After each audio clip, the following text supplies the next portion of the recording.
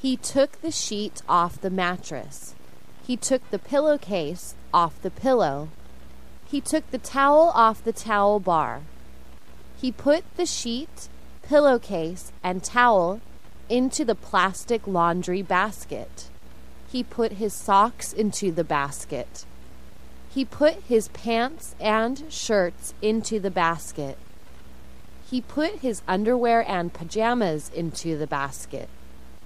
He put the container of laundry soap into the basket. He put some quarters into his pocket. He opened his apartment door and walked downstairs. He went into the laundry room. He poured some laundry soap into the bottom of the washer. He put his clothes into the washer. He closed the lid of the washer. He moved one dial on the washer to big load. He moved another dial to hot. He put 6 quarters into the coin slot. He pushed the coin slot in. The machine started filling with hot water. He went back upstairs. He watched TV for 35 minutes. There were 102 passengers on the plane. They were waiting for the plane to take off. But the plane was just sitting there. The plane could not take off without a pilot. The co-pilot was already on board, but the pilot was not. Where was the pilot? The flight attendants didn't know. The co-pilot didn't know. The passengers didn't know. Finally, the pilot got on the plane. He was singing and laughing. He waved to all the passengers. He said hello. He told them his name 3 times. His eyes were bloodshot. His breath smelled of alcohol. He said, "Are you all ready to fly? We're going to fly. We're going to fly high into the sky." A passenger close to him was angry. "Why are you so late?" The pilot said, "I'm not late. You're early." He laughed at his own joke. "You're drunk," the passenger said. He dialed 911. The police came. They talked to the pilot. They took him off the plane. He was still laughing and singing.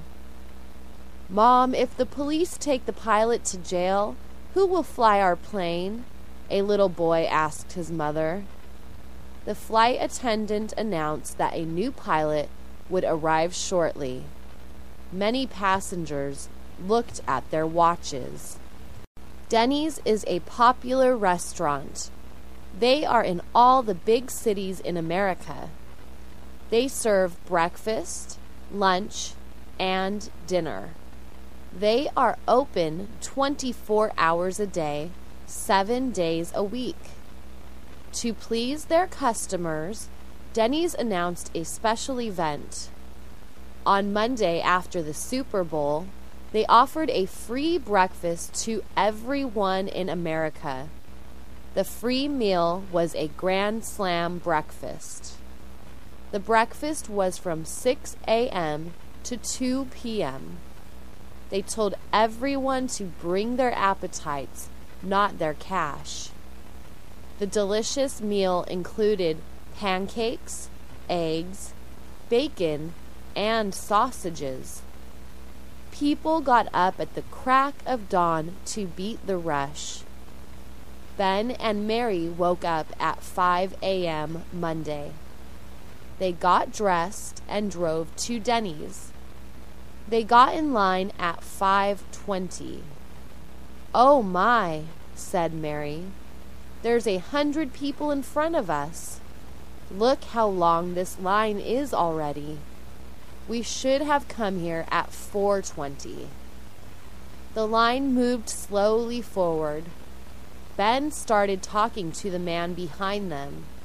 His name was Brad. Brad had brought his wife, their 5 kids, and his brother's 4 kids. What a deal, huh? I only wish we had more kids to bring, Brad said.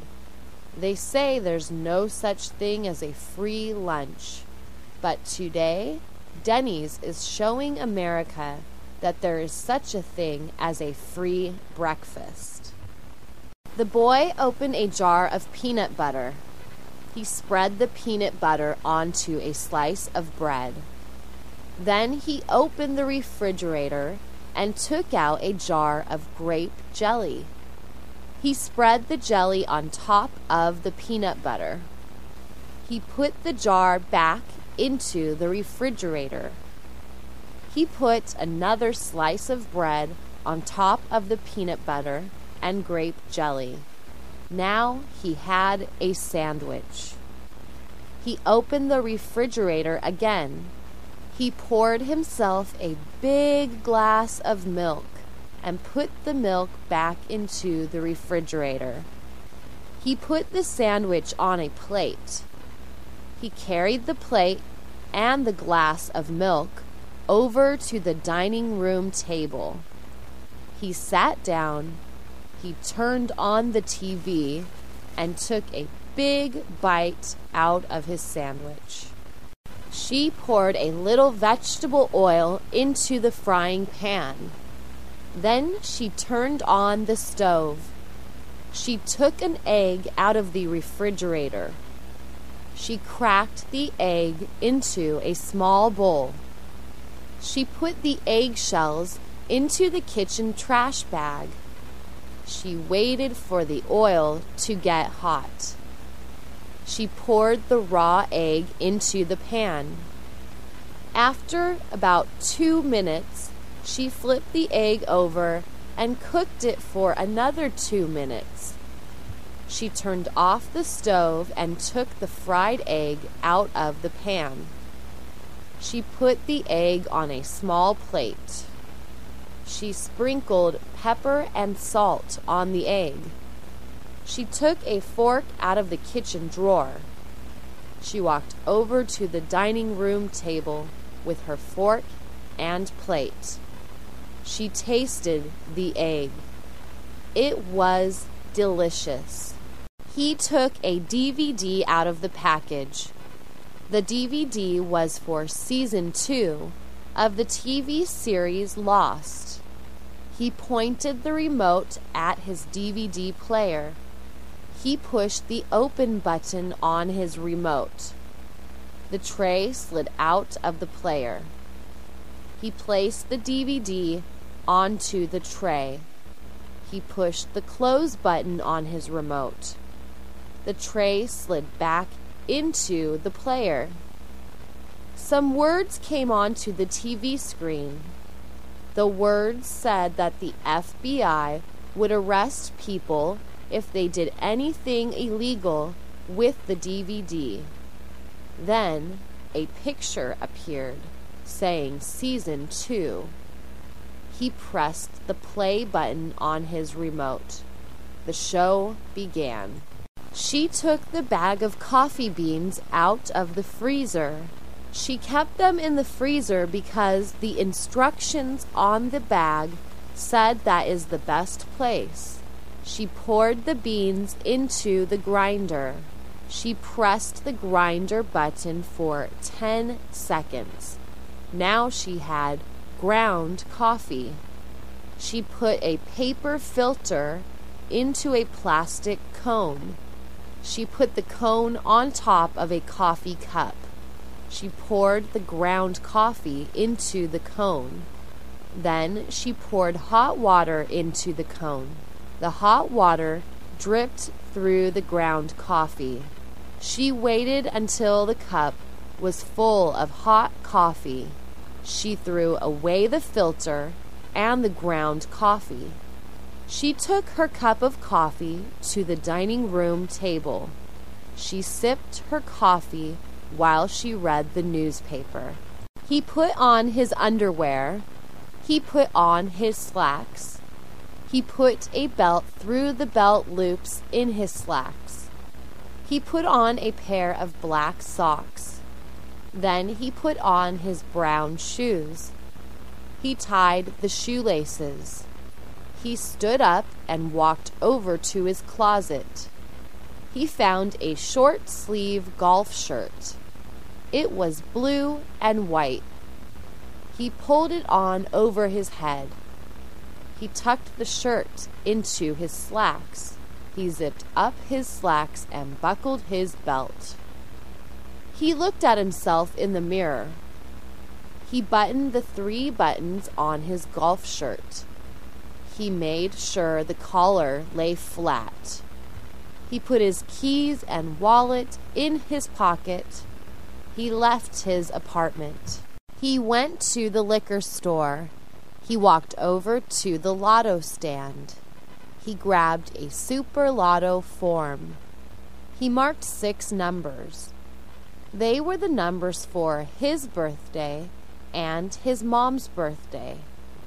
He went to the counter and gave the clerk his form. The clerk put the form into the machine. The clerk gave him a printed ticket with 6 numbers on it. He gave the clerk $1. The clerk said, "Good luck." He thanked the clerk and walked out of the store.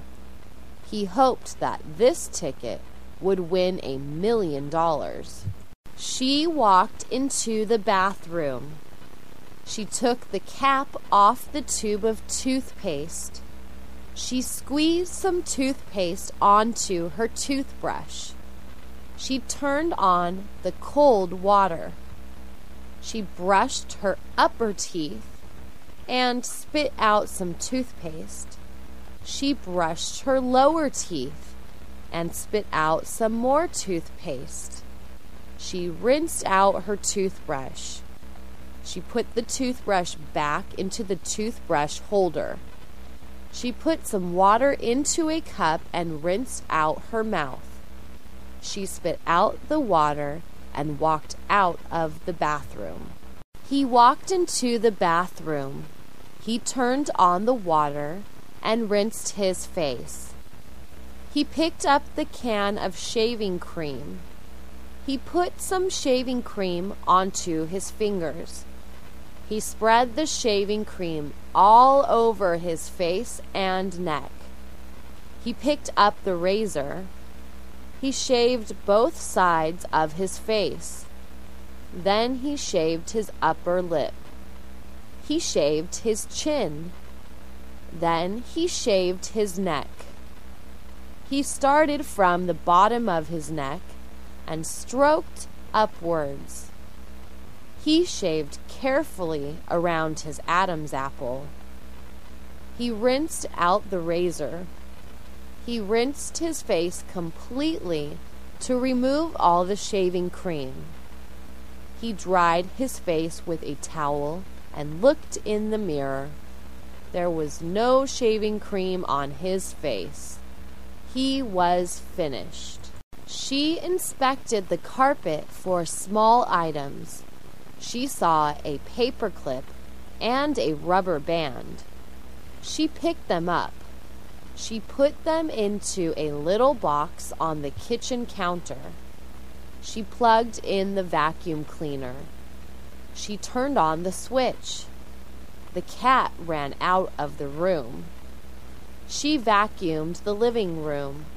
She went back and forth. She was finished 10 minutes later. The green carpet looked clean. She pulled the vacuum cleaner plug out of the wall socket.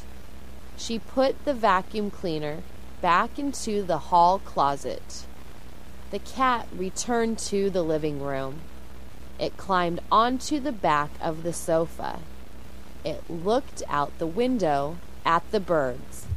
He turned on the light switch. The hall light went on. Then he heard a popping sound because the light bulb blew out. It was time to change the bulb. He went into the kitchen. He opened a kitchen cabinet. He looked at 5 different light bulbs. One of them was 100 watts. That was the one he needed. He went back into the hall. He unscrewed 3 screws. These screws held the glass globe in place. The globe protected the light bulb. He removed the glass globe. He looked into the bottom of it. A dead bug was in the bottom. He put the bug into the trash. He unscrewed the old light bulb. He shook it. It made a noise. He screwed in the new light bulb. He replaced the globe. He screwed in the 3 screws. The light went on. He threw out the old bulb. He went out to his car. Something was wrong. He looked at the left rear tire. It was flat. There is probably a nail in the tire, he thought. He had to change the tire. He opened his trunk. He pulled out the spare tire. He pulled out the jack. He pulled out the lug nut wrench. He took the hubcap off the flat tire. He jacked up the car. He took off all 4 lug nuts. He pulled the flat tire off the car. He put the spare tire on the car. He tightened the lug nuts. He lowered the car to the ground.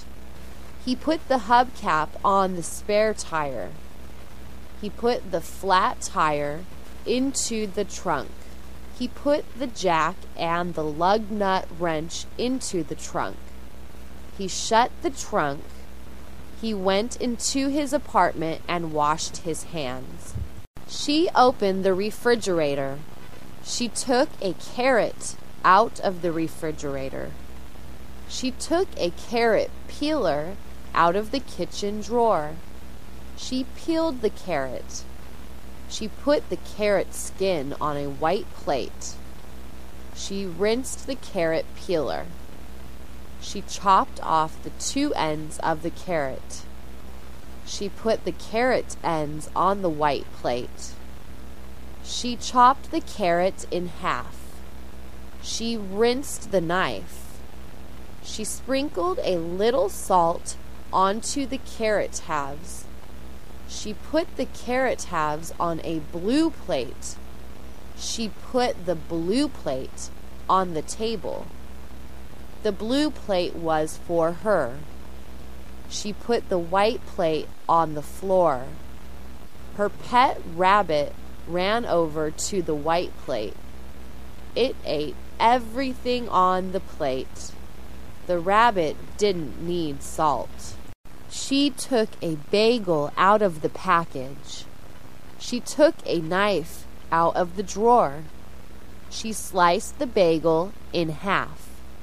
She sliced it carefully because a bagel is hard to cut. If the knife slipped, she might cut her finger. She put each half of the bagel into the toaster. She pushed the toaster handle down. 1 minute later, both bagel slices popped up. She buttered each slice. Then she put the slices into the microwave. She microwaved the slices for 15 seconds. She waited a few seconds for the slices to cool down. Then she bit into a slice. It was hot and chewy. It was delicious. She dipped it into her coffee. She took another bite. Now it was wet and chewy. She wanted to have 2 babies, 1 boy and 1 girl. She wanted to have the boy first and the girl a year later. That way they could grow up together. He said that was okay with him. She said, What do you mean, okay? It shouldn't be okay with you. You should say that you want 2 babies just as much as I do.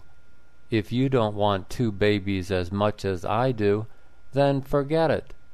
He asked, "Forget it? You mean that we won't have 2 babies unless I really want to have 2 babies?"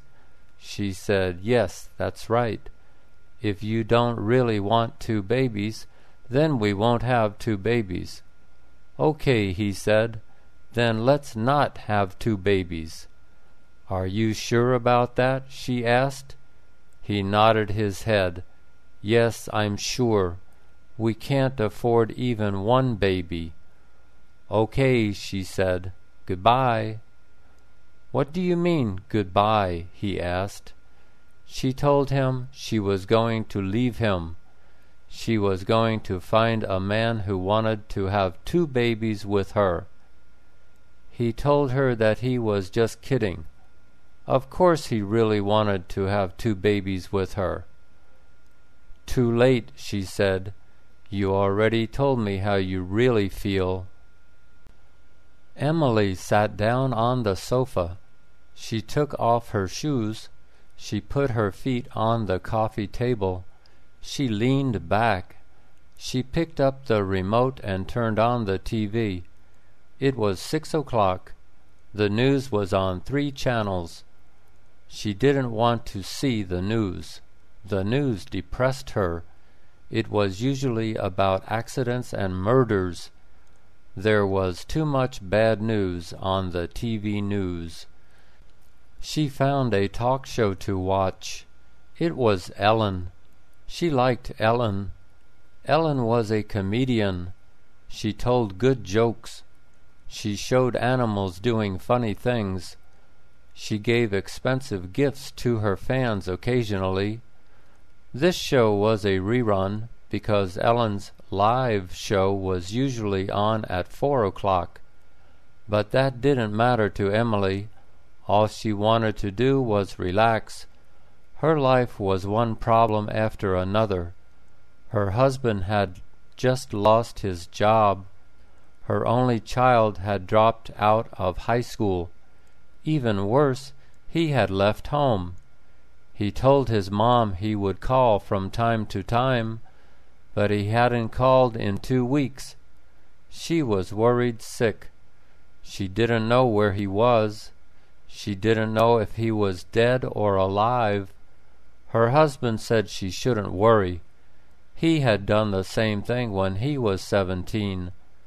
But when he found out that life on the road wasn't as easy as he thought it was, he returned home and got his high school diploma. It was a warm, sunny day. She put a hat on to keep the sun out of her eyes. She needed to visit her bank. She walked down to the corner. There were 4 buildings at the intersection. One was her bank. Opposite the bank was a fast food restaurant. The other 2 buildings were a dry cleaner and an office building. Before she arrived at the corner, she could smell the fried chicken. The restaurant was open 7 days a week, and the odor of fried chicken was in the neighborhood daily. She was a vegetarian. She used to eat meat and fish, but that was before she found a dead cat in her dumpster one day. Of course, she had smelled the dead cat before she opened the dumpster lid. Everyone knows the smell of dead flesh. She knew that something in the dumpster was dead, but she didn't know what. Just in case it was a human. Some people dump their babies into dumpsters. She opened the lid. She saw the cat. Flies covered most of it. They were enjoying their meal. She loved cats. She had 2 of her own. A week later at a restaurant, she ordered a hamburger. She took 1 bite out of it and almost gagged. She spit it out. All she could think about was the smell of that dead cat. That was the day she became a vegetarian. It was time to go to the market. He had no bananas, no apples, and no milk. He got into his car and drove to the market. It was only 5 minutes away. The parking lot was almost empty. Good, he thought. He wouldn't have to stand in a long line. He parked his car and walked over to the shopping cart area. He pulled out one of the carts and pushed it ahead of him into the store. Inside, he grabbed an alcohol wipe and wiped the handle of the cart. Then he grabbed another wipe and wiped his own hands. You can never be too careful, he thought. He turned left and walked over to the produce section. Today was his lucky day. Apples were on sale, $1 a pound. Usually they were $2 a pound or more. He put 10 apples into a plastic bag and weighed the bag. It was 3 pounds. He walked over to the bananas. They were the regular price, 79 cents a pound. He bought 3 pounds of bananas. When he saw the carrots, he remembered that he needed carrots too. He put a 2-pound bag of carrots into his cart. They were only $1.29. He walked to the dairy section and saw that a gallon of milk was $4. He put one into his cart and walked back to the front of the store. He paid for his food, got his receipt, and walked out to his car. He put the food into his trunk and drove home. She got into her car. She hoped it would start.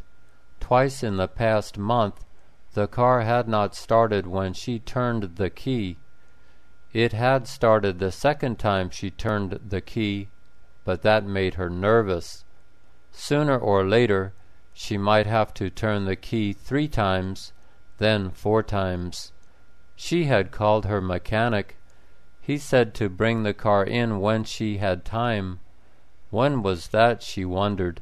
She worked 2 jobs. She was a clerk at a clothing store. She spent 5 days a week folding clothes or hanging them up on hangers. People who tried on clothes usually left them on the floor in the dressing room. They rarely folded them or hung them back up on the hangers. The store was only 15 minutes from her apartment, and parking was free. Also, she worked 4 nights a week at a restaurant. She was a waitress. She made good money from her tips. Usually the customers were friendly and interesting. She liked her waitress job, but it was a 30-minute drive from her apartment. The restaurant closed at 10 p.m. She did not want to be stuck in the parking lot late at night if her car didn't start. Her mechanic wasn't open on weekends. She decided to ask her boss to give her a day off from the clothing store. Then she could still drive to the restaurant that night after her car was fixed. She would miss only 1 day of work. She wanted to travel. He asked her where she wanted to go.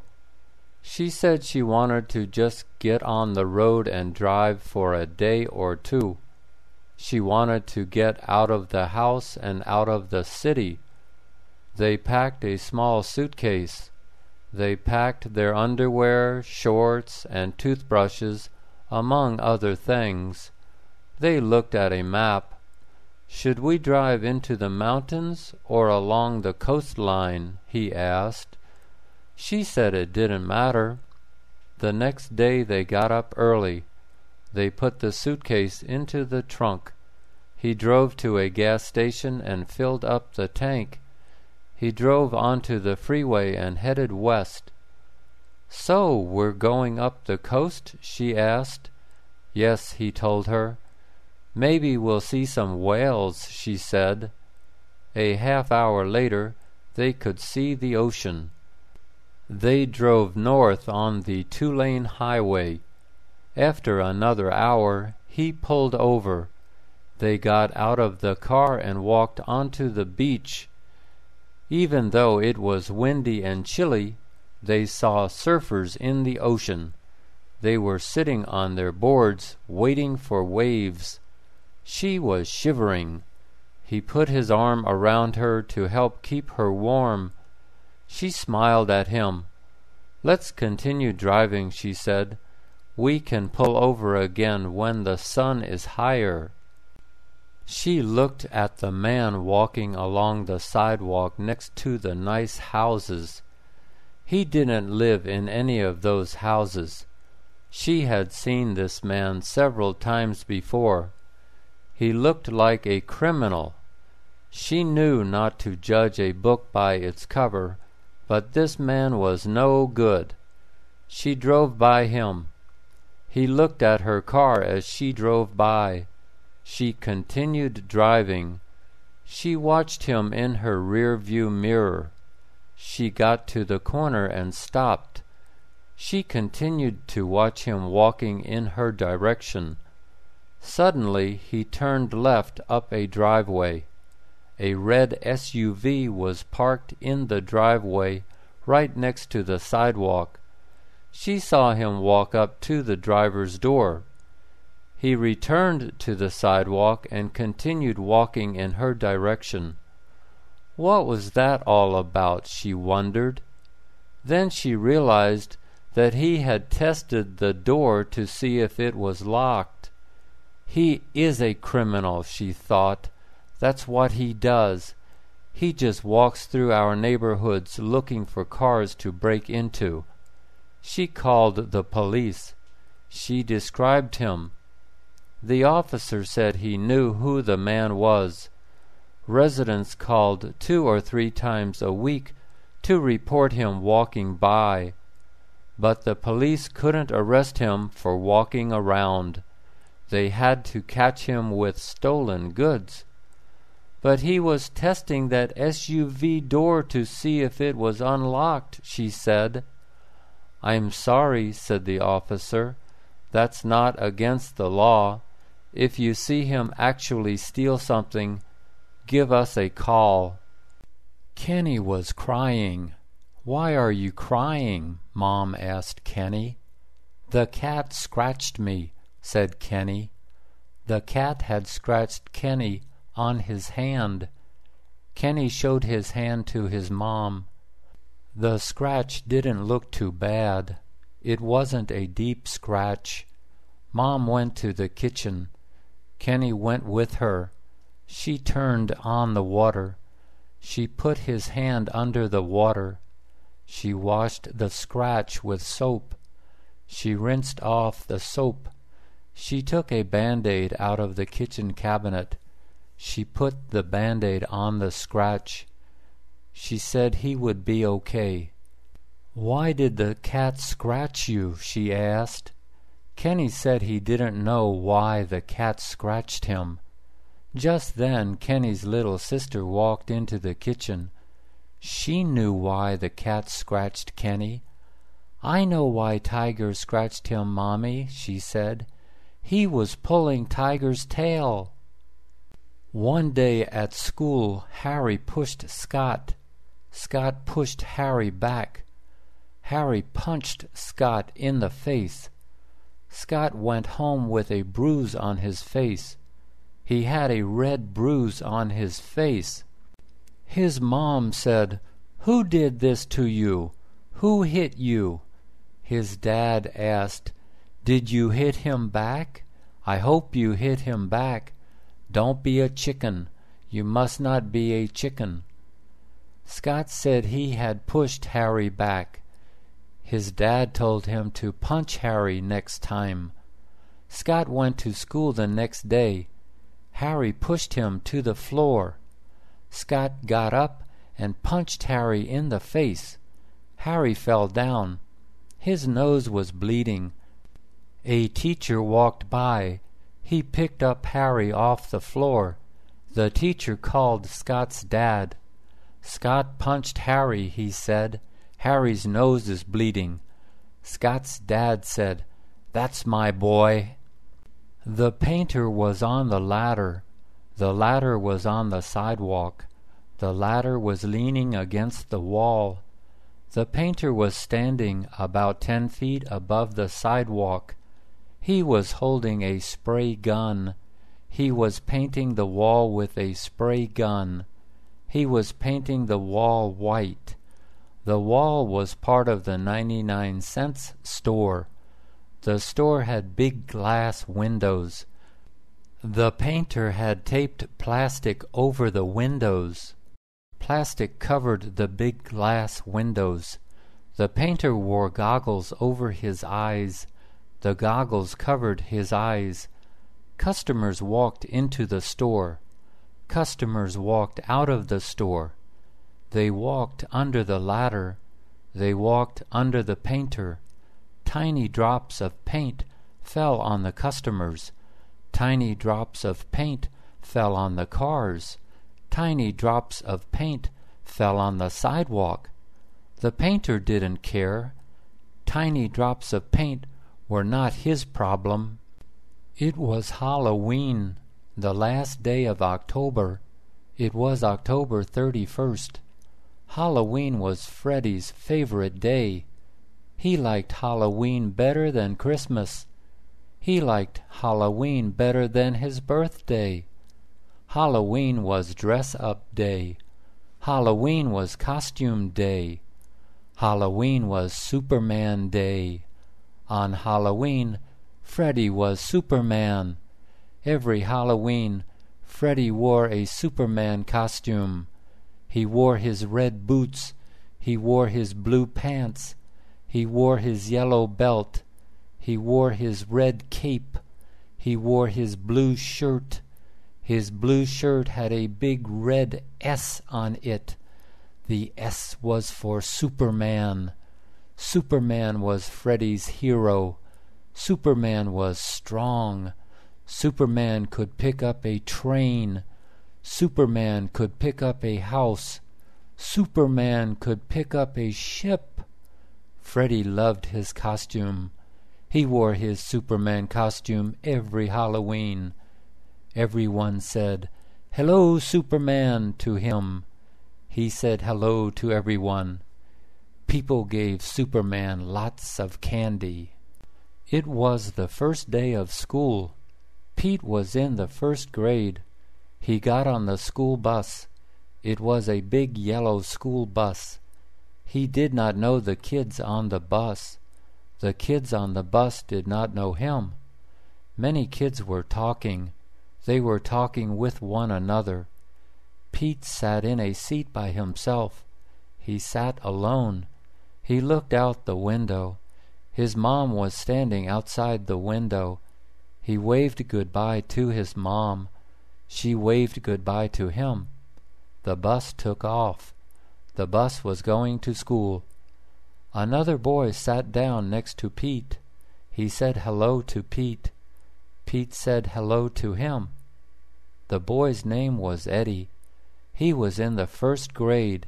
He said he was a new student. He didn't know anyone. Pete said he was a new student too. He didn't know anyone either. Brian didn't have cable TV. He didn't have satellite TV. He had an antenna for his TV. He had an indoor antenna. But it was an old antenna. The reception was bad. He needed to buy a new antenna. He went to Best Buy. The antennas were in boxes. He looked at the boxes. Which antenna was the best? He asked a clerk at Best Buy. "Which antenna is the best?"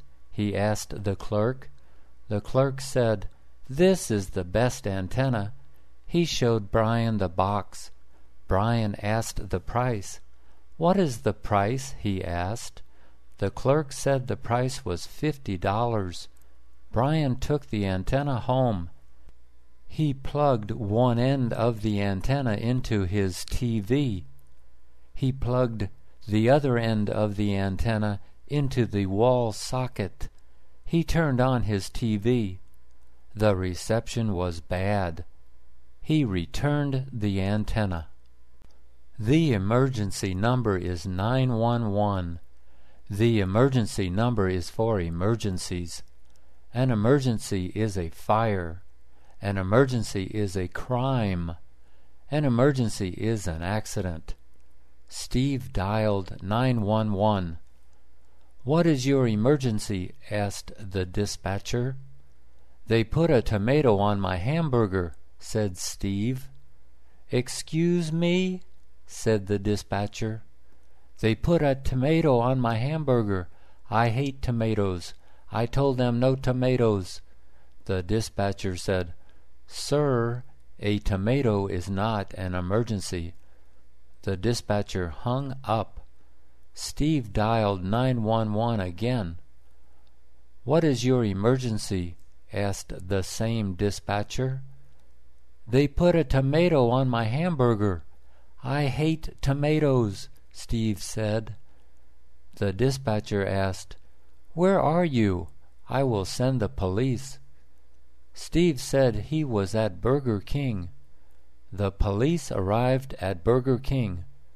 They put Steve in the back of their police car. They took him to jail.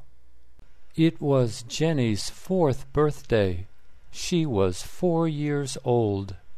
Her mom baked a cake for her.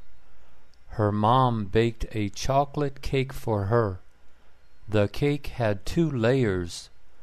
Her mom put vanilla frosting on the bottom layer. Her mom put vanilla frosting on the top layer. Her mom put vanilla frosting all around the cake. Now the chocolate cake was completely white. Her mom put 4 pink candles on top of the cake. Her dad lit the 4 pink candles. The 4 pink candles were lit. Jenny's mom and dad sat down next to Jenny. They sang happy birthday to her. "Happy birthday to you," they sang. Jenny sang with her mom and dad. "Happy birthday to me," she sang. Her mom said, "Now make a wish and blow out the candles." Jenny made a wish. Then she blew out all 4 pink candles. "Annie, set the table, please," said Mom. "It's time for dinner." Annie said it wasn't her week to set the table. It was her week to clear the table. She said it was Lisa's week to set the table. Lisa was in the living room. Lisa was playing with the dog in the living room. Lisa was having fun with the dog. "Lisa," Mom said, "come here and set the table. It's dinner time." Lisa said it wasn't her week to set the table. It was Mark's week to set the table. It was Lisa's week to feed the dog. "Where is Mark?" Mom asked. Lisa said, "He's riding his bike." Mark was outside riding his bike. Mom asked Annie, "Do you want extra dessert tonight?" Annie said yes. "What do I have to do?" she asked. Her mom said all she had to do was set the table. Jake and Larry are brothers. They used to be friends. They used to talk to each other, but now they aren't friends. Now they don't talk to each other. They have a problem. The problem is money. Jake had borrowed $500 from Larry. Larry had lent $500 to Jake. Jake paid Larry back. Jake paid Larry back the $500. Larry was not happy. Larry wanted interest. He wanted $50 interest. Jake said Larry had not asked for interest. Jake said, "You didn't ask for interest. I won't pay you interest." Larry said he wanted 10% interest. He said 10% was not much. Jake said 10% was too much. He said, You are my brother. You aren't a bank. A bank charges interest. A brother doesn't charge interest. Larry said that everyone charges interest. Friends charge interest. Parents charge interest. Sisters charge interest. Brothers charge interest. I don't like John, she told her husband. Why don't you like John? He asked his wife. She said that John said bad things about Americans. He said Americans are lazy. He said Americans are greedy. He said Americans are selfish. He said Americans are unfriendly. John said the people in his country aren't lazy. The people in his country aren't greedy. The people in his country aren't selfish.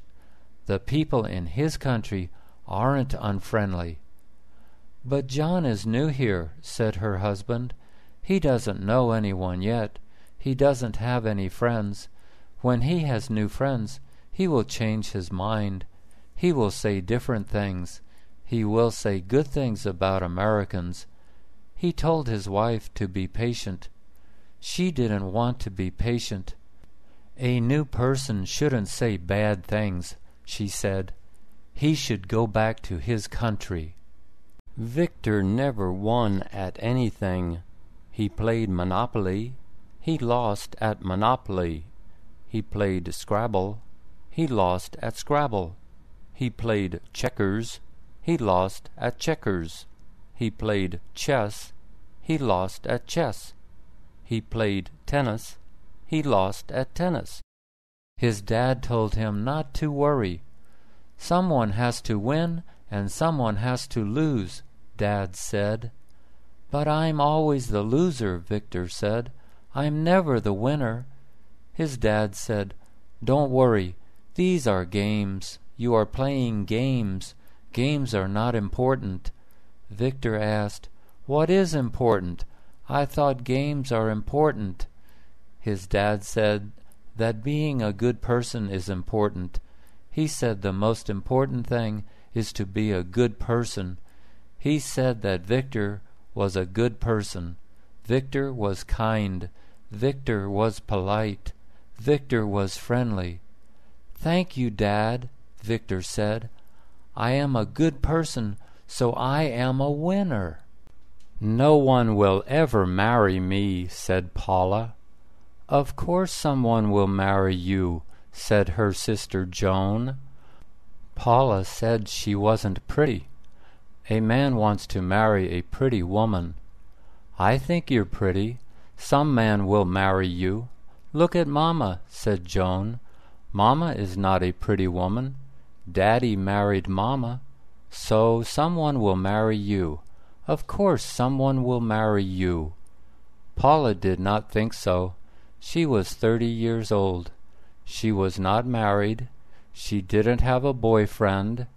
Her last boyfriend was 10 years ago. She didn't go out on dates. No man ever asked her out on a date. I can't even get a date, she said. How can I get married if I can't even get a date? Joan told her to stop worrying. She would find a man when she stopped worrying about finding a man. I'm too old to have children now, Kim said to her friend. But I have a lot of money. I have enough money to adopt children. I am going to adopt 2 baby children. I am going to adopt a baby girl and a baby boy. Kim went to the adoption agency. She said, I want 2 babies, please. I want a little girl and a little boy. The woman at the agency said okay. She told Kim to fill out many forms. Kim had to fill out lots of forms. After she filled out all the forms, Kim gave them to the woman. The woman told her that now Kim must wait. She had to wait for the 2 babies. How long do I have to wait? Kim asked. The woman said Kim might have to wait 1 year. Kim said, "That's okay. I can wait 1 year." Danny's fence needed painting. He wanted to paint it white. He looked in the phone book. He looked under P for painters. He called up a painter. "How much to paint my fence?" he asked. "How big is your fence?" the painter asked. "It goes all the way around my yard," Danny said. "How big is your yard?" the painter asked. "My yard is half as big as a football field," Danny said. The painter said, $300. "It will cost $300, he said. That was a good deal. Danny said, "That's a good deal." The painter came over the next day. He painted Danny's fence white. It took him only 3 hours. Danny looked at his white fence. He liked it. "You did a good job," he said to the painter. "My white fence looks great. How long will this paint last?" "It will last a lifetime," said the painter. Paul loved baseball. He loved baseball more than football. He loved baseball more than basketball. His favorite team was the Yankees. He wanted to play baseball for the Yankees. He practiced baseball almost every day. He practiced throwing the baseball. He practiced catching the baseball. He practiced hitting the baseball. He practiced pitching the baseball. He slept with his baseball glove. His baseball glove was under his pillow. At night he dreamed about baseball. He dreamed about playing for the Yankees. He played on his high school team. He played on his college team. His coaches loved Paul. They said he was going to be a baseball player. Then Paul was in a car accident. It was a bad accident. Paul couldn't walk. His doctor said he would never walk again. Paul said, "I will walk again. I will run again. I will play baseball for the Yankees." "Tommy, the dog is scratching at the door," his mom yelled. "Take him for a walk. Make sure you take a plastic bag with you." Tommy said he didn't hear the dog scratching. He said the dog did not need to go for a walk. He said there were no plastic bags in the house. His mom said, "Take the dog for a walk right now, please." Tommy got the dog leash, a plastic bag, and a little plastic shovel. "How can I finish my homework when I have to walk the dog?" he asked his mom. "You can finish your homework when you get back," his mom said. He put the leash around the dog's neck and walked outside. It was cold outside. The dog walked to a tree. It pooped. Tommy put the poop into the plastic bag. "Yuck," he said. "This is worse than doing homework." She had a mole on her face. She hated it. It was on her left cheek. It wasn't far from her mouth. She touched it every day. She wished that it would go away, but it didn't. It was an ugly brown bump on her cheek. It was a dark brown circle. It was about the size of a pencil eraser. Everyone could see her mole. Everyone looked at her mole.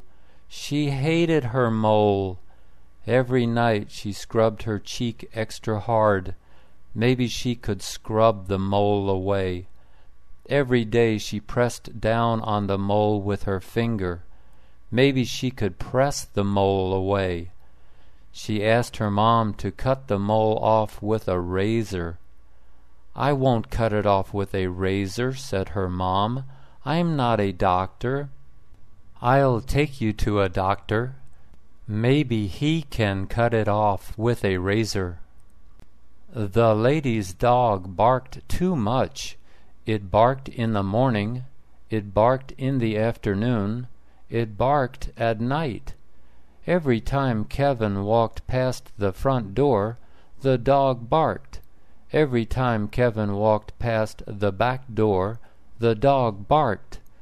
Every time anybody walked past, the dog barked. He told the landlord, "That lady's dog barks too much," he said. The landlord said he would talk to the lady, but he never did. Kevin wanted to shut the dog up. It was a little dog, but it had a big mouth. The dog's mouth was bigger than the dog. What could Kevin do? One day he yelled at the dog. He yelled, "Shut up, you stupid dog!" The dog barked at Kevin. The lady got angry. She yelled at Kevin. "Sugar is not stupid. Don't call Sugar stupid," she said. "He's a lot smarter than you are." "What do you want for Christmas?" Daddy asked Anthony. Anthony wanted a little brother. "Can I have a little brother for Christmas?" Anthony asked. "Well, I'll have to talk to your mother," said Daddy. "Why do you have to talk to Mommy?" Anthony asked. "Who's going to change the diapers?" Daddy asked. "You're right, Daddy. We need Mommy to change the diapers." Mommy walked into the room. Anthony told Mommy that he wanted a little brother for Christmas. Mommy said, "Well, I'll have to talk to your father." "Why do you have to talk to Daddy?" Anthony asked. "Who's going to pay the doctor?" asked Mommy. "You're right, Mommy. We need Daddy to pay the doctor." Mommy and Daddy walked out of the room. A little later, they came back into the room. Mommy said, "You can't have a little brother for Christmas, but if you can wait, you can have a little brother in April." Jimmy wanted to cross the street. He was on the south side of the street. He wanted to get to the north side of the street. He was in the middle of the block. His father always told him to cross at an intersection. His father always said, "Never cross in the middle of the block." Jimmy walked to the intersection. There was a traffic light at the intersection. It had 3 colors, red, green, and yellow. Red was at the top, green was at the bottom, yellow was in the middle. He looked at the crosswalk sign. It was red. It was a red hand. The red hand meant, "Don't walk." He waited for the red hand to change. It changed to a white figure walking. The white figure walking meant, "Walk." Jimmy looked both ways. Then he walked across the street. He walked in the crosswalk. The boys were going to the beach. Dad was going to drive them to the beach. The drive to the beach would take an hour. Dave and Dick loved the beach. They also loved the drive to the beach. They loved to look out the window. They loved to stick their heads and arms out the window and feel the breeze. They also loved to be in the front seat. They both preferred the front seat. They both hated the back seat. "Let's go, boys," Dad said. "Let's go to the beach." Both boys ran out of the house. They ran straight to the front door of the car. Dave got there first. Dick got there second. Dave pulled the door open. Dick fell to the ground. Dave got into the front seat and shut the door. "Guess what? You can sit in the back seat," he said to Dick. Jerry was looking at a map. It was a map of the world. The map showed many countries. It showed all the countries in the world. All the countries were different colors. There were red countries, green countries, and blue countries. Jerry pointed at one country. "Daddy, why is this country red? Is it on fire? Did someone paint the ground red? Does it have a lot of tomatoes?" Jerry pointed at another country. It was a green country. "Daddy, why is this country green? Does it have a lot of grass? Did someone paint the ground green?" Jerry pointed at another country. It was a blue country. "Daddy, why is this country blue? Is it full of blue water? Does it have a lot of bluebirds? Did someone paint the ground blue?" His daddy said, "No, the colors make the map pretty. They don't mean anything." Joe went to the doctor. He had red bites all over his body. He had red bites on his face. He had red bites on his chest. He had red bites on his back. He had red bites on his legs. But he didn't have red bites on his feet or hands. "Why don't you have red bites on your feet?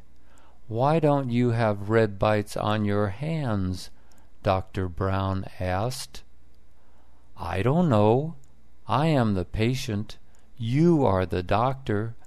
Why do I have red bites all over my body?" asked Joe. Dr. Brown said Joe had fleas. "You have fleas," Dr. Brown said. "Do you have a dog?" Joe said he didn't have a dog. "Then get a dog," said Dr. Brown. "Why should I get a dog?" Joe asked.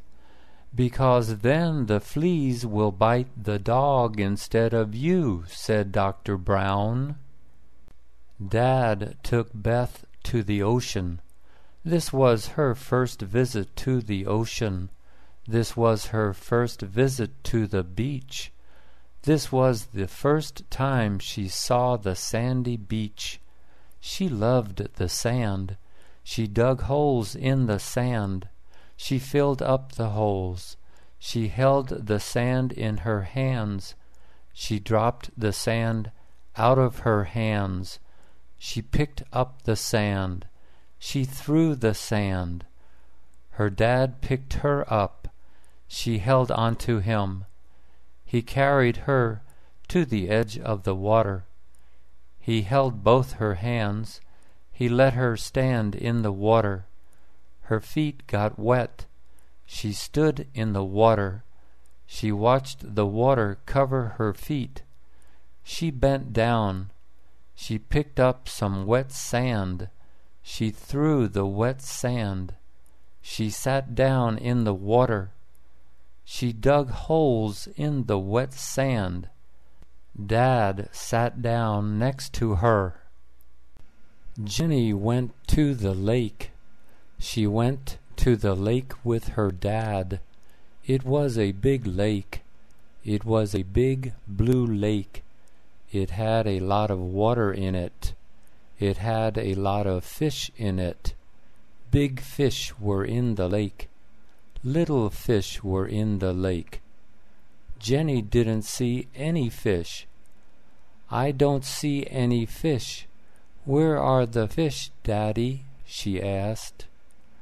"They're swimming around. They're looking for food," her dad said. Dad put a worm on a hook. "Does the hook hurt the worm?" Jenny asked. "No, the hook doesn't hurt the worm," her dad said. "How do you know?" she asked. "How do I know?" her dad asked. "Well, the worm doesn't say anything, so I guess the hook doesn't hurt it." Jenny said, "But how can the worm say anything, Daddy? The worm can't talk." Mark heard a noise. What was the noise? It was a steady noise. It wasn't a loud noise. It was a steady, quiet noise. He opened his apartment door. He looked outside.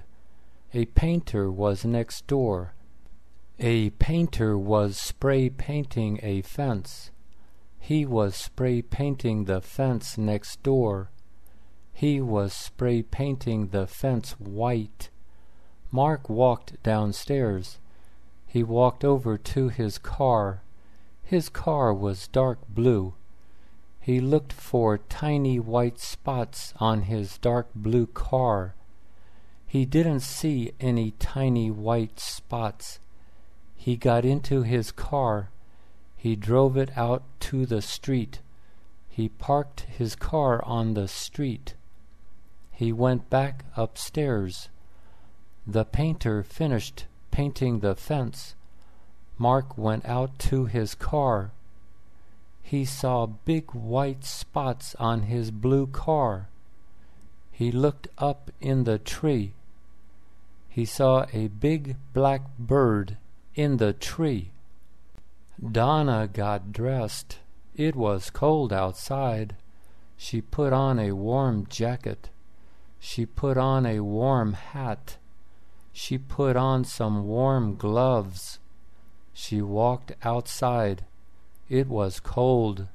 She could see her breath. She could see everyone's breath. She walked to the corner. She went to the house on the corner. She knocked on the door. Mrs. White opened the door. "Hi, Donna," she said. "Come in, dear. It's so cold outside. Let me make you a cup of hot chocolate." Donna went in. She drank 2 cups of hot chocolate. Then she said goodbye to Mrs. White. She walked to the next corner. She went to the house on the corner. She knocked on the door. Mrs. Brown opened the door. "Hi, Donna," she said. "Come in, dear. It's so cold outside. Let me make you a cup of hot chocolate." Donna said, "Oh, thank you, Mrs. Brown." Lulu couldn't find her favorite book. Her favorite book was about a cat. The name of the cat was Meow. The name of the book was How is Meow? Lulu asked her mom, "Mommy, where is my Meow book? Where is How is Meow?" Her mom didn't know. "Where did you leave it? Do you remember where you left it?" Lulu didn't remember. "I don't remember," she said. They looked in the kitchen. They looked in the living room. They looked in the bedroom. They couldn't find her favorite book. That night Lulu got ready for bed. She brushed her teeth. She put on her pajamas. She got into bed. She put her hand under her pillow. She felt something under her pillow. "Mommy," she yelled, "I found my book. I found How is Meow. It was under my pillow. Come read it to me, please." Adam was doing his homework. He stopped doing his homework. He was bored. He didn't like homework. "Dad, what happens when we die?" Adam asked. "You will go to heaven," Dad said. "Does everyone go to heaven?" Adam asked. "No, only good people go to heaven," Dad said. "What is heaven like?" Adam asked. "It is a happy place," Dad said. "Everyone is happy. Everyone is your friend. Everyone likes you. You like everyone." He told Adam to be polite. He told Adam to be honest. "If you are polite and honest, You will go to heaven, Dad said. Adam said, I want to go to heaven. I will be polite and honest. Dad said there was one more thing. Adam had to do one more thing to go to heaven. What's that? Adam asked. If you want to go to heaven, you have to do your homework, Dad said. It was Ellen's 12th birthday. Ellen was 12 years old. Her mom took her shopping. They went shopping at the mall. You can pick out a dress. You can pick out a pretty dress, Mom said. I will pick out a pretty blue dress, Ellen said. They went into J.C. Penney. J.C. Penney sells lots of dresses. Ellen saw a blue dress that she liked. I like that dress, Mom, she said. She took the dress into the dressing room. She put on the dress. It fit her well. She walked out of the dressing room. The dress fits you well, said Mom. Can I have it? Ellen asked. Of course you can have it, dear. It's your birthday present, said Mom. But it's not on sale, said Ellen. We always buy everything on sale. It's your birthday, dear. On your birthday, we can pay full price, said Mom. Cindy's teacher was Mrs. Jones. Mrs. Jones was old, but she didn't walk slow. She walked fast. She didn't have white hair. She had black hair. She wasn't bent over. Her back was straight. All the students liked Mrs. Jones. They especially liked her on Friday. On Friday, she brought cookies to class. She gave cookies to all the students. The cookies were delicious. All the students liked the cookies. All the students ate the cookies. Today was Friday. Mrs. Jones gave cookies to all the students. All the students said, "Thank you." Then they ate the cookies. But Cindy didn't eat her cookie. Mrs. Jones asked, "Why aren't you eating your cookie, Cindy?" She said, "I'm not eating my cookie because I will take it home. I will share it at home with my sister." Mrs. Jones said, "You're so sweet.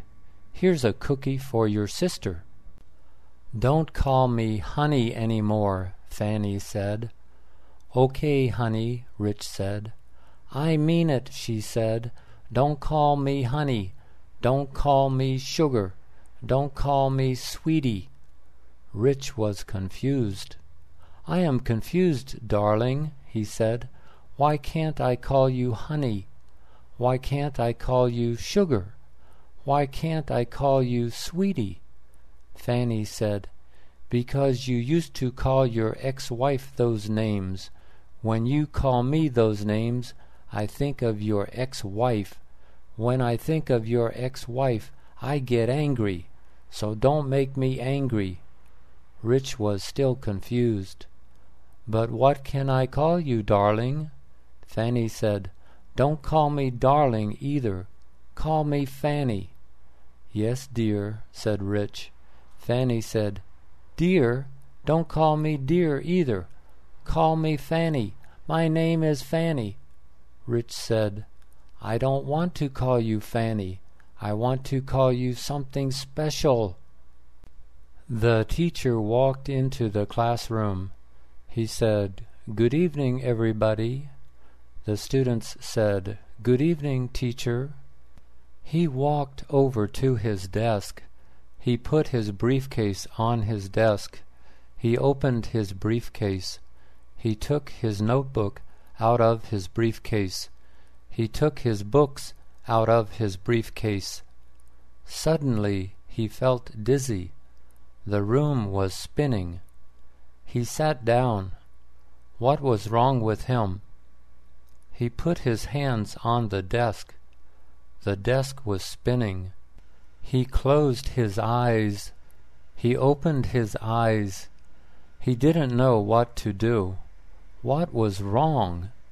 He was sitting in his chair, but he felt like he was floating in air. How could he be floating in air? He sat in his chair for another minute. His students were talking to one another. They did not know how he felt, but he didn't tell them how he felt. He didn't say anything. She lived in New York City. He lived in Los Angeles. They were in love. "I feel so lonely," she said. She was crying. "Your family is in Los Angeles. You have your brothers. You have your sisters. You have your parents. Who do I have? I don't have anyone. I don't have any brothers. I don't have any sisters. My parents are in China. I come home to my apartment every night. No one tells me hello. No one gives me a hug. No one gives me a kiss. I have a big, empty apartment. I hate it. It's so big. It's so empty." She cried some more. She blew her nose. "When are you moving here?" she asked. He said, "My boss won't let me move there for another 6 months. My boss won't let me move there now." She said, "Who is more important, your boss or me?" Evelyn had a cat. Her cat's name was Red. Red was a red cat. Red liked to chase things. He chased balls. He chased butterflies. He chased squirrels. Evelyn had a yard. A tree was in the middle of her yard. A squirrel lived in the tree. Red climbed the tree. He saw the squirrel. The squirrel saw Red. The squirrel raised its tail. It chattered at Red. It said, "Click, click, click." It told Red to go away. "This is my tree," the squirrel said. "Get out of my tree." Red didn't understand the squirrel. Red didn't speak squirrel. Red was a cat. He spoke cat. Red said, "Meow, meow, meow." He said, "Let's play. I will chase you, then you will chase me." The squirrel chattered some more. "Leave me alone, you crazy cat. Go play with the other cats," it said. "How far away is the moon?" Chris asked his dad. His dad said that was a good question. He said the moon was not as far away as the sun. "How far away is the sun?" Chris asked.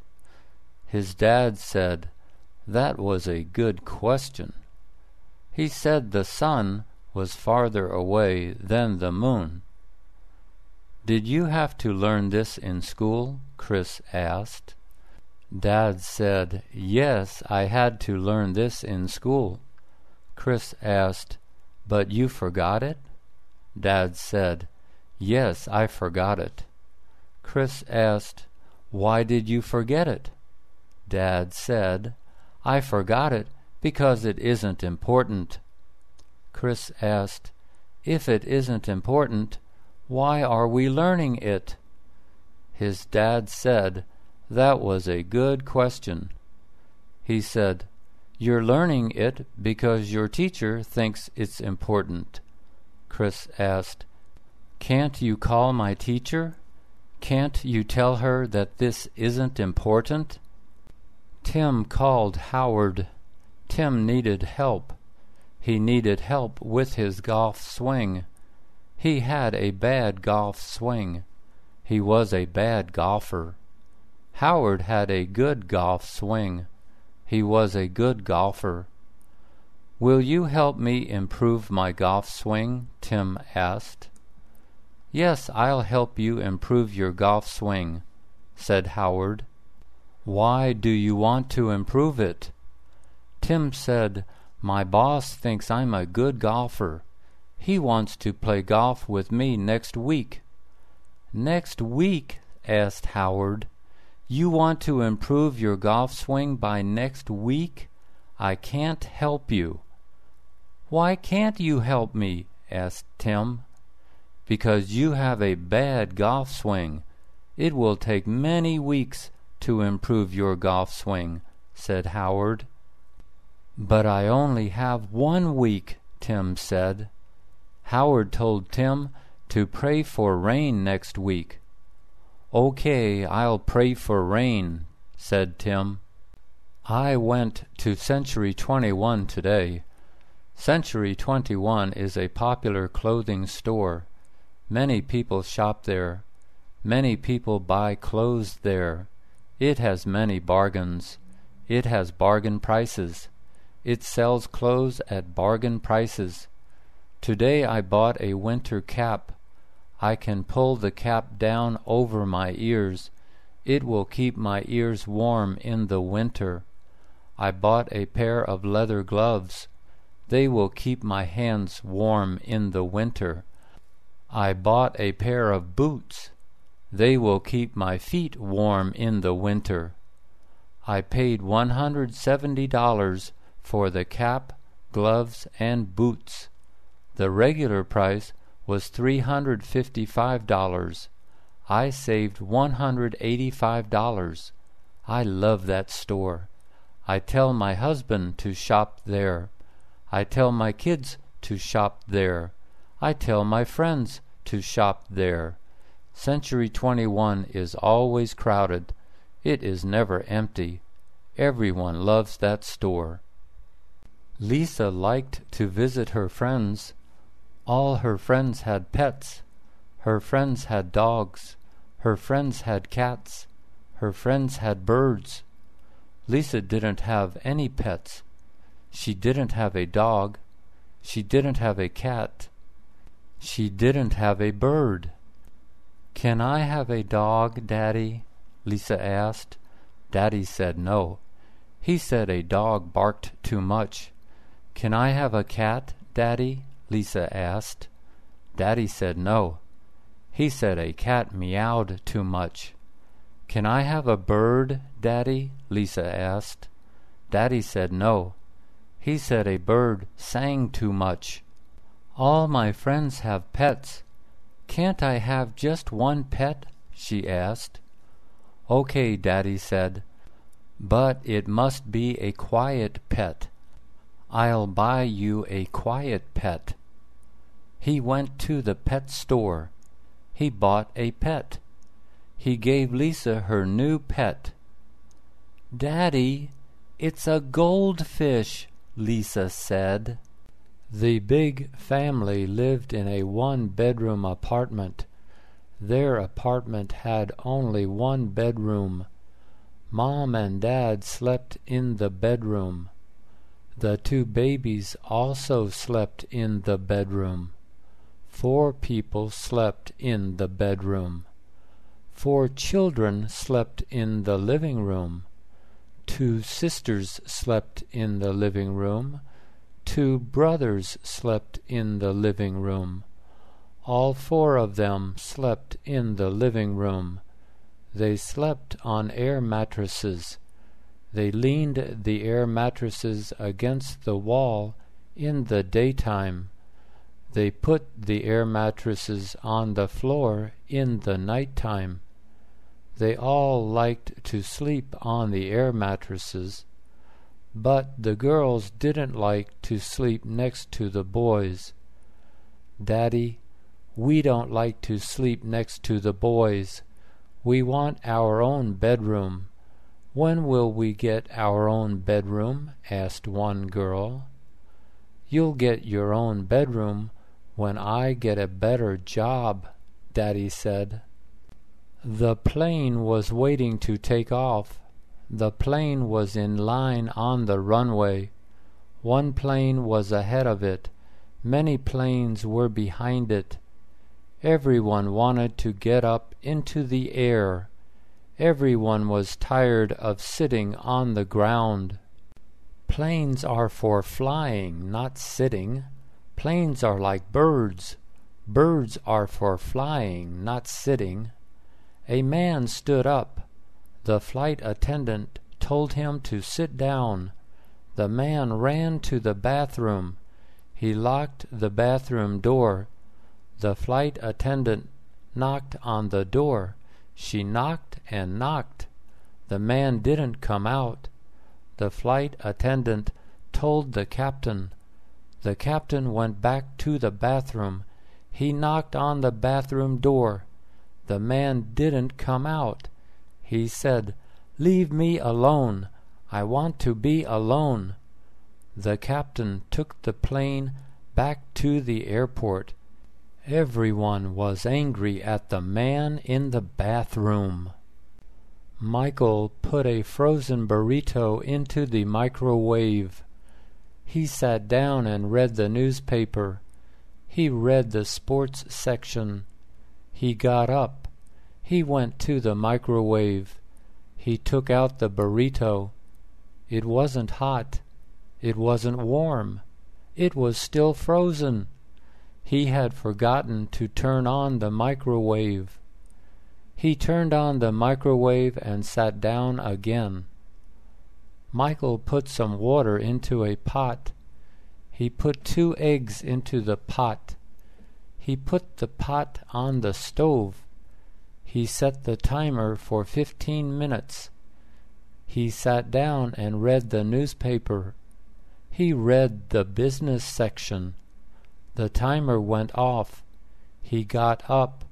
He went to the stove. The water wasn't hot. The water wasn't warm. The water was still cold. He had forgotten to turn on the burner. He turned on the burner. He set the timer again. Jeff saw the mailman. The mailman was walking toward Jeff's building. The mailman came to Jeff's building every day. He came every day at about 3 o'clock. Jeff was holding an envelope. The envelope was for his landlord. The envelope contained a check. The check was for his rent. The mailman came to Jeff's building. He put the mail in the mailboxes. Jeff said hello to the mailman. The mailman said hello to Jeff.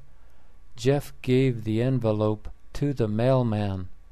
The mailman walked away. He walked toward the next building. Jeff watched the mailman walk away. Jeff saw something fall to the sidewalk. It was white. It was a white envelope. Jeff picked it up. It was his envelope. Jeff called out to the mailman. The mailman didn't hear Jeff. Jeff changed his mind. He didn't call out again. He took his envelope to the post office. He walked into the doctor's office. The receptionist said hello. He said hello. She asked if he had an appointment. He said, "Yes, I have an appointment at 2 o'clock.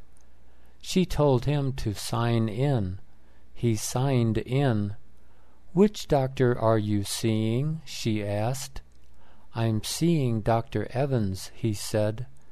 She told him to take a seat. Dr. Evans would see him in a few minutes. He took a seat. He opened a magazine. The name of the magazine was Time. He looked at the date on the magazine. The date was November 17th, 2008. The magazine was 1 year old. He didn't mind. Old news was interesting. New news was interesting. He read the old news. It was about a new president. Barack Obama was the new president. He was the new president of the United States. Everyone was so happy. Finally, a black man was president. "Good morning, Amanda. You look so nice today. Is that a new dress? Are those new shoes?" asked Fay. "Good morning. You look nice too." "No, it isn't a new dress." "Yes, these are new shoes," Amanda said. "I bought them at Macy's. They were on sale." Fay asked how much Amanda had paid. "I paid $100 for these shoes," said Amanda. Fay asked what the regular price was. "The regular price is $200, said Amanda. Fay said that was a good deal. "Yes, it was a good deal," Amanda said. Amanda sat down at her desk. She did not like Fay. Fay was nosy. She asked too many questions. Fay was phony. If she said she liked something, she probably didn't. If she said she didn't like something, she probably did. Amanda always lied to Fay. Amanda had paid $25 for her shoes. She bought them at J.C. Penney. Carol said they must leave early. They were going to the airport. They were going to JFK Airport. "We must leave 2 hours early," she said. "You never know what can go wrong." "What can go wrong?" Clint asked. "We get on the train. We take the train to JFK Airport. Nothing can go wrong." "Of course something can go wrong," she said. "Something can always go wrong." They left 2 hours early. They got on the wrong train. They didn't know they were on the wrong train. The train made many stops. Finally, it got to the last stop. Everyone got off the train. "This isn't JFK Airport. Where are we?" Carol asked another passenger. The passenger said they were on the wrong train. "We are on the wrong train," she yelled at Clint. "It's a good thing we left 2 hours early," Clint said. "I hear something," Ben told the doctor. "What do you hear?" asked the doctor. Ben heard a buzz. The buzz sounded like a mosquito. It sounded like a mosquito was in his ear. "Which ear?" asked the doctor. "Both ears," said Ben. "Do you hear a buzz all the time?" the doctor asked. "Yes, I hear a buzz all the time," Ben said. The doctor looked in Ben's left ear. The doctor looked in Ben's right ear. "Are any mosquitoes in my ears?" asked Ben. "No," said the doctor. "No mosquitoes are in your ears." Ben asked, "So why do I hear a buzz in my ears?" "You have tinnitus," said the doctor. "Tinnitus? What's that?" Ben asked. The doctor said tinnitus is a buzzing sound. "Can you fix it?" Ben asked. "No, I cannot fix it. You have to live with it," said the doctor. Emma went downtown. She had to take a test. It was a big test. It was her citizenship test. It was her test to become a U.S. citizen. The test had 100 questions. She had studied all 100 questions. She knew the answers to all 100 questions. She knew the colors of the flag. The flag is red, white, and blue. She knew how many stripes are on the flag. 13 stripes are on the flag. She knew how many stars are on the flag. 50 stars are on the flag. She knew the capital of the United States. Washington, D.C. is the capital of the United States. She knew all the answers. She entered the federal building downtown. She waited for them to call her name. They called her name. She went into the interview room.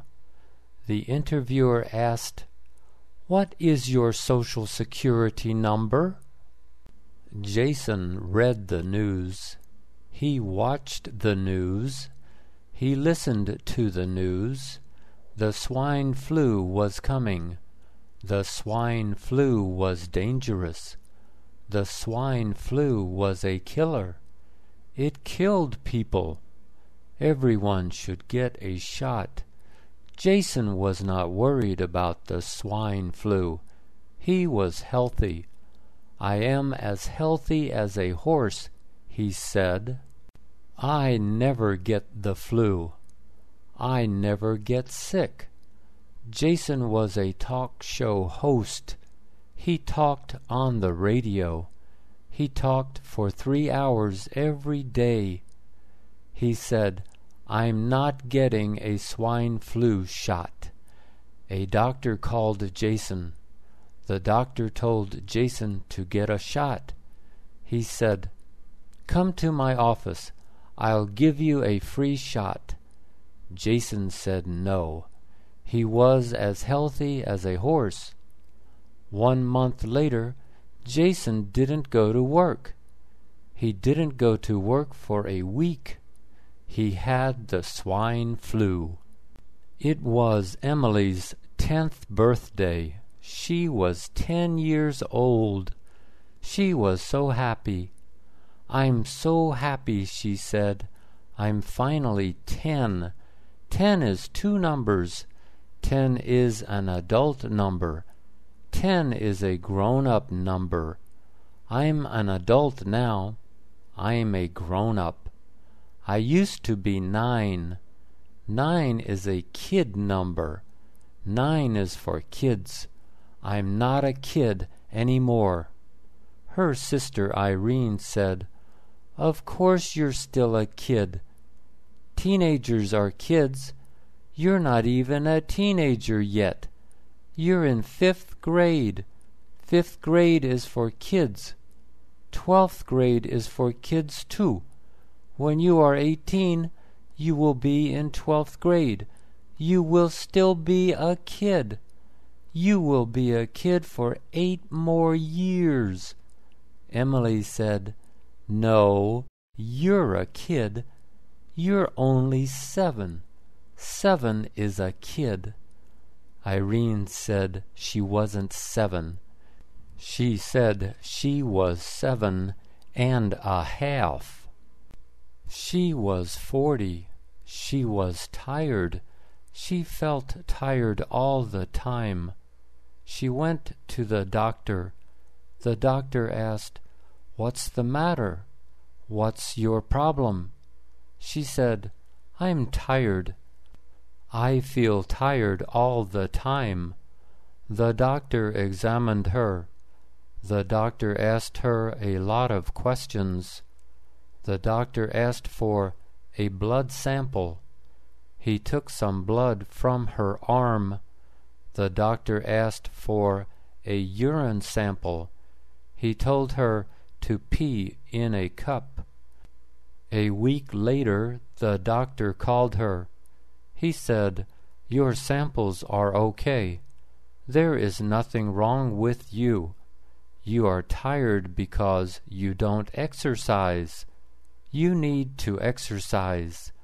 Take a walk every day. Ride a bike every day. Walk upstairs every day. If you exercise, you won't feel tired." She didn't believe her doctor. She didn't exercise. "If I exercise," she thought, "I will feel even more tired." Mom took Carol to the stable. Their horse was in the stable. They walked over to Sugar.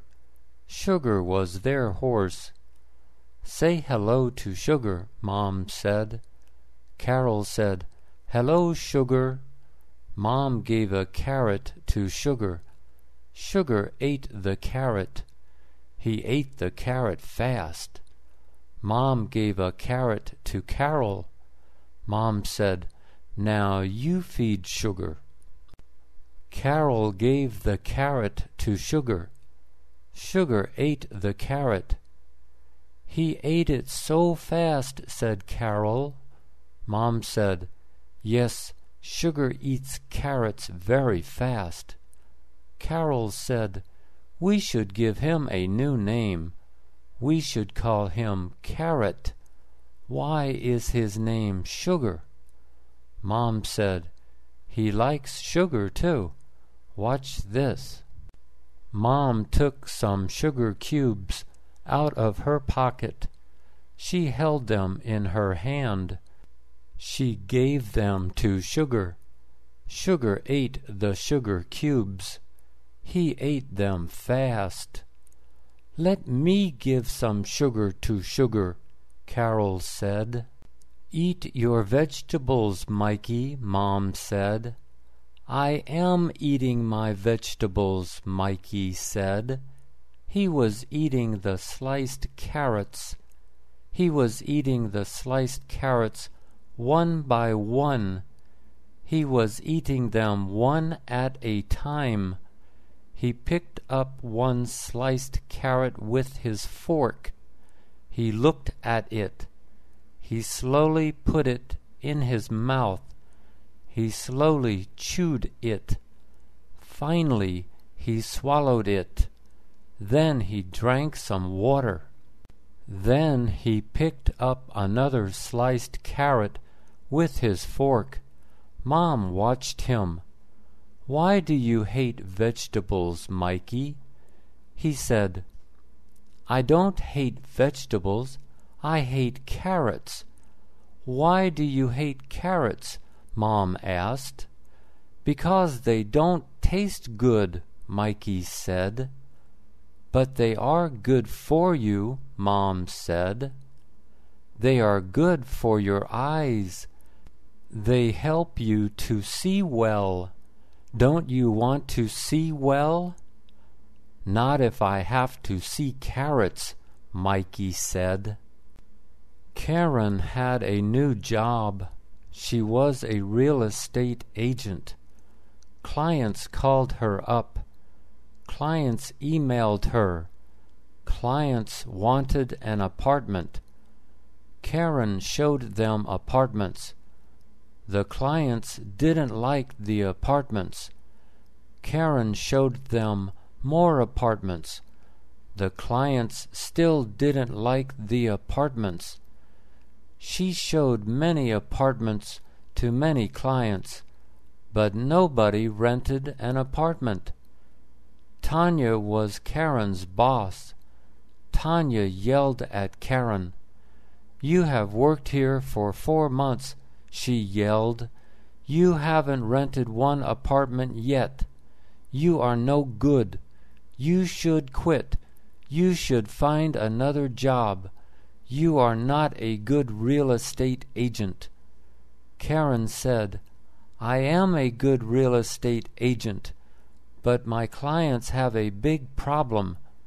They all want a penthouse, but they only have enough money for the basement."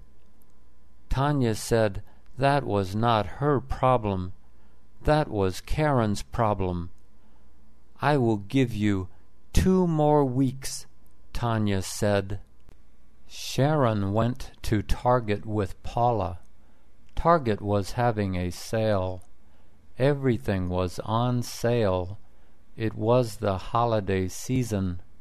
It was the day after Thanksgiving. It was Black Friday. "Did someone die?" Paula asked her mom. Her mom said no. "Then why do they call it Black Friday?" Paula asked. "Businesses want to be in the black, honey," Sharon said. "If they are in the black, they are making money. If they are in the red, they are losing money. So today is a good day for businesses. They will make a lot of money today. They will be in the black. They won't be in the red. Paula was happy. She was happy because no one had died. She was happy because Christmas was next month. She was happy because Target was in the black. Let's buy lots of stuff so Target can be extra black, Paula said. The old man drove to Burger. He was 82 years old. It was late at night. It was 11:30 p.m. He was hungry. He wanted something to eat. He went to the drive-thru. He ordered a double burger. He ordered large fries. He ordered a large coffee. He drove his car forward. He gave the clerk $6. He waited. She gave him his double burger. It smelled good. He couldn't wait to eat it. She gave him his large fries. They smelled good. He couldn't wait to eat them. She gave him his large cup of coffee. He couldn't wait to drink it. But the top wasn't on tight. The hot coffee spilled. It spilled into his lap. Ouch! He yelled. Give me some ice. She gave him a large cup of ice. He poured it into his lap. Ah, he said, that feels better. The water was getting higher and higher. The rain was coming down. It kept raining and raining. Leslie was worried. I'm worried, she said to her brother. She was worried about Moo. Moo was her cow. Moo was in the field. Moo was in the rain. Leslie didn't want Moo to drown. Moo was not a good swimmer. Leslie walked out to the field. Moo was standing in the field. Moo was wet. Follow me, Moo, said Leslie. They started walking. Leslie slipped. She fell down. She hit her head on a rock. She passed out. Moo looked at Leslie.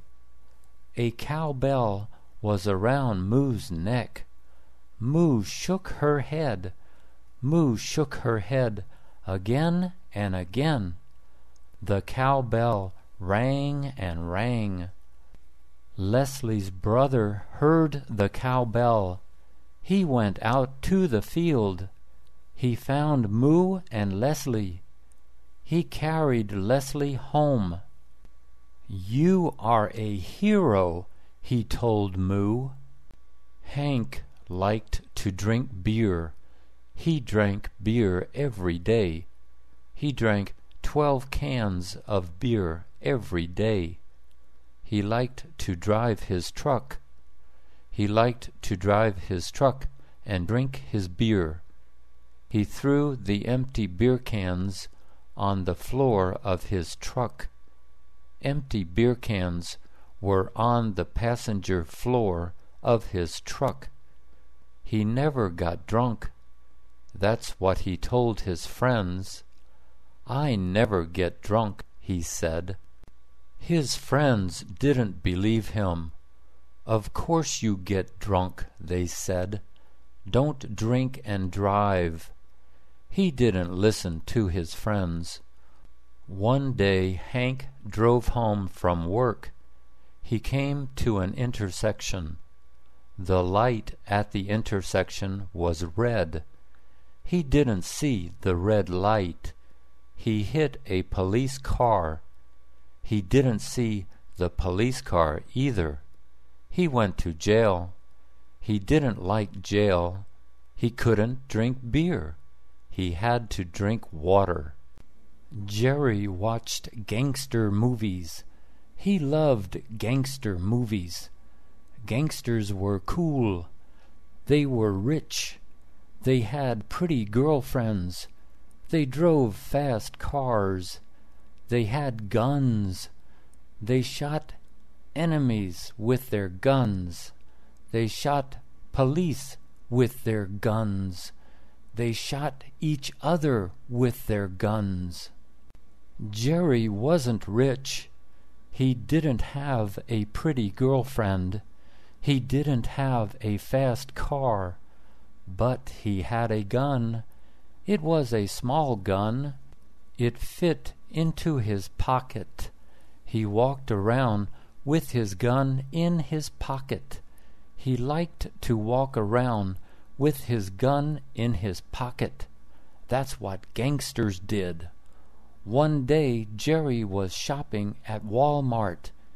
He put his hand into his pocket. He accidentally pulled the trigger. His gun fired. The bullet went into Jerry's foot. The ambulance came. The police came. The ambulance took Jerry to the hospital. Then the police took Jerry to jail. The police chased the car. The car didn't stop. The driver drove faster and faster. The driver went downtown. The driver drove on the sidewalks. The driver drove through parking lots. The driver drove through red lights. The driver drove like a crazy man. That driver drives like a crazy man, said one policeman. The police followed the driver. They drove on the sidewalks. They drove through parking lots. They drove through red lights. The driver crashed into a newsstand. The car stopped. The newsstand owner looked at the car. The driver got out. The newsstand owner yelled at him. "You owe me money," he yelled. "You owe me $10,000. You crashed into my newsstand. You destroyed my newsstand." The driver said, "No problem." He gave the owner $10,000 cash. Of course, it wasn't the driver's money. It was stolen money. It was a stolen car. The police arrived. Sammy won the lottery. He was so happy. He jumped up and down. "I won the lottery. I'm rich. Life is great," he yelled. He checked the numbers online again. 2, 22, 3, 33, 4, and 44. Yes, those were the winning numbers. Yes, those were the numbers on his ticket. The mega number was 44. The mega number on his ticket was 44. He was so rich. His ticket was worth $41 million before taxes. He was going to buy a new house. He was going to buy a new car. He was going to buy a new boat. Oh, life was so great. He took his ticket to the liquor store. He showed it to the clerk. "I won! I won!" he told the clerk. The clerk checked the numbers. "You won! You won!" he said. Then the clerk ran out of the store with Sammy's ticket. "Where is the mustard?" asked a prisoner. "There is no mustard," said the cook. "We ran out of mustard. We have no more mustard. We'll get more mustard tomorrow." The prisoner looked at his hot dog. A hot dog without mustard is not a hot dog. I can't eat this hot dog without mustard, he yelled. A hot dog without mustard is not a hot dog. I want some mustard. The other prisoners heard him yelling. They started yelling too. We want mustard. We want mustard. The cook said, Shut up. Eat your hot dogs. We have plenty of mayonnaise. Put mayonnaise on your hot dogs. The prisoners were angry. Don't tell us to shut up, they yelled. They threw their hot dogs at the cook. They threw their hot dogs at the guards. They threw their hot dogs at one another. They threw their hot dogs without mustard everywhere. It was December 18th. It was snowing. It was the day of the big game. The big game was a football game. It was a football game between two high schools. One high school was in Smallville. One high school was in Grandville. The big game was the game of the year. Everyone went to the game. Everyone wanted their team to win. Everyone wanted the other team to lose. The record between the two teams was even. Smallville had won 40 games. Grandville had won 40 games. This was the 81st game. The two mayors made a bet. The mayor of the losing town had to shovel snow. He had to shovel snow off the other mayor's driveway. He had to shovel snow off the other mayor's sidewalk. The big game ended in a tie. The final score was 17-17. Both mayors were happy. I hate mowing my lawn, said Gil. Every week I have to mow my lawn. Every week for 6 months I have to mow my lawn. What can I do? You should dig it up, said Brenda. Take out all the grass. Pave your yard. Make a concrete yard. Then you won't have to mow it. You don't have to mow concrete. Grass grows, but concrete doesn't grow. Gil thought that was a bad idea. That's a bad idea, he said. Concrete is hot. Concrete is ugly. Concrete is hard. Nobody wants a concrete yard, he said. I have another idea, said Brenda.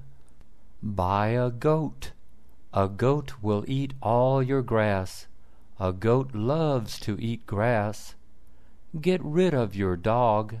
Your dog doesn't eat grass. Your dog is lazy. A goat is a hard worker. Gil said that was a good idea. Kathy said, Here, Kitty, Kitty. But Kitty didn't come. Where was Kitty? Kitty always came home for dinner. Kathy said it again. Here, Kitty, Kitty. But Kitty didn't come. Kathy stayed up late. She waited for Kitty to come in. Kitty always came in through the pet door. Kathy finally fell asleep. She woke up the next morning. Here, Kitty, Kitty, she said. But Kitty was not home. Where could Kitty be? Kathy thought. Where could Kitty be? Kathy called the police. A policeman answered the phone. My cat didn't come home last night, Kathy said. I'm sorry to hear that, said the policeman. What is your cat's name? Kathy said her cat's name was Kitty. "That's a nice name," said the policeman. "What color is Kitty?"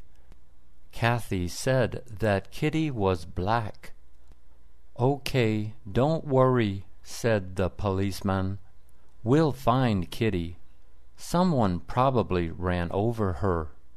Eddie made a sandwich. He made a sandwich for lunch. He made a turkey sandwich for lunch. He put 2 slices of bread in the toaster. He pushed down the toaster handle. He took some turkey out of the refrigerator. He sliced the turkey. He put it into the microwave. He sliced an onion. He sliced a tomato. He put the toast on a plate. He put the turkey on the toast. He put the onion on the toast. He put the tomato on the toast. He ate the sandwich. He washed the plate. He washed the knife. He looked at the kitchen floor. Water was on the kitchen floor. Something was leaking. He looked under the kitchen sink. He looked at the garbage disposal. Water was dripping from the garbage disposal. Water was dripping onto the kitchen floor. The garbage disposal was old. Eddie needed to replace it. The garbage disposal was old. It was leaking water. Eddie needed to replace it. He opened his toolbox. He took a screwdriver out of his toolbox. The garbage disposal had 3 screws. He unscrewed the 3 screws. He took the garbage disposal out. He put it on the kitchen floor. He wanted to take it to the store.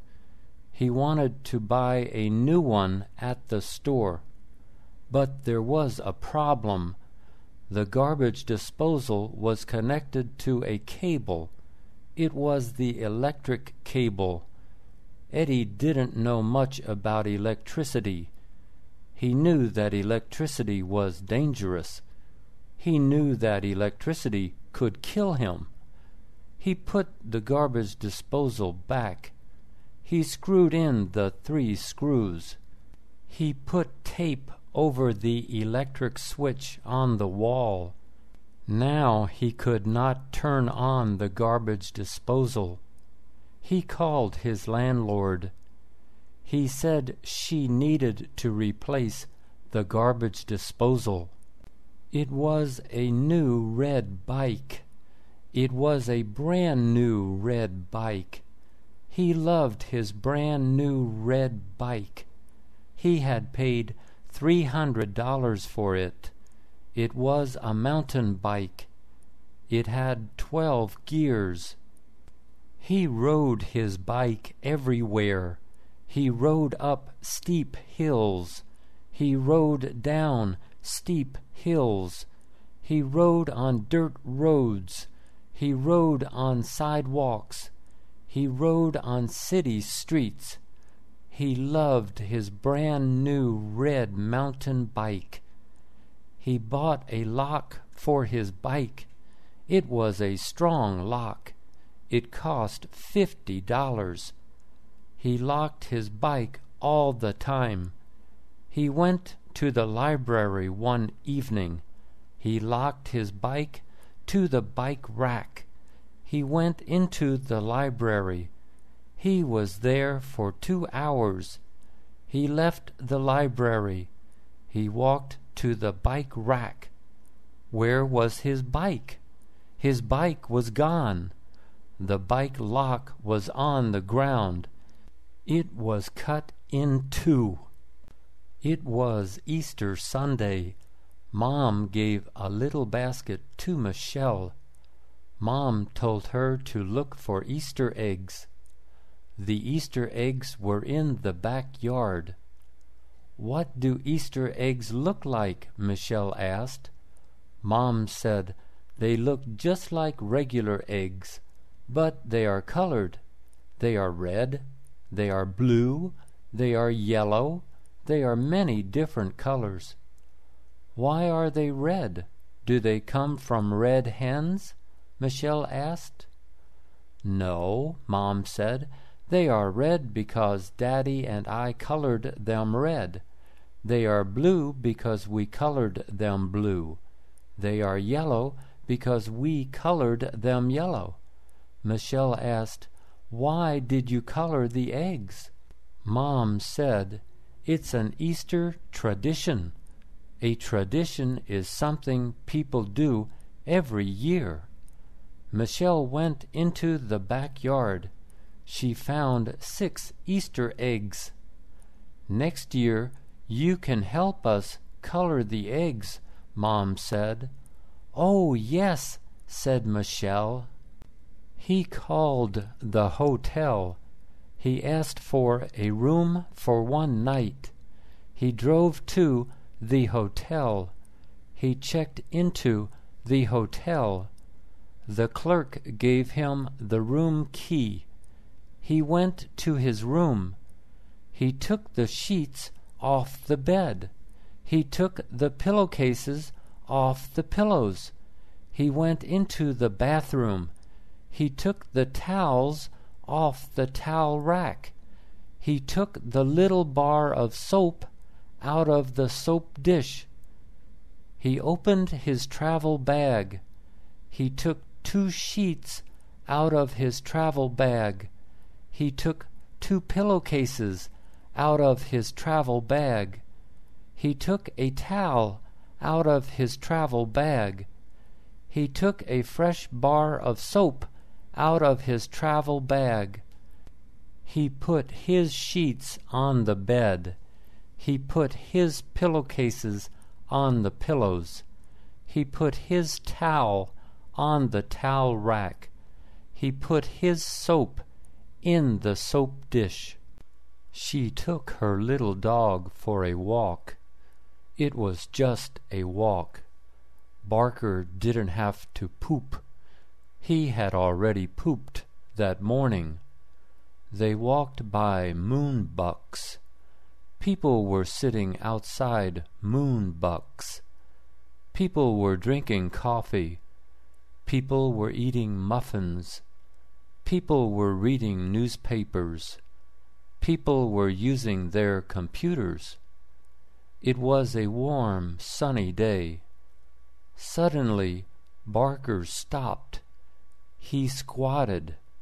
He pooped on the sidewalk. He pooped in front of everyone. He pooped in public. Barker, shame on you, she yelled. She ran into Moonbucks.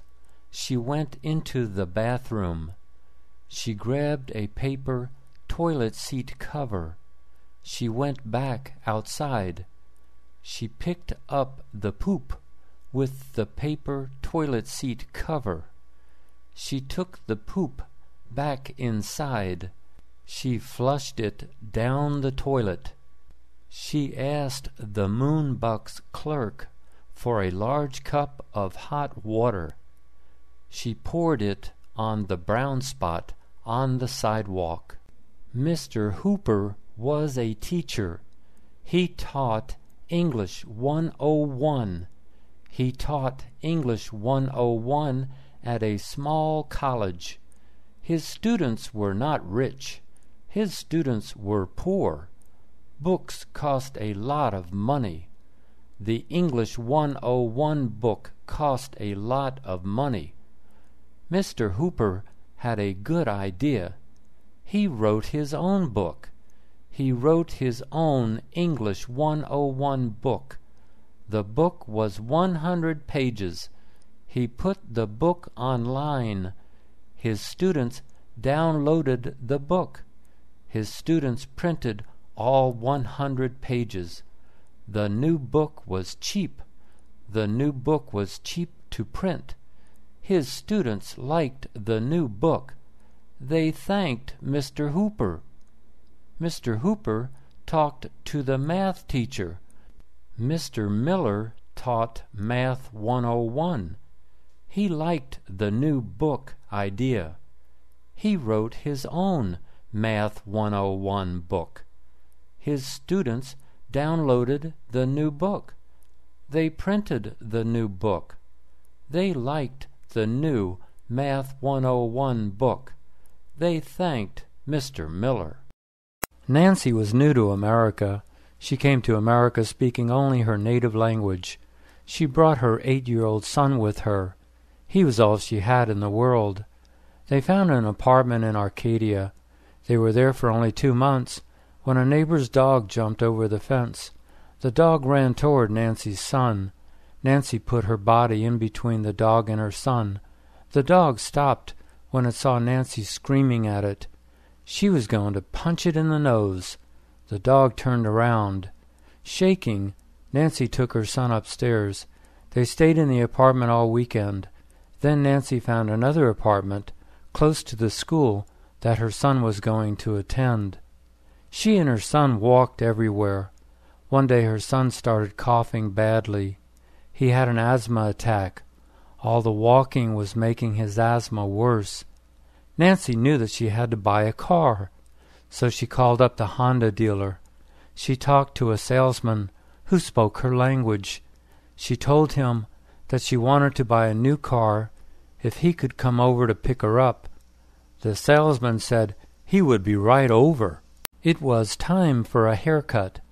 Lenny didn't even have to look in the mirror. Even though he was going bald, he knew that he needed to cut his hair every 2 weeks. He had a tongue of hair on the top of his head. His hair was thinning at the crown. He still had plenty of hair on the sides and back. It was what they call salt and pepper, a mixture of gray hair and dark brown hair. It was only a few years, he figured, until the salt and pepper became just salt. He never let his hair grow for more than 2 weeks. The longer it got, the worse it looked, he thought. He spread a newspaper over the bathroom sink so that no hair went down the drain. He plugged in the clippers and started cutting his hair. He started at the back of his head, went to the sides, and finished on the top. Every minute or so, he had to clean the hair out of the blades with an old toothbrush. Finished, he picked up a hand mirror to check out the back of his head. Everything looked okay. He carried the newspaper back out to the kitchen and shook the hair clippings into the trash can. Then he took a shower. The yard man comes every 2 weeks. He drives a gray pickup truck. The truck is a Ford. It is about 15 years old, but it runs well. It doesn't burn oil, and it gets decent gas mileage. The yard man's name is Byron. In the back of his truck are a lawnmower, a leaf blower, a rake, and a shovel. Byron uses the leaf blower to blow leaves and dirt from the back of the building out to the front of the building. Then he rakes up the leaves into a bag. He blows the dirt out into the street. He cuts the lawn with his lawnmower. He trims the hedge. He uses the leaf blower to blow the dirt off each welcome mat that lies in front of each apartment door.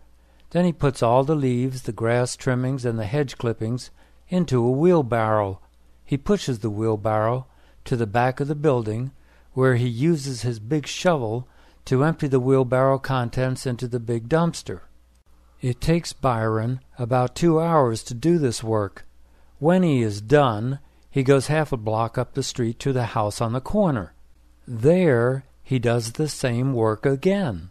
It looked like rain. The sky was gray. It was almost noon, but the sun was hidden by a gray blanket. It was cool. There were no birds flying anywhere. A couple of birds sat on the telephone wire. Bob was standing outside talking to Bill. They both had their hands in their pockets. They knew that it was probably going to rain shortly. A sudden breeze blew some leaves off a tree onto the sidewalk. A young woman wearing a dark blue coat and jeans walked by.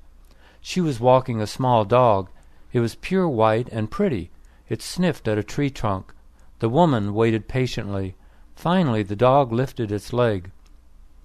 Bob said that he liked the rain. It was a nice change from the usual hot Los Angeles weather, and the plants could always use the extra water. Bill said the only thing he didn't like about rain was that all the motor oil on the streets would get washed into the ocean, and so would all the trash. But that never stops the surfers, Bob said. They don't seem to care what's in the water, as long as there are waves to surf on. Jim went to the thrift shop. He wasn't looking for anything in particular. He liked to go there just to browse. A big sign on the front door said open. The shop was closed on Sunday and Monday. The rest of the week it opened at 10 a.m. and closed at 2 p.m. 2 women worked inside. They rang up sales and put the items into plastic bags for the customers to carry out. At the back of the shop was a big room where another lady worked. She sorted the new donations and put price tags on them. At the end of each day, she would bring the new donations out to the main part of the shop. Everyone who worked at the thrift shop was a volunteer. The only payment they received was that they had the opportunity to see and buy any items in the shop before the customers did. When Jim entered, the lady at the register told him hello. He smiled and said hello. She knew Jim because he was a regular customer. Jim said, "What's new?" She laughed and said that nothing was ever new at a thrift shop. "It's always old, and it's always used," she smiled. Jim looked at the watches in the glass case. He saw one that he liked. "Could I look at that one?" he asked. Laura went to the stable. 4 horses stood there. She put a saddle on Star. He was 7 years old, big and dark brown. Her sister came out to the stable. They were both going to exercise the horses. It was a warm, sunny day. Janice saddled up Moonbeam, a white mare. They got on the horses and started walking them. A few minutes later, Laura was telling Janice about the new doctor in her hospital. She raised her hand for a second to make a point. Just then, Star bucked. Laura went flying into the air. She landed on her head and shoulder on the grass. "Oh my gosh," Jan cried. "Laura, are you all right?" Laura moaned. Jan gently rolled her over. She didn't see any blood. That's good, she thought. "Can you move? You're not paralyzed anywhere, are you?" Jan pulled Laura up into a sitting position. Laura slightly moved her legs and arms. She wasn't paralyzed. When she moved her right hand to touch her head, she groaned. "What's the matter?" "That hurt. When I moved my arm, it hurt." They still didn't see any blood. Jan unbuttoned the top buttons on Laura's blouse and looked at Laura's right collarbone. "Oh no," she said. Mike looked at the label on the big plastic container. It said garlic powder. There was a U with a circle around it after the word powder. What does this U mean, Mike wondered. Under the word powder was another word, seasoning. Under that word was a drawing of a garlic bulb. Mike knew that food labels can be tricky. Powder is powder, but seasoning could mean salt. He looked all around the plastic container for an ingredients label. There wasn't one. In small print, under the drawing of the garlic bulb, was a phone number, 1-800-632-6900. "Call that number if you have comments or questions," the label said. Mike called the number. A woman answered. He asked her what the U inside a circle meant. She said it meant kosher. Kosher food is food that is prepared according to Jewish law. Mike asked where the ingredients label was. She said if there is only one ingredient, there is no ingredients label. "So there is no salt in this product?" Mike asked. "No, sir," she said. "It's 100% garlic powder." "Why does it say product of USA and China?" She said that sometimes they get the garlic from China, sometimes they get it from the U.S. Ben leaned over the edge of the tub. He turned on the hot and cold water faucets. The water came out of the spout near the top of the tub. He pushed down on the lever beneath the spout so that the water would drain. He was going to take a shower, not a bath. He tested the temperature. It wasn't hot enough. He adjusted the hot water faucet. There was another handle between the hot and cold faucets. This one controlled whether water came out of the spout or out of the shower head. Ben turned it all the way to the right. Now hot water was coming out of the shower head. The temperature was just right. Ben took off his robe and stepped over the top of the tub. He pulled the shower door closed. He grabbed the bar of soap out of the soap dish and started scrubbing his face. While his eyes were closed to keep out the soap, he put the soap back into the dish. Then he reached for the big plastic container of shampoo on his window ledge. The bottle slipped out of his hands and landed on his left foot. "Shoot!" Ben said angrily. "That hurt." Pete was in his kitchen. He was about to slice 3 green apples. He liked to eat fresh apples with cinnamon sprinkled on them. He opened the blinds so that he could get more sunlight into the kitchen. Now he could see what he was doing. He grabbed a knife out of a drawer. It said, "Surgical Stainless USA" on the side of the blade. The blade was very thin and light. It had teeth like a saw. The handle was a brown piece of cheap, hollow plastic. He had bought this knife about 20 years ago at a county fair. It was one of those knives that were advertised on TV. It could cut through a tomato can and then cut easily and cleanly through a fresh tomato.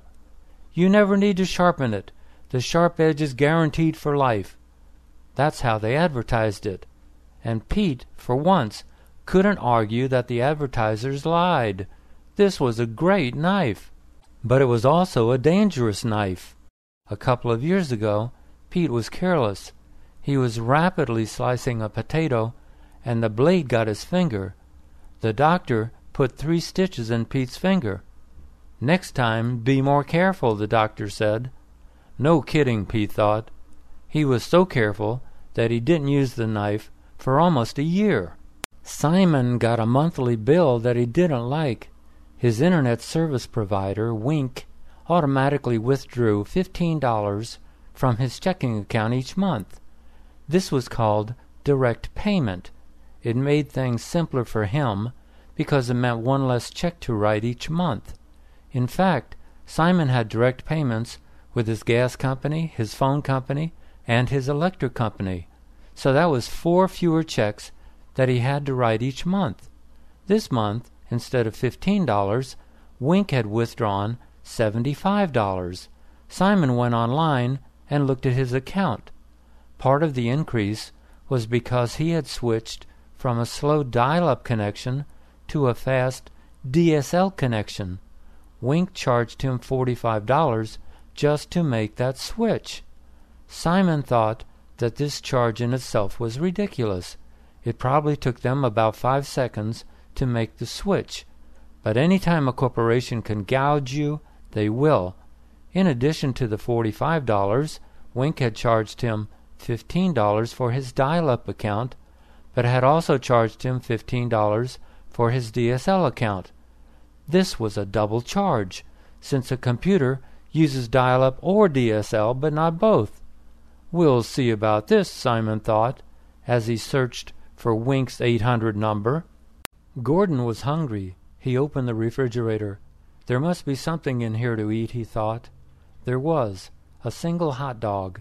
He took it out of its package and put a small frying pan onto the stove's gas burner. He turned on the heat. Then he poured a little bit of vegetable oil into the pan. He sliced the hot dog in half lengthwise. When the oil got hot, he put the 2 halves in the pan. About a minute later, he flipped each half over. After another minute, he took the hot dog out of the pan. Gordon put 2 slices of bread into the toaster. This was tasty and healthy bread. The first ingredient listed was organic sprouted wheat. The first ingredient in ordinary bread is usually unbleached flour. When the toast popped up, he put mustard, mayonnaise, and ketchup on 1 slice. Then he added 2 slices of onion. On top of the onions, he placed the hot dog. On top of the hot dog, he put a couple of slices of apple. Then he added some bits of hot green chili, and then put the top piece of toast onto the chili bits. Ah, what a sandwich, he thought as he sat down to eat. Sarah needed to see the doctor. She had an upset stomach. She felt bloated and needed to pass gas every minute or so. This was terrible. She couldn't go anywhere in public. Her friends told her it was because she had moved to America. The air, water, and food in America weren't agreeing with her. They said she would have to return to her home country. No way, Sarah said. She didn't want to go home. She liked America. This was a minor problem, she was sure. Any good doctor would solve it in no time. 2 days later, she saw her doctor. He asked her if she drank milk. She said yes, 3 glasses a day. Don't drink any more regular milk.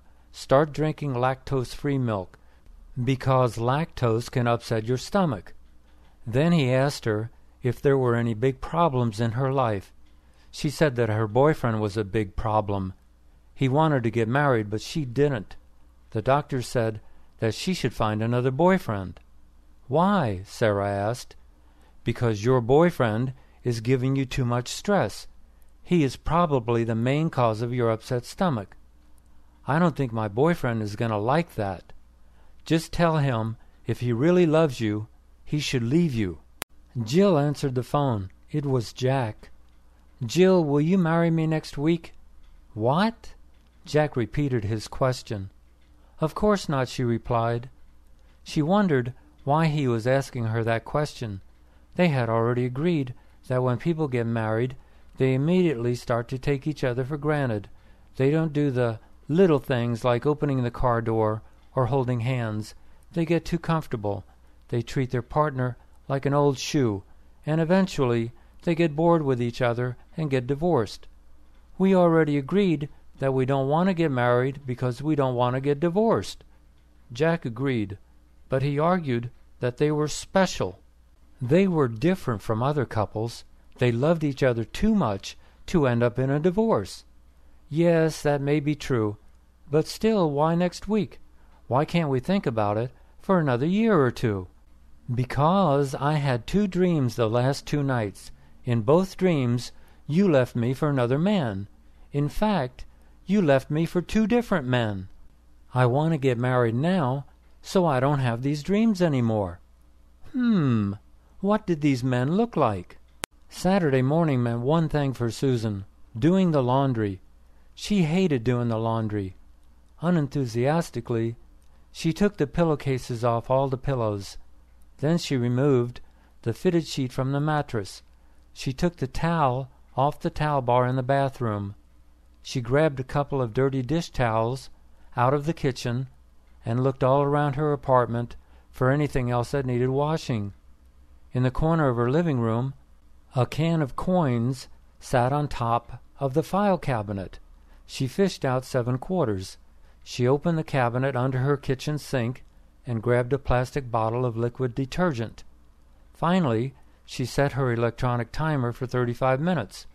The timer would remind her that the washing was done and that it was time to go back downstairs and put the clothes into the dryer for 40 minutes. Without the timer, Susan would completely forget to check her clothes. Susan carried the laundry basket downstairs. How happy she would be when her laundry was done for this week. As she approached the laundry room, she heard a familiar sound. The sound was the washer washing and the dryer drying. One of her neighbors had got there before her. Muttering, Susan took her basket back upstairs. Barbara couldn't take it any more.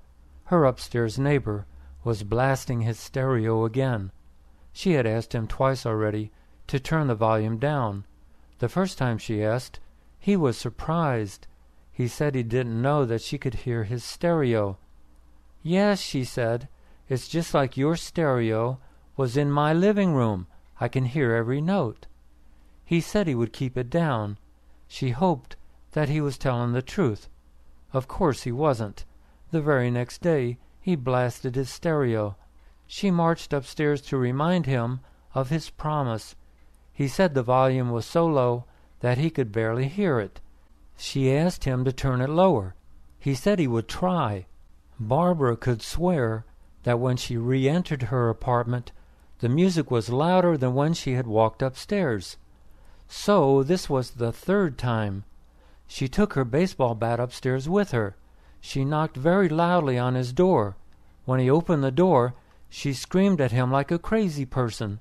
She told him she would kill him if he didn't turn the music down and keep it down.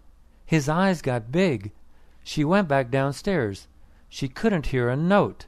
"I can't believe I said that," she told herself. Norma was discouraged. She was a new realtor. She had recently passed the state test on her first try. Then she joined a realty company. They offered training classes 2 to 4 times a week. Norma attended the classes faithfully. But because English was her second language, she didn't catch everything that the instructor said. When she asked the instructor to repeat something, he told her to see him after class. But when other students asked a question, the instructor answered the question right then and there. To Norma, the instructor always said, "See me after class." Then, when she tried to see him after class, he would say that he was late for an appointment. "How about next time?" he would say. He was always too busy to help her. "He's not too busy, he's just too lazy," her boyfriend said. There are too many instructors like that. All they care about is presenting their information. If the students don't get it, that's their problem. You have to be strong. These people are not going to help you. They want you to fail because that means less competition for them. It's a dog-eat-dog business. Jennifer's ears were talking to her. They were making little sounds, like little bubbles bursting. A bubble was bursting almost every second. It was not painful, but annoying. She knew the cause. While she was cleaning the whiteboard after her class ended last night, the fire alarm went off. Instead of leaving the building immediately, she walked around to see what the problem was. The blaring alarm sounded like the busy signal on a phone, but 1,000 times louder. The school seemed to be empty. Then she walked by one room and saw about 7 students inside. Just then the night supervisor came by. She told everyone to leave immediately. The students were packing their hair care equipment into their bags. The night supervisor waited impatiently. Finally, after almost 5 minutes, all the students and their teacher left the building. They apologized for being so slow. The firemen never arrived. Instead, a school police officer showed up. He walked around the area with the supervisor. It was a false alarm. The officer used his key to finally turn off the alarm. But it was too late for Jennifer. She had listened to the loud alarm for too long. She should have known better. Even as she drove home, her ears felt strange. Eddie drove over to see Betty. When he got to her apartment at about 3:15 p.m., he saw that her car wasn't in the carport. So he wrote a note. "Hi, Betty. I love you and I miss you. Love, Eddie." He was about to tape the note onto her front door when he saw her car pull up. She walked up the stairs. Instead of the big smile, hug, and kiss that she usually greeted him with, she simply said, "What's up?" "You didn't call me back for the last 2 days, honey, so I came over to see you." He gave her the note. She opened it, read it, and put it on the kitchen table. "That's sweet," she said. She walked into her bedroom. Eddie followed her. She put her purse on the bed. Eddie tried to hug her. "I have to wash my hands," she said. When she came out of the bathroom, she told Eddie that he should go home. She said that she was hungry and tired. She was going to fix something to eat. Then she was going to take a nap. She said that she might call him later. During Eddie's entire 5-minute visit, Betty had constantly avoided his eyes. Instead of walking him out to his car, like she usually did, Betty locked her front door as soon as Eddie was outside her apartment. Helen stepped outside her front door to see what the weather was like. It was sunny and warm. That was nice because for the past 2 weeks it had been cold and rainy. It had been so cold that she had had to turn her heater on. She was lucky because her heater worked and she could pay her heating bills. Some people in Los Angeles were not so lucky. Unable to use their home heater, they placed charcoal into a barbecue grill and lit it. The heat kept them warm, but the carbon monoxide killed them. This happens almost every winter in Los Angeles. People shut all the windows tight to keep the cold out, then light the charcoal. Soon enough, the oxygen in their home is consumed by the open flames. The family suffocates to death. Everyone knows that smoke detectors are required in Los Angeles, but many people don't know about or don't think they need carbon monoxide detectors. They're not expensive. A $25 investment can save a family from death. People always think that nothing bad will happen to them. It always happens to the other guy. So they forget to put fresh batteries into their smoke detectors annually, and they don't bother to buy carbon monoxide detectors. Liz was excited. She was going to Asia with her mom. Neither of them had ever traveled out of the United States before. They were going to fly to Hong Kong. After staying in Hong Kong for 3 nights, they would travel on their cruise ship to Shanghai and Beijing. Beijing is inland, so we have to take about a 2-hour bus ride to get there from the port. I forget the name of the port. Anyway, we're going to see the Great Wall, the Tiananmen Square, and the Forbidden City. It's going to be so cool, she told her neighbor Jane. From China, the cruise ship would go to Busan in South Korea and finally to Tokyo. From Tokyo, they would catch a flight back to Los Angeles. The trip is going to last 3 weeks. It's only going to cost us $2,800 each, if we can control our urge to shop, she laughed. I hope your trip is more fun than mine was, said Jane. I took a cruise to the Bahamas, but almost all the passengers got sick. I caught some kind of virus that made me throw up for almost 3 days. They gave us a discount that we could use on a future trip. Ha! No more cruising for me. We've heard about those disasters, said Liz.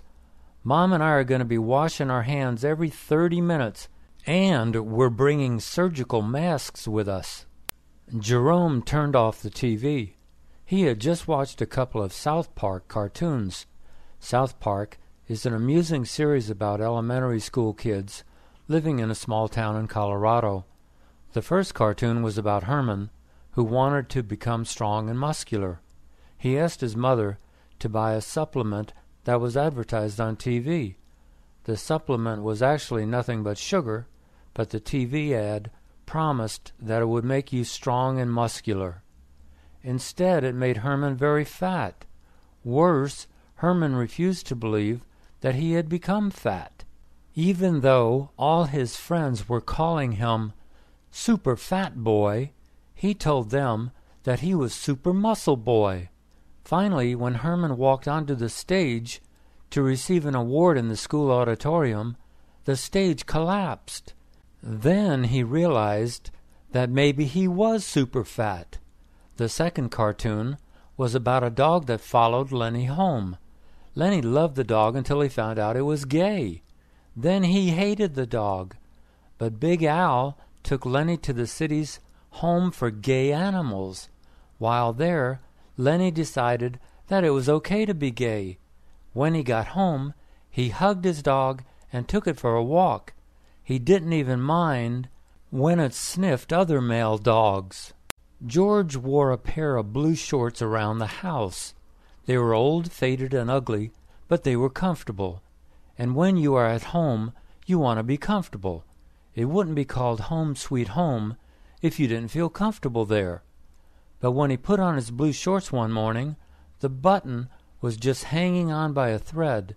That single button was the only thing that held his shorts up. George could do 2 things. He could wait until the button fell off. When that happened, it would probably roll under the sofa and be lost forever. Or he could sew the button on securely before it fell off. He found his sewing kit. He threaded the needle and tied a knot at the end of the thread. Then he started the needle through the cloth. He directed it through one of the holes in the button. Then he reversed direction. He put the needle back through a different hole and then through the cloth again. He repeated this motion through all 4 buttonholes until the button was tight. Then he tied a bunch of knots in the last bit of thread and snipped off the excess thread. He put on the shorts and buttoned the button. It was strong. Good for another 10 years, he smiled to himself. Sammy looked at the pile of paper on the floor. Whenever he finished reading his mail or a newspaper or magazine, he threw it into this pile. This was his recycling pile. At the moment, it was almost 2 feet high. It was time to recycle. He squatted down, protecting his back. Sometimes, just sitting down would cause his back to go out for a week. He scooped his hands under the pile and slowly stood up. He walked over to his front door. Hands full, he struggled to turn the doorknob and open the door. He walked outside and down the stairs. So far, he hadn't dropped 1 piece of paper. He walked to the blue trash bin. There was no way to lift the lid of the recycling bin with his hands full. He carefully put the pile of papers down and then opened the lid. The bin was completely full. Sammy gathered the pile into his arms and trudged back upstairs. Pleased that he still had not dropped any paper, he lowered the pile back onto the floor. Then he stood up, but just a little bit too fast. Kevin had just finished dessert. It was a piece of dark chocolate, washed down with a glass of cold milk. Delicious. He rinsed his mouth out with a glass of water and then spit into the kitchen sink. He sat down at the dining room table and grabbed some floss. He carefully flossed his top teeth and then his bottom teeth. Flossing was a chore. The floss almost always got stuck between 2 teeth in the upper back and 2 teeth in the lower front. Finally finished, he threw the frayed floss into the trash. He went into the bathroom and grabbed his electric toothbrush. TV ads always show people putting toothpaste onto the entire length of the brush. Of course, that was to get them to use up the tube faster, so they'd have to buy another tube sooner. Kevin put just a little toothpaste onto the brush. He brushed for about a minute. He spent another 30 seconds brushing his tongue. Then he spit out all the toothpaste and gargled and spit again. Brushing and flossing are such a pain, he thought. If they can put a man on the moon, why can't they invent something easier and faster than toothpaste and dental floss? Louise and Neil had been dating for 3 years. She was 40 and he was 50. They wanted to get married and have 2 kids as soon as possible, but there was a problem. They disagreed on how they would raise their kids. Because Louise had a high-paying job, Neil could stay home and raise the kids. He looked forward to that because he felt that he would be a great dad. First, he would teach them how to read. Then he would teach them about life. His kids were not going to waste their time reading fairy tales and watching Sesame Street. They were going to learn practical stuff, like how to use Microsoft Office and how to get a 4-year scholarship to Harvard. He wanted them to become business majors because business is where the money is. Louise had other plans. She wanted her kids to relax and enjoy life. She didn't want them to grow up too fast. She was the oldest child in a poor family, and her father had put her to work in the fields as soon as she turned 6. Life had been hard for her. She didn't want it to be hard for her children. Neil said not to worry. There was still plenty of time for him to figure out a way for the kids to have fun and still become happy millionaires. Mildred's sister called. She was going to drop by, and whenever she visited, she usually made at least 1 trip to the bathroom. That meant one thing. Mildred needed to clean her toilet bowl. This was the household chore that she hated the most. It was so icky. She grabbed the cleanser from beneath the bathroom sink. She sprinkled lots of it into the toilet bowl. Then she got out of her clothes, put on a big T-shirt, and pulled on her long-sleeved rubber gloves. Finally, she put on her goggles because she didn't want any toilet water to splash into her eyes. She didn't know if toilet water could cause an eye infection, but she wasn't going to take any chances. She grabbed the long-handled toilet bowl brush that was beneath the sink. She started scrubbing. She scrubbed under the rim, all around the bowl, and deep into the throat of the bowl. 5 minutes later, she figured she was finished. She flushed the toilet and checked the bowl. It was clean as a whistle. Mildred breathed a sigh of relief, because usually she had to scrub the bowl twice to remove all the stains. She removed her goggles, gloves, and t-shirt. Then she hopped into the shower. Bill wrote this letter to Mary. We've talked on the phone and in my apartment, and now I'm writing this letter. Maybe if I put my thoughts and feelings in writing, you'll understand them better. I love you. I want to marry you. I want to be with you for the rest of my life. You are the most wonderful woman I have ever met. You are not a load. You are not a troublemaker. Yes, you have problems. So do I. And together we can solve these problems more easily than if we were apart. Problems are a part of life, but so is happiness. Let's share our problems and happiness instead of experiencing them alone. We are not a bad fit. We are a perfect match. I do not look down on you. I look up to you. I admire you. I think you are smart, brave, and independent. Don't tell me to go find another woman. I don't want another woman. I have found the perfect woman. Every day I think about your beautiful smile, your happy laugh.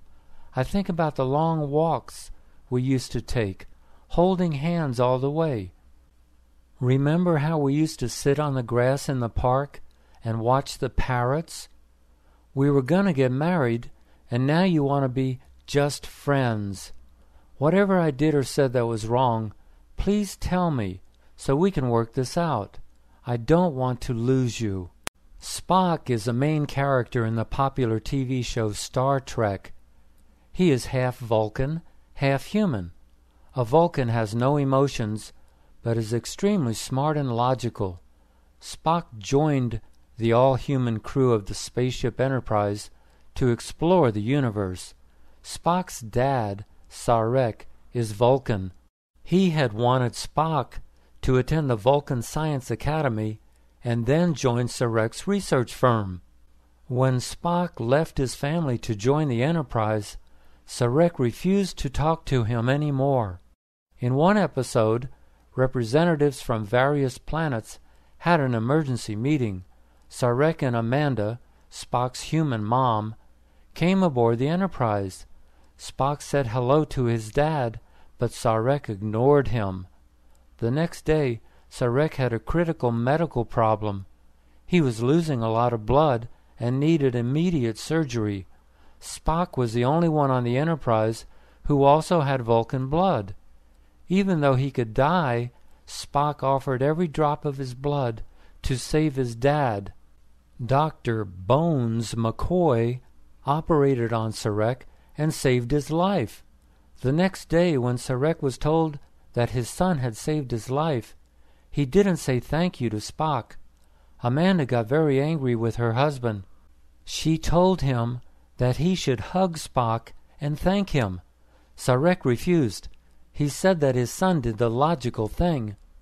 You don't thank someone for doing the logical thing, he told his wife. Spock told Amanda that his dad was right, which made her even angrier. Heather loved the freedom of soaring high above the land and sea. She learned how to hang glide from her boyfriend. Initially, she was scared to death. The first time he took her up, she hung on for dear life. But by the end of that flight, she was hooked. Half a year later, she bought her own hang glider. Almost every weekend, she drove to Torrey Pines and leaped off the cliff. She could soar to La Jolla in less than 5 minutes. She liked to fly over the town. She would wave at kids, pointing and looking up at her, and they would shout and wave back excitedly. One day she was returning to the launch site when she noticed a red hawk rapidly approaching her. It briefly disappeared. Then she heard its claws ripping the wing's fabric. It flew off, but the next thing she knew, it was flying straight at her. She turned out of its way, but it dove at her again. She was scared. She had to evade its attacks 4 times before she was able to land safely. Even after she landed, it circled overhead, as if daring her to fly again. "What did I do to you?" she wondered. As she drove home, she found out that she had been lucky. The radio news reported that in Australia, a hang glider had been attacked by not 1, but 2 eagles. Maybe it was something in the air, Heather thought. Rod was a manager at House Depot. He worked about 50 hours a week. He loved his job, although the extra hours cut into the time he could spend with his 3 little girls. One morning, he was supposed to go home at 7 a.m. Instead, he stayed on to help out for 3 more hours. He was just about to leave at 10 a.m. when he heard something. At one of the checkout counters, he saw a man dressed in white painter's coveralls pointing a gun at the female checker. He had on a yellow cap, a white plastic painter's mask, and white gloves. Rod hurried over. Times in Los Angeles had changed. All managers now received training on how to respond to armed robberies and hostage-taking. Rod was nervous, but he knew what he was supposed to do. He approached the gunman. "Sir, please don't point that gun. We will give you all the money you—" The gunman didn't even wait for Rod to finish his sentence. He shot Rod in the stomach. The checker screamed. The gunman ran out to a white van and hopped in. The van sped off. Rod didn't even make it to surgery. The killing made all the TV news shows. House Depot offered a $100,000 reward. Jay was born to ride. Just after learning to walk, he got his first tricycle. A year later, he was on a bicycle with training wheels. At the age of 5, he was a skilled bicyclist, able to jump off ramps and fly through the air. His father made sure he did everything safely. Jay wore a helmet, a chest pad, elbow pads, and knee pads.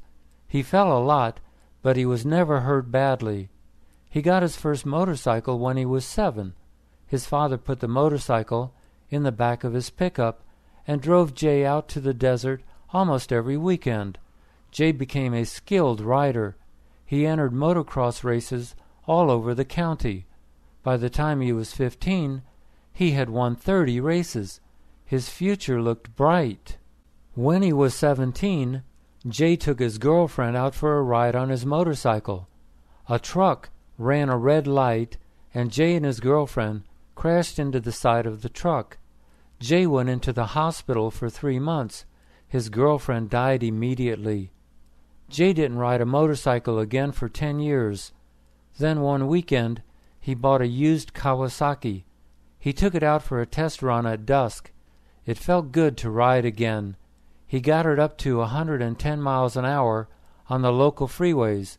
A highway patrol car chased him for about 10 minutes, but he finally lost it in the freeway traffic and the dark. When he got home, he was excited. That was fun, he thought. Myra told Myron that they shouldn't see each other for a while. Her doctor had suggested that she take a short vacation from her job and a long vacation from Myron. "What did you tell him about me?" Myron asked. She told her doctor that she had dreams about Myron leaving her. She sometimes dreamed that he pushed her out of his car in the middle of nowhere. She would be crying on the side of the road in the middle of the night, cold and scared, as the taillights disappeared. "What kind of dream is that?" Myron's voice was loud.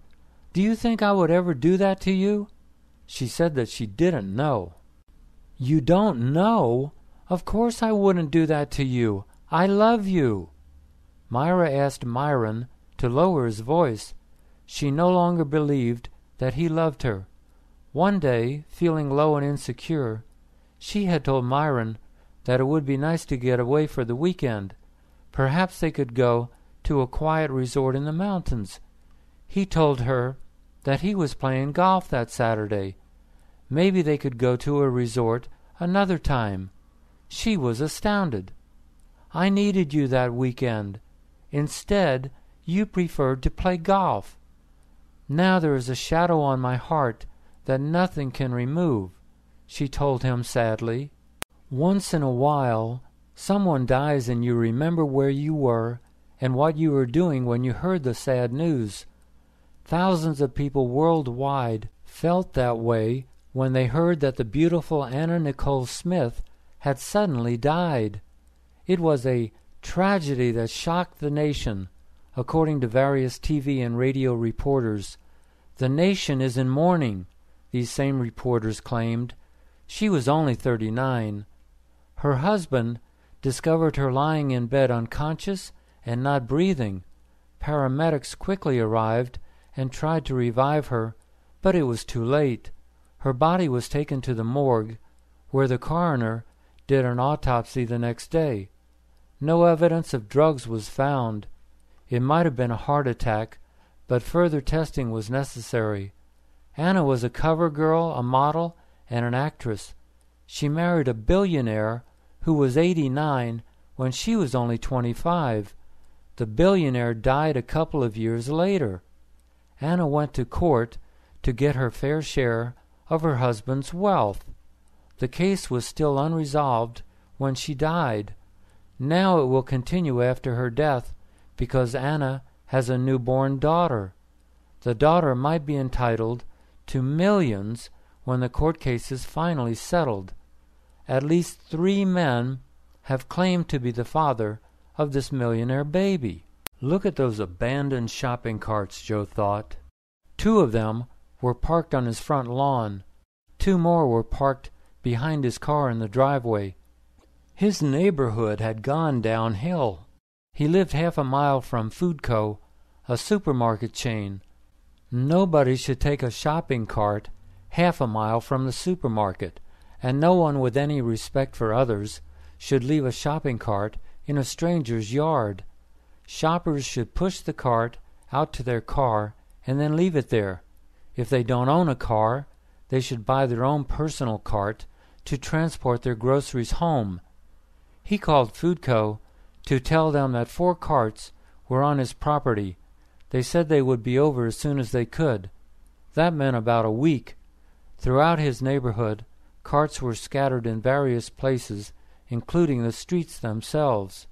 As if kids, pets, and potholes weren't enough, drivers now had to dodge shopping carts. Joe wondered how there could be any left in the supermarket. Foodco paid over $100 for each cart, so he thought they'd guard them better. Instead, they did nothing to secure the carts. They simply paid someone to drive around the neighborhood once or twice a week to pick up stranded carts. Joe opened the yellow pages of his phone book. He was going to hire a contractor to build a fence around his lawn and a locking gate for his driveway. Enough was enough. An Italian couple murdered 4 people in the house next door. They slit the throats of their neighbor, Maria Como, and her mom. Then they slit the throats of Mrs. Como's 2-year-old little boy, Perry, and a woman who just happened to be visiting. Finally, they set the house on fire. This all happened 2 weeks before Christmas. The couple had complained constantly to the Comos about the noise they caused, but no one else in the neighborhood seemed to think that the Comos were noisy. Maria was a kind and quiet person, said one of her neighbors. She and her husband used to push little Perry around the neighborhood in his stroller. They were friendly to everyone. I can't believe this happened. Police in the northern Italian town could not believe it either. A spokesman said that never in the history of Italy had a married couple worked as a team to slice 4 neighbors' throats and then try to burn their house down. I think if they claim temporary insanity, everyone will believe it, said the spokesman. After firemen found the 4 bodies, the couple calmly confessed to the police. 2 girls were trick-or-treating on Halloween night when a large group of teens attacked them, leaving both high school seniors unconscious. One needed surgery to repair her eye socket. The victims were white, and their attackers were black. 7 attackers were girls, and 1 was an 18-year-old boy. The boy said that he did not attack the girls. He tried to protect them. "So why were you swinging a skateboard?" asked the witness. The boy said that he was swinging the skateboard at the attackers, not the victims. The prosecution added hate crime to the charge of assault because racial slurs were made before the victims were attacked. The trial in Long Beach lasted almost 4 weeks. All the attackers were found guilty, but not one spent even a day in jail. The judge sentenced them to house arrest for a month. House arrest meant that they had to sleep in their own beds at home. The boy had to do 20 hours of community service. Law-abiding white and black adults were outraged at the light sentences. The 2 girls required hospital care, yet the thugs received a mere slap on the wrist. Concerned parents immediately created a website for recalling the judge. Gary and Alma were having problems again. "But you told me it was okay to call up Carol," said Gary. "I asked you if it was okay to talk to her because it was her birthday, and I've wished her a happy birthday every year for the last 10 years. But you had already promised me that you would never call her again. You promised me that, so you lied to me." "But I had forgotten that I told you that. You know that I forget things. I'm not going to argue with you. You have a memory like an elephant. But you got to believe me, I completely forgot. And more important, Carol is just a friend." "No, she isn't. She's still in love with you." "But I'm not in love with her. She can love me all she wants, but I'm not in love with her. I never was." "Well, you say that. Maybe it's true, maybe it isn't. But the important thing is that you never know what the future will bring. You say that nothing will happen between you and her, but you don't know that for sure because you don't know the future." "Yes, you're right. No one knows the future. I could fall in love with her again, and she and I might run off and get married and have 9 or 10 kids." "Again? What do you mean, again?" Redfield, New York, received 12 feet of snow last week. Its neighbors in Oswego are jealous because they got only 10 feet of snow. An Oswego resident told a TV reporter that one more storm was coming in that would determine the winner. "I hope we get 5 more feet," he said. "That'll beat Redfield. This is the most snow the region has received in 6 years. The people who worry about global warming should come visit us. They'll worry less," said a Redfield resident. He said any visitors would have to wait till some snow melted because most local roads were closed. Even the snowplows were waiting until after the next storm before they began to clear all the roads. Schools were closed all week. Most kids were happy about it. They couldn't go ice skating or skiing because the roads were closed. But they did play in the snow, make snowmen, and have snowball fights. "It wasn't a good week for me," complained one high school student. "I had to help my dad shovel all the snow off the roof. When he finished doing that, his dad asked him to shovel the snow off the driveway and the sidewalk. I can't wait for school to reopen," he said. Scott was sound asleep when the phone rang. "Are you awake?" Jolene shouted. Scott mumbled something. How could he still be asleep, she asked. It was almost noon. He told her that he hadn't gone to sleep until 6 a.m. Jolene told him to get up and come pick her up. They had to go to the store to return the birthday gift he had given her. It was a tangerine plant. The leaves were curling up. It was going to die, she said. Curling leaves means the plant is going to die? Scott asked. Of course, she told him. Look, honey, he asked, let me go back to sleep for 1 hour, okay? Then I'll come pick you up. Jolene wondered why he needed 1 hour. Was he expecting a phone call from his ex-girlfriend? No, he patiently tried to explain. He just wanted to get another hour of sleep. But he could not sleep any more. Once Jolene mentioned anything about Amy, he'd better get over there quickly. Scott broke up with Amy 5 years ago. Now they were just friends. But Amy still loved him. That wasn't a problem for Scott until Jolene found out about it. If Amy still loved Scott, Jolene figured that they just might get back together. She can recognize a dying plant, but not a dead love affair, Scott grumbled as he rolled out of bed. Maria had to buy food for herself and her son. Divorced for 10 years, she was used to doing the shopping for her son. He was a junior in high school, which meant that he would be entering college in 2 years. Then she would be shopping only for herself. She felt sad when she thought of this. She hoped that he would attend the local junior college and then transfer to a university. That way, he could continue to live at home for another 2 years. She loved him and dreaded the day that he would no longer be her daily company. Maria drove to Costco, a chain store that sold food in bulk packages.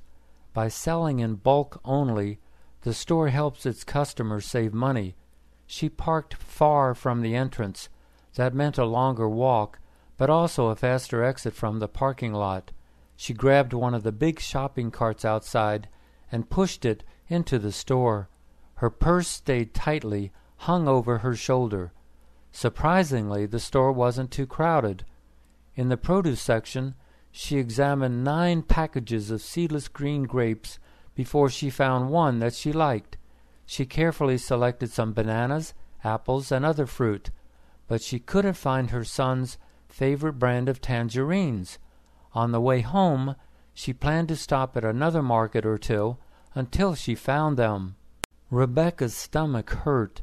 She said that sometimes it felt like someone was peeling the skin off her belly. That pain felt worse than when she gave birth 17 years ago. She finally went to a doctor. He asked a lot of questions and then examined her. He decided that she needed a couple of ultrasound tests. The tests revealed that she had 2 small ovarian cysts. The doctor said he did not think that those cysts were causing the problem. He wanted to do another test. It was called a colonoscopy. Rebecca told her boyfriend Ron about the doctor's suggestion. A colonoscopy? You've got a problem in your belly, and he wants to examine your butt? Where did you find this quack? I'll bet he got his degree off the internet. Rebecca asked her boyfriend where he got his medical degree from. Of course, he had no medical degree, but he told Rebecca that it was just common sense. If your car isn't running right, and the mechanic wants to look in your trunk to find the problem, what would you think? Would you let him charge you good money to examine your trunk, or would you go find a mechanic who knows what he's doing? Rebecca went to a medical site on the internet later and discovered that some colon problems definitely could cause stomach pains. About 100,000 people die each year in U.S. hospitals from infections that they get while they're in the hospital. Less than half that many die on U.S. highways. The hospital deaths are due to poor housekeeping and poor hygiene. Floors, walls, and doors are not cleaned regularly or thoroughly. Room dividers are almost never cleaned. The carts that carry food trays and the trays themselves are usually contaminated from handling and coughing. Cooks and other food handlers can easily infect the food by not washing properly after using the bathroom. Doctors and nurses are just as guilty as other staff. Doctors rarely clean their stethoscopes after each patient. Nurses apply blood pressure cuffs to patient after patient without cleaning the cuffs. Doctors often put on gloves without washing their hands first. As a result, the germs on their hands are transferred to the outside of the gloves. Consumer groups warn patients that they must demand cleanliness. If they see or suspect unsanitary conditions, they must tell someone immediately. It could be a matter of life or death. But, as one patient said, "No way! You don't tell your boss that he has bad breath, and you don't tell your doctor that he needs to wash his hands." Johnny asked Dottie how her first day in her Duarte ESL class was. It was terrible, she told him. She understood little of what the Level 4 teacher said. He spoke too fast for her. She had struggled through a Level 3 class at a Monrovia school. When the teacher asked if there were any questions, she told him that she didn't understand most of what he had said. He told her not to worry. She could take the class again if she failed it the first time. She didn't want to fail it the first time, however, or any time. He gave them homework the first day, of course. They were supposed to write a 300-word essay supporting gun control. Of course, Dottie said, she could write that essay in her native language, but there was no way she could write it in English. She showed Johnny the textbook.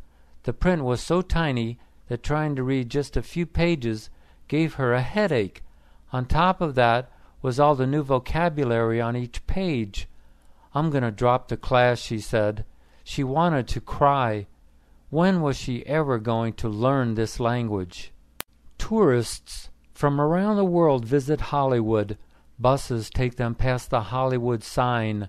At Grauman's Chinese Theater, they press their hands into the imprints of movie stars who long ago pressed their hands into wet cement. Tourists pause at the gold stars in the sidewalks with the movie stars' names on them. Buses drive past movie stars' houses. Tourists hope to see a star chatting with friends or tanning by the pool.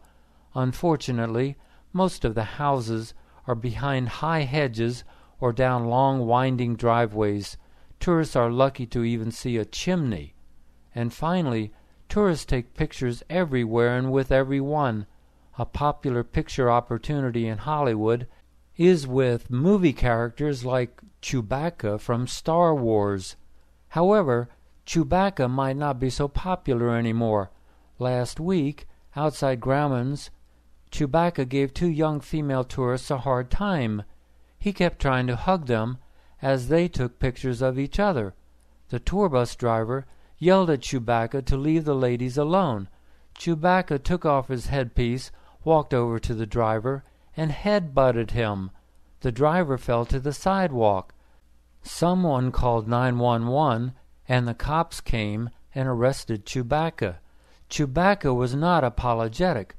"Women come to America looking for Prince Charming, and here I am," he shouted to all. "I hope they leave him in jail," said a tourist who saw the whole incident. "That guy's an idiot." Nowadays, Geico is a well-known insurance company. For many years, however, it was unnoticed. Other companies, like Allstate and Farmers, were more popular. Then Geico tried something different. It got a new ad agency. The owner of the agency, Billy Ray Childers, was from Virginia.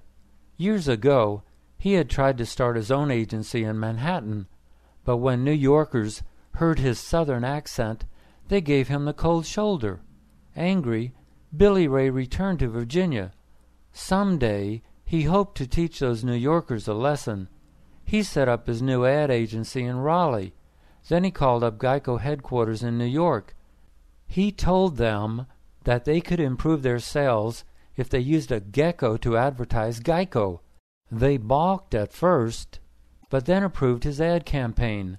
In the new commercial, the animated lizard said, "I'm a gecko, not a Geico." Geico was originally going to do one TV commercial with the bright green lizard and then retire it. But viewers, especially women, fell in love with the cute gecko, so Geico decided to do a few more commercials, and then a few more. The clever lizard with the British accent is now 8 years old and stars in a new commercial every several months. It has made Geico famous, almost as famous as the gecko itself. They say that Los Angeles is changing. In the past 2 weeks, a young woman was shot, and then her body was dropped off on a sidewalk and set on fire. This happened in broad daylight in a nice neighborhood. Another young woman's body was found lying in a dumpster. The decomposed body of another young woman was found in a park. An 8-year-old girl was standing with her mom in the kitchen when a bullet from a gang member's gun killed her. The little girl and her mom had just arrived in America. The gang member was shooting at other gang members in the street outside. A hospital van driver pushed a paraplegic out of the van onto a Skid Row sidewalk and drove off. A mentally ill patient in a nursing home was slapped repeatedly by a staff member. The staff member's buddy took a cell phone video of the assault. It showed the staffer laughing as the patient cried. A local TV station reporter went to a huge produce warehouse and filmed a worker urinating on a platform right next to boxes of fresh lettuce. Rats were shown walking throughout the warehouse and nibbling on the produce. Every day, this produce is distributed to hundreds of unsuspecting restaurants and supermarkets in Los Angeles. L.A. is changing all right, for the worse. It's a big country, but still, how can anything be left of Iraq? When you look at the news on TV, all you see is one explosion after another. Helicopters falling from the sky and vehicles flying into the sky. Suicide bombers committing homicide and two deeply religious sects going at each other's throats. Iraqis are leaving the country as fast as they can, while terrorists are entering as fast as they can. About 30,000 Iraqi civilians are getting killed each year, while 2 million Iraqis have left their country since 2003. The U.S. government, which has caused most of this suffering, has not welcomed these Iraqi refugees into the USA. Less than 800 Iraqis have been allowed to enter this country since the war began 4 years ago. What is the reason for this small number? The Iraqi people are our friends. The U.S. government tried to rescue Iraqis from Saddam Hussein and bring them democracy. Now there is no Saddam, but also there is no democracy. In the future, there might even be no Iraq. Many people worldwide and many Iraqis think that Iraq was better off before Bush and Cheney decided to help. The local TV news showed a video of a man dressed in coveralls, a baseball cap, a long-sleeved shirt, and gloves. He was pointing a gun at the clerk. He reached over the countertop and grabbed money out of the cash register. Then he strolled out of the store. Since they outnumber Los Angeles police by about 1,000 to 1, criminals don't bother to run anymore. The video camera was mounted near the ceiling of the store, so its lens was looking down at the scene. You, as the viewer, could see the clerk clearly, but not the criminal. He was so bundled up that you couldn't see even the tip of his nose. Because there was no audio, you couldn't even be sure if the criminal was a man or a woman.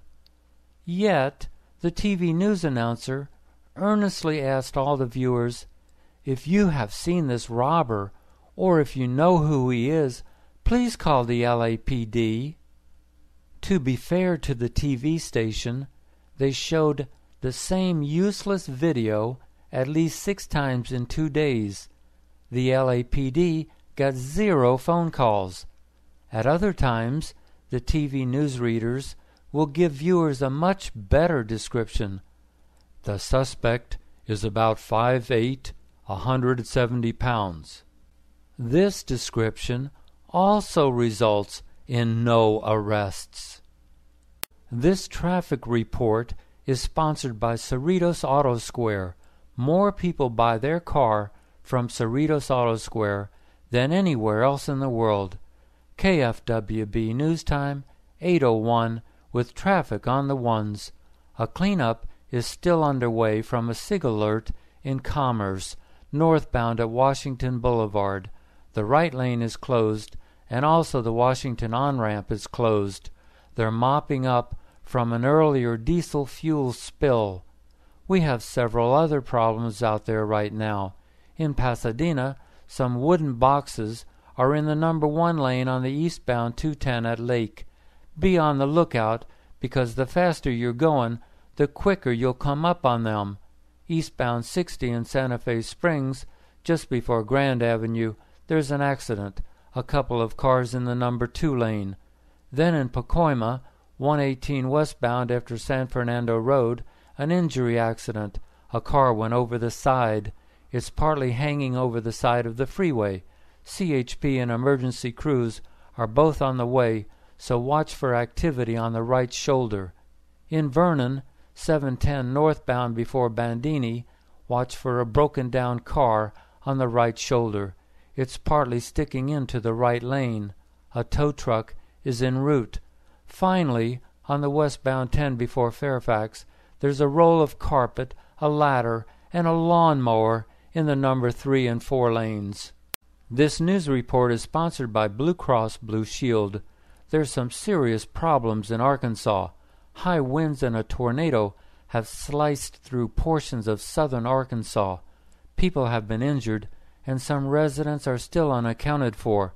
Emergency Coordinator Bob Holly says rescue workers are on the case. We had 2 ambulances set out first, and then when they saw the damage, that's when they called in the troops. Homes and businesses have been destroyed near a major highway at Dumas. A massive winter storm is sweeping through the plains and upper Midwest.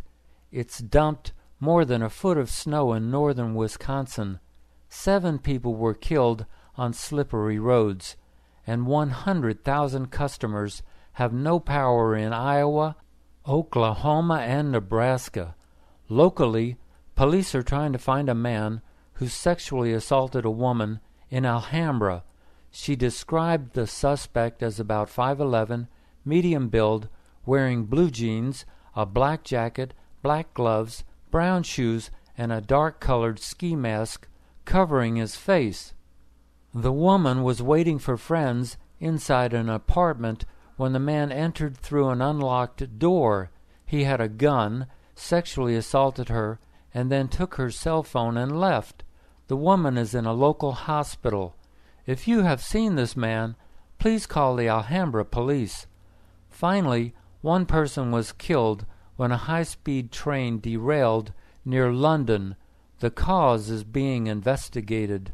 Every Monday night, Felix checked the big blue container in the carport behind his apartment building. If the container was at least a third full, he would take it out to the street for pickup. Monday night, it was 2/3 full. He rolled it out into the street. The next day, he checked the container. It was still almost full of recyclables. That was odd, because all the other blue containers across the street were empty. He could tell because a couple of lids were open. He walked across the street to double-check. He wondered. Then he looked up his side of the street. There were 2 blue containers standing there. He walked about 120 feet up the street and lifted each lid. Both containers were empty. How could the truck have missed his container? He went upstairs to his apartment and called City Hall. They connected him to the Public Works Department. Susan said she would call Acme Trash to let them know about the missed container. On Wednesday, Felix checked the container again. It was still full, but the big green dumpster in the carport was missing. Apparently, the message that Susan sent to Acme Trash had been misunderstood. Acme picked up the big green dumpster, which had already been emptied on Tuesday, instead of the blue container. Felix left a message on Susan's answer machine saying to forget it. Then he went downstairs and pulled the almost full container back into its space in the carport. Let it sit there till next Tuesday, he told himself. Had he left another message, he was worried that his building would accidentally get dropped permanently off Acme's pickup list. Colleen was in a hurry, which made her driving even more careless than usual. Her boyfriend Simon had already criticized her many times for failing to stop completely at stop signs. That's what they call a California or rolling stop, he told her. If the cops catch you sliding through a stop sign like that, he said, wagging a finger at her, they'll give you a ticket for running a stop sign. That's a moving violation. That means at least $100 ticket plus 8 hours of driving school for another $30. I know, she replied, but I never do it when they're around, so how can they catch me? Simon was about to tell her that cops have a habit of suddenly appearing out of nowhere, but Colleen told him to stop thinking so negatively. You are bad luck, she said. When you talk like that, you make bad things happen. He told her that life doesn't work that way. Colleen was in a hurry because she needed to drop off a package at the post office. It had to get to New York by Wednesday. She exited the freeway and pulled up at the stop sign. One car was in front of her. Colleen looked to the right and to the left. No cars were coming. It was safe to pull out. She hit the gas pedal. Bang! The car in front of her was still sitting there. The driver was a young woman who got out of her car, walked back to look at the damage to her new car, and started yelling at Colleen. What were you waiting for? Colleen demanded. Tina was going back to school for her third master's degree. She was a special education teacher, but she couldn't take her job anymore, so she had quit. The kids were out of control. There were too many of them in one classroom for her to manage effectively. The school administration ignored her pleas to add teacher assistants. They ignored her complaints that some of the kids were simply little monsters. They were discipline problems that other teachers had shunted off to special education. The administration didn't even respond to her complaint that one oversized young student had pushed her down one day onto the floor. Tina wanted to call the police, but the school principal talked her out of it with promises to improve things. 2 weeks later, not one promise had been fulfilled. Tina angrily visited the principal, who told her that if she didn't have the patience to wait for things to improve, maybe she wasn't cut out to be a teacher. How dare you? The issue is not whether I am cut out to be a teacher, she angrily replied. I am a teacher, and a darn good one. But no teacher can get along forever with inadequate supplies, with overcrowded classrooms, with students who are dumped into her class, and with students who attack her. And especially, she growled, with idiots like you in charge who continually ignore the needs of special education students and teachers. Abigail and Jeremy got divorced about 10 years ago. Abigail did not want to see a lawyer, worried that it might turn ugly, so she talked to Jeremy, who agreed that it was a good idea to not use lawyers. He said not to worry, he would take care of her. She said she wasn't looking for a free ride. She could take care of herself. But, Jeremy insisted, he would help her out, then or whenever she needed money. It was the least he could do for her, since she was not taking 50% of his income and property. So Jeremy gave her $10,000 before they got divorced, because Abigail said that would be all she would need to finish getting her master's degree and start teaching. And that was it. For the next 10 years after getting her degree, Abigail worked as a teacher. She liked her job and the people she worked with. Unfortunately, a tornado wiped out the entire school and half the town. Many teachers got laid off. Abigail spent a month visiting family and friends, but then had to find a new job. She decided to change careers. To do so, she needed to go back to school for 2 years. Her tuition and living expenses would cost her $25,000. She called Jeremy. She and Jeremy had remained friendly over the years. "Jeremy, I need a big favor," she said over the phone. "Sure, Abby, you name it," Jeremy replied agreeably. Jeremy had a great job and a good life. She told him that she had been laid off and she needed $25,000 for a degree in a new career. The friendliness left Jeremy's voice. She reminded him of his promise 10 years ago to help her out whenever she needed it. "Yeah, Abby, but that was 10 years ago. That's history now, right? Have you tried your local bank?" The biggest news in the whole world occurred 2 weeks ago when Paris Hilton was sentenced to 23 days in a Los Angeles jail. The heiress to the Hilton hotel fortune, who was a favorite of the paparazzi, had been cited for driving on a suspended license, among other things. When the judge decided that she must go to jail, people everywhere voiced their approval or disapproval. The news was on the radio, TV, and the internet. Why her situation was such worldwide news mystified almost everyone. After all, her only known value to society thus far had been her ability to party with one boyfriend after another, 1 week after another. As many said, she was famous for being famous, nothing more. When she finally went to jail, there must have been 100 photographers taking pictures of her. At first, the jail officials put her in a private cell, but her claustrophobia caused her to have panic attacks. They released her the next day. The following day, however, the judge ordered her back to jail to finish her sentence. The sheriff said she was treated like all the other prisoners. She ate bologna sandwiches and other nutritious food, just like the others. When she finally was released from jail at 12:01 a.m. on a Tuesday night, dozens of photographers again congregated around her to snap the perfect photo.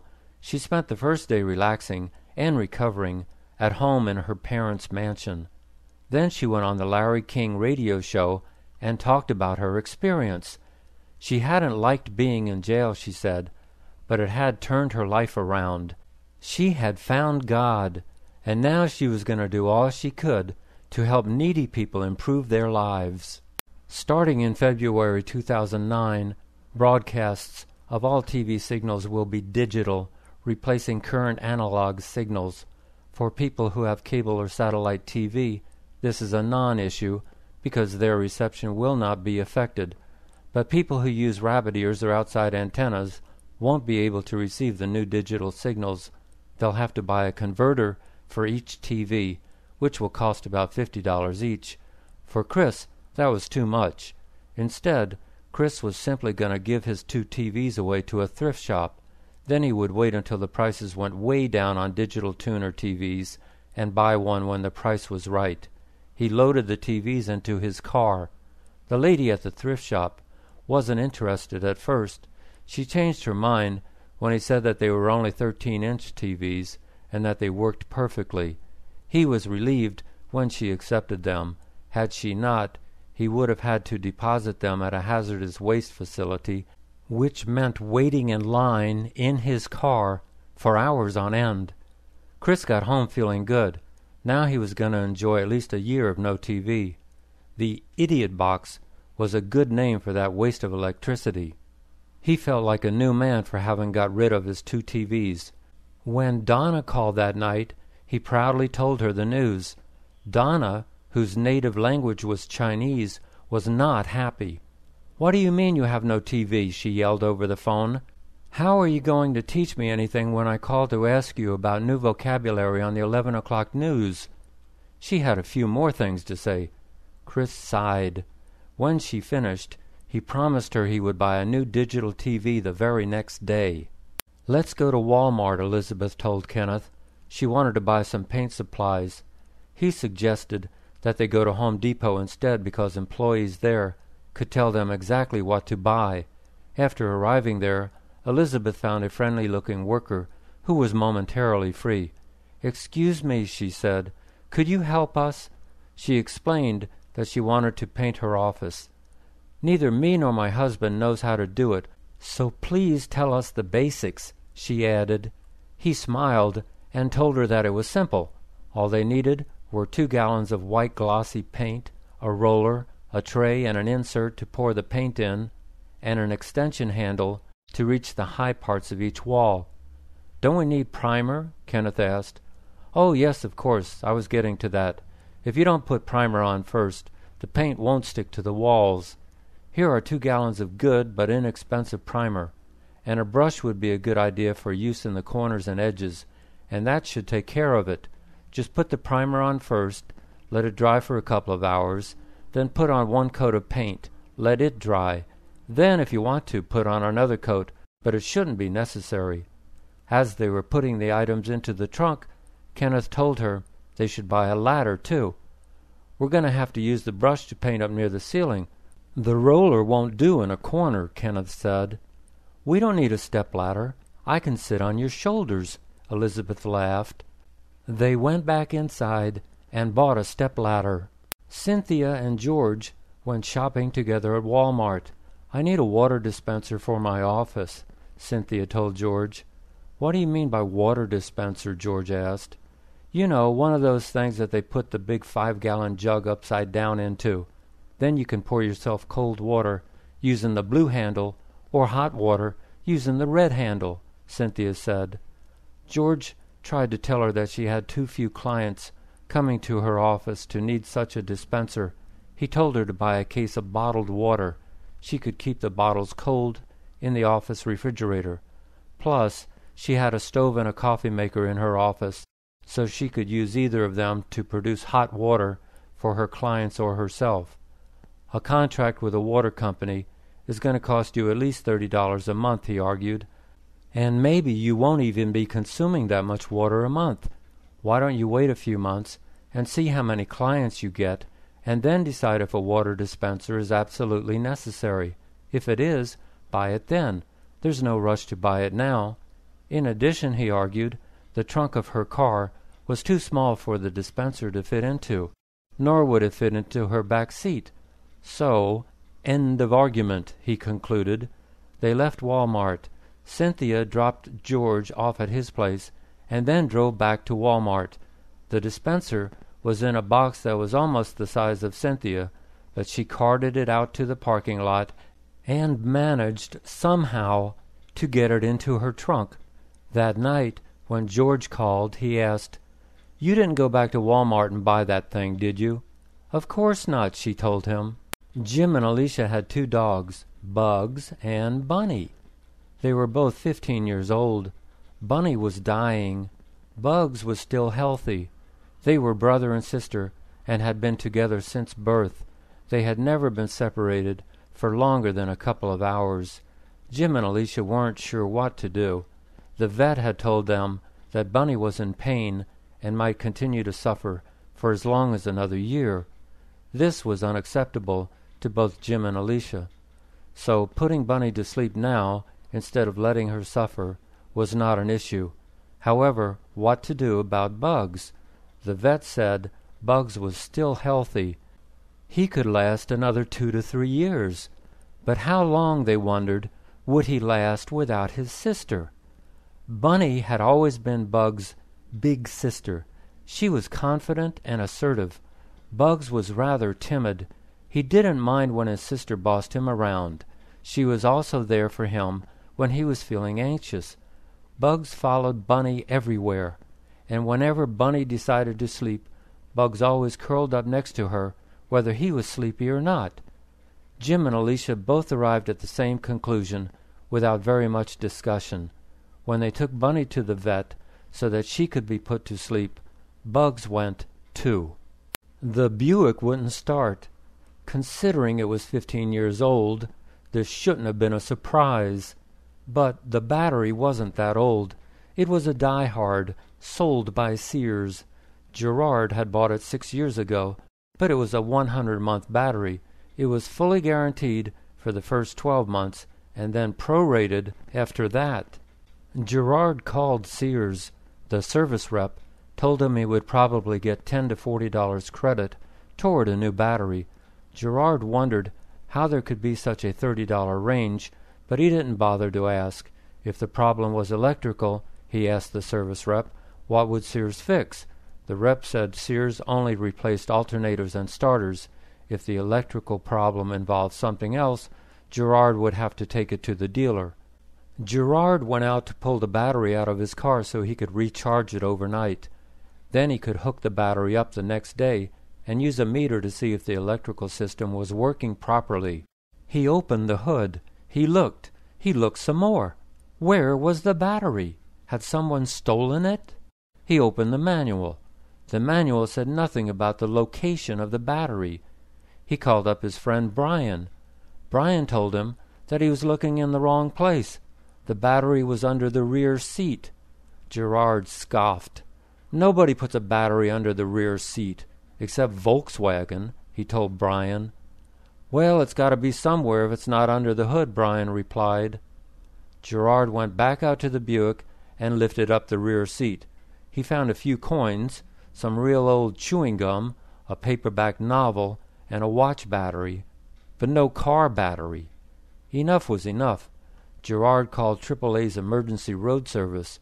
Before the tow truck driver towed the Buick to Sears, Gerard asked him if he knew where the battery was. Oh, sure, he said. It's under the hood, but you'd never know it because it's completely hidden by the big white plastic windshield washer reservoir. It was only a '93 Lincoln, but he loved it. Not a ding on it. Only 75,000 miles, even though it was 14 years old. The leather seats were like new, as was the headliner. All the bells and whistles worked, including the cruise control and the power seats and mirrors. It even got 14 miles per gallon. What was not to love? She hated it. She hated it because she thought he loved his car more than he loved her. We can't go anywhere because all you do is worry about what will happen to your car, she complained. The last time we went shopping, after an hour you stopped talking and listening to me. You had that long face. I knew what you were thinking about. What was I thinking about? He asked. You were thinking about your Lincoln. She continued. When we went out to the parking lot, you walked all around it to check for fresh dings. Then, when you saw none, you unlocked the car and got in. As usual, you didn't open the door for me because you were so busy adjusting the airflow out of the dashboard vents. I just do that to make you feel comfortable, he said. If you really want to make me feel comfortable, she said, sell this car. Aaron asked Ray if he had looked everywhere for Walt's gift. Had he called up the wedding site to see if anything had been left behind? Ray said that he had looked everywhere and made a lot of calls that were fruitless. Ray didn't know what to do. If he sent Walt and Mary a thank you note for a gift they hadn't given, they would be insulted. If he didn't send them a thank you note for a gift they had given, they would be insulted. What would you do? Ray asked. Aaron said he would call Walt up and tell him the problem. You can't go wrong with simply being honest, Aaron said. Oh, yes you can, Ray countered. Sometimes it's best to let sleeping dogs lie. But he thought about it and finally decided that honesty might be the best policy. He called Walt and told him the problem. Walt said that yes, he had given an envelope. In fact, the envelope contained $500 cash. $500? Ray asked.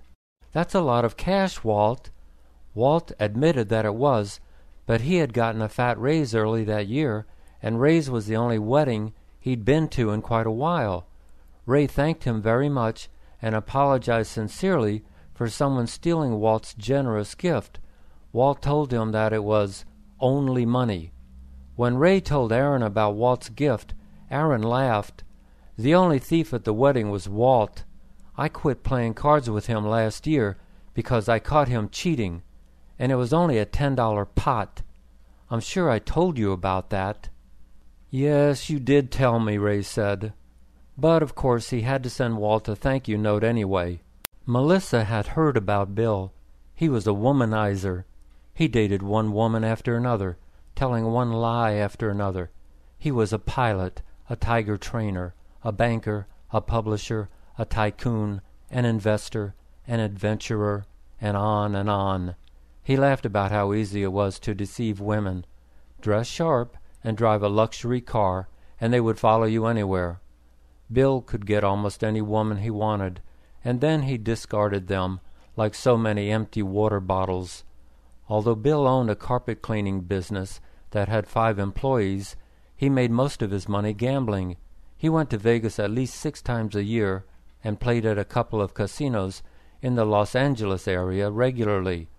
Tonight, he had invited himself to a monthly neighborhood poker game. For most of the evening, Bill was rather quiet. He hadn't said one unkind word about women, and he only briefly bragged about his poker skills. Melissa wondered if Bill had finally met a woman who had put him in his place. Meanwhile, he was winning every third hand. Melissa decided to play one last hand and then leave. She ended up with a wonderful hand, 3 9s and 2 aces. The betting was spirited, but eventually all the other players dropped out except Bill. Bill made a final raise, and Melissa called. There was almost $200 in the pot, the biggest of the evening. Melissa was mentally shopping with the money, much of it Bill's. Bill, however, also had a full house, 3 10s and 2 deuces. Bill chuckled. "The best female poker player in the world couldn't beat me, honey. What on earth were you thinking?"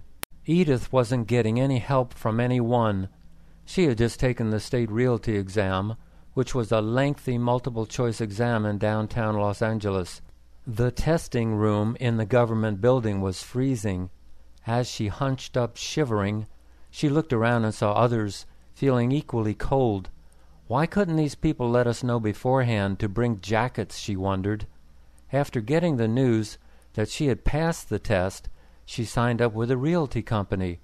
They told her how much money she would owe them each month and wished her good luck. Other than that, they weren't much help or encouragement. They told her how to have open houses on weekends. She had to carry big signs in her car and place them in the neighborhood around the open house. The signs were not always easy to push into the ground, nor did they always stay upright. To make matters worse, one Saturday evening, she discovered that all of her signs had been stolen. Her realty company told her not to worry. They would just add the cost of replacing the signs to her monthly bill. After she had asked him many times, her husband finally accompanied her to an open house. They ended up spending 8 hours together with each other that Sunday. Only a dozen house hunters showed up all day. She tried to engage Edgar in conversation, but all he wanted to do was read the newspaper. After he helped her pick up all the signs, he told her that was the last time he was going to help her on an open house. She asked why. He said he didn't want to talk about it. Edith wondered how long her realty career was going to last. 2 bombing attempts in London failed last night. A Mercedes was parked in front of a popular nightclub before closing time. There were at least 500 patrons inside the club. The Mercedes contained 11 full gasoline cans and 7 containers of nails. Apparently, the car was to be exploded by a call from a cell phone, but someone or something goofed. The cell phone call didn't trigger the explosion. Instead, some smoke started spewing out of the car. An ambulance happened to drive by. The driver, seeing the smoke, called the police. The police arrived quickly, and a bomb expert immediately entered the car and started disarming the vehicle. A few minutes later, the police were notified about another car, also full of explosive material, parked behind the nightclub. That vehicle was also disarmed. Twice in one night, deadly explosions had failed to occur. The bad guys had lost. this time. A new prime minister had just taken over in England. He said that God was watching over London.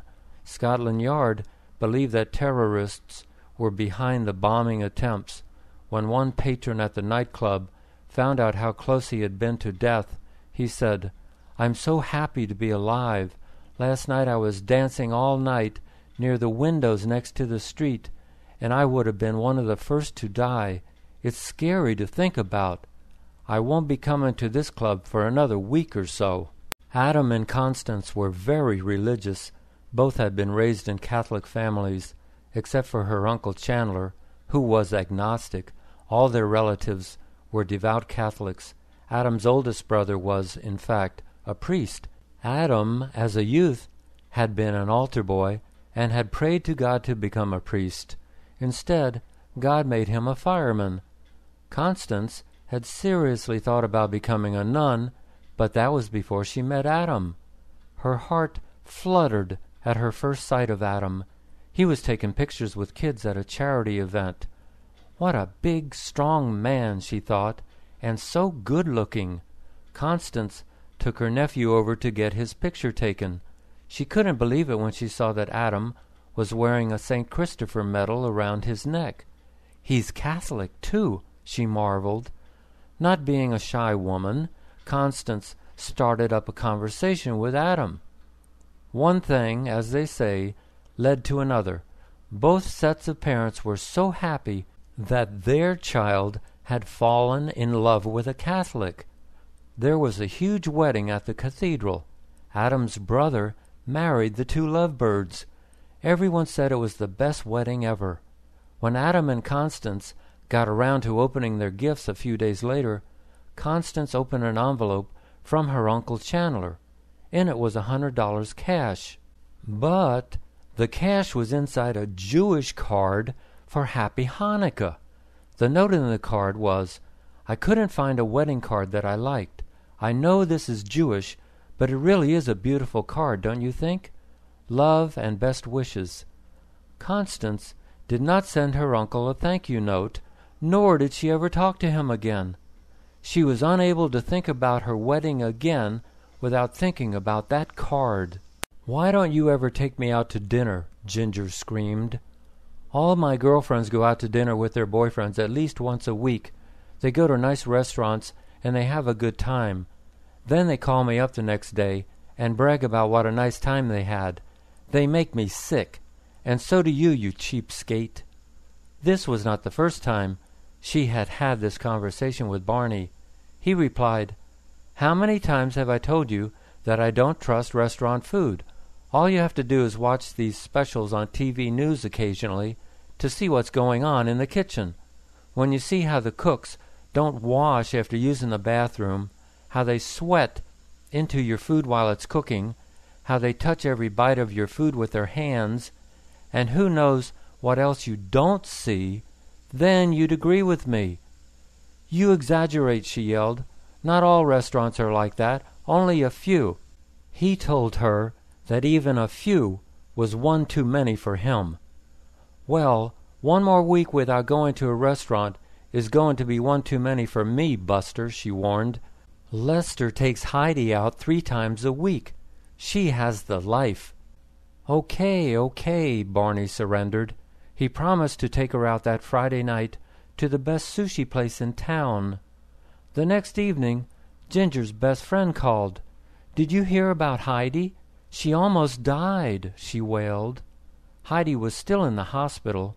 She had been taken to the emergency room that morning because of the bad scallops she had eaten at the most exclusive restaurant in Pasadena the night before. Zach drove over to his fiancée's place. She was in China visiting her parents. Her son Bradley hadn't gone with her. Bradley was a junior in high school. He neither liked nor disliked Zach, even though he had known Zach for 3 years. Zach was still trying to win Bradley over. He called Bradley to tell him that he was coming over. Bradley said okay. When Zach got there, he checked all of Christine's mail to see if there were any bills to pay. There were none. He asked if Bradley wanted to drive Zach's car. Bradley had a driver's permit and was always pestering his mom to let him drive her car. Bradley said all right. Zach told him not to speed, but he could drive anywhere he wanted. Bradley got on the 210 freeway and headed northwest to where it meets the 5. Zach gave Bradley a few driving tips. Don't drive next to big rigs, because you never know when they might tip over and crush you. Don't drive behind pickup trucks with loads, because you never know when something in the truck will get airborne and come flying through your windshield. On their way back, Zach suggested that they stop at the driving range. He wanted to show Bradley how to play golf. Bradley wasn't enthusiastic. He preferred his video games. But Bradley soon discovered that golf was fun. He hit a large bucket of balls. Zach told him that he had a natural swing. The next day, Bradley, for the first time ever, called Zach. He had a few blisters on his hands. Zach said that was normal. Then Bradley asked if Zach would come by next Saturday so they could take a drive and hit golf balls again. Zach said of course, with a happy feeling in his heart. Senator Earl Adams recently admitted that he had been having sex with prostitutes. He claimed, however, that he actually wasn't having sex with them. He was just talking to them. But he did admit that he wore diapers during some of those conversations. When the senator got wind that a newspaper was going to reveal his shortcomings, he called a news conference. Apparently, he figured that by confessing instead of getting caught, he would be forgiven faster. The senator announced that God would forgive him because he understands that senators need to relieve their stress somehow. In a 1998 magazine interview, his wife said that Adams was as faithful as a puppy dog. She added, however, that if she ever did catch him cheating, she would divorce him. In 1999, Adams told CNN that President Clinton should resign because of his affair with Monica. He was unfit to remain in public office after his shameful behavior. Senator Adams, however, said he would remain in office. To resign would be to let down the people who had voted for him. His wife announced that she loved him and would stand by her man. The U.S. Senate contains 100 of the most powerful people in the United States. They are elected because of their integrity, intelligence, and leadership. Yet here is a senator who regularly cheats on his wife, who doesn't realize that an escort service keeps phone records, and who dresses in baby clothes.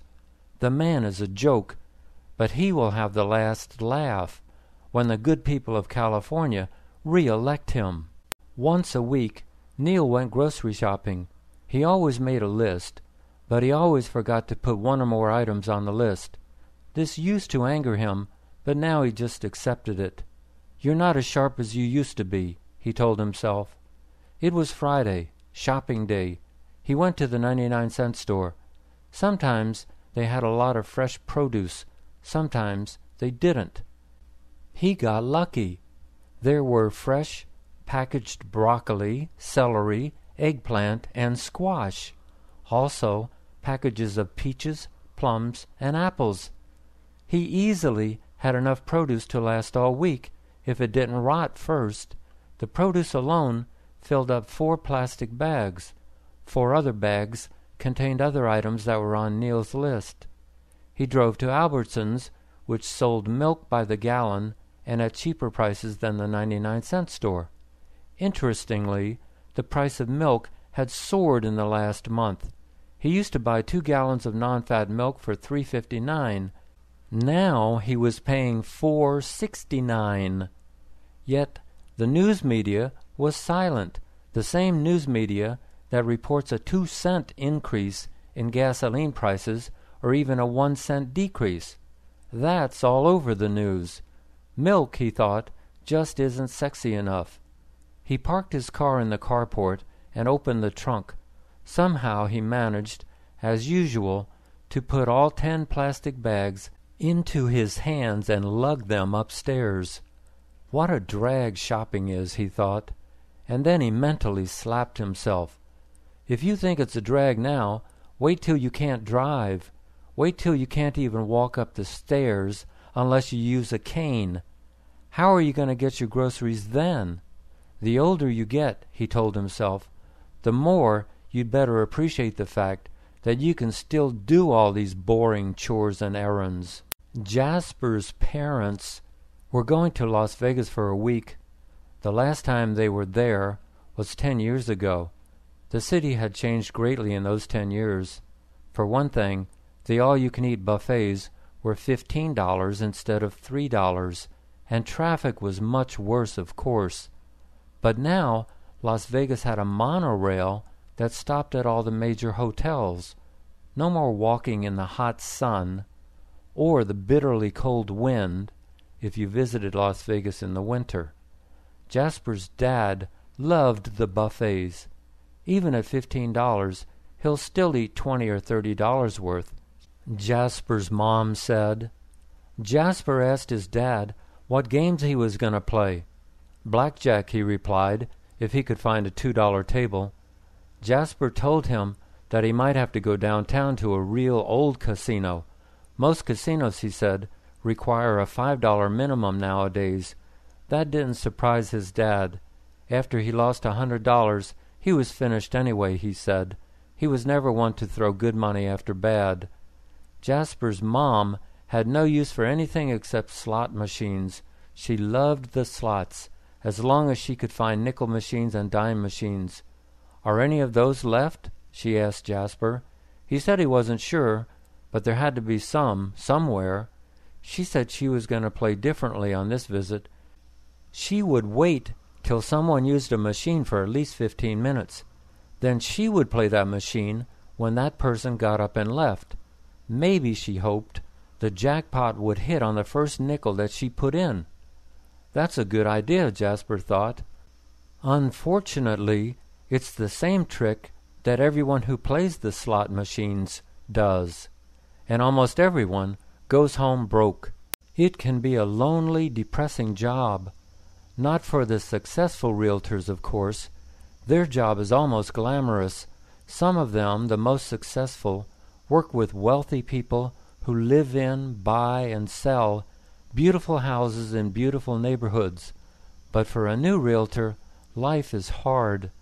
A realtor has to pass a comprehensive test and then take continuing education credit classes annually. He or she has to join a realty company and attend meetings regularly. He has to spend hours on the computer researching the latest properties that are being offered for sale. He has to make cold calls to potential clients. These cold calls are uncomfortable for the realtor and annoying to potential clients. Once a realtor gets a client, he must chauffeur the client from one property to another, patiently explaining this and that while answering questions about these and those.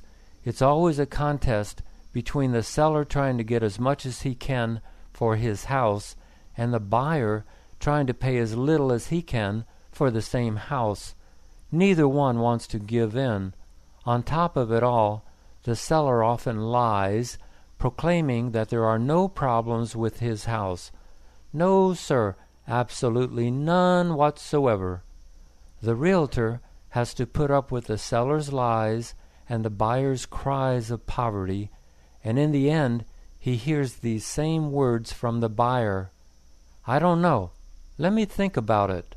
The sinks were leaking. David looked in the local paper and saw an ad for Toby the handyman. David left a message on the answering machine. 2 days later, he called again. He told Toby that he had left a message 2 days ago. Toby apologized. He said he hadn't checked his messages in a couple of days. David felt like hanging up. Why was it so hard to find a worker who was responsible and clean? Many workers were slobs who left messes for the homeowner to clean up. Toby doesn't check his machine, David mused. David told Toby that the kitchen, bathroom, and laundry room faucets were leaking. Toby said he could come over on Friday, Each faucet would cost $20. If he had to buy any parts, that would be extra. David was pleased. $60 was a great price. Of course, if Toby fixed faucets like he checked his messages, maybe the deal wouldn't be so good. Then again, it was only a $60 risk. David asked Toby if a check was okay. Toby said no, he only accepted cash. David said that was okay, as long as he got an invoice. Toby said he would be over Friday at 1 p.m.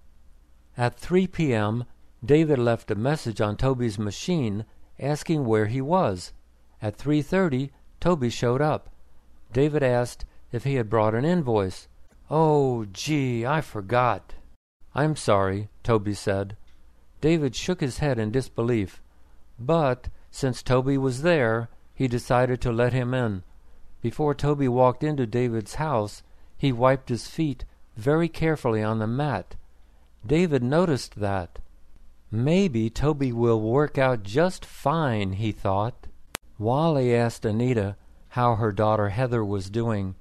Heather had always been a dutiful, loving daughter. She got married about 10 years ago, at the age of 23. It was the first marriage for her and her husband, Ben. And they had 2 kids.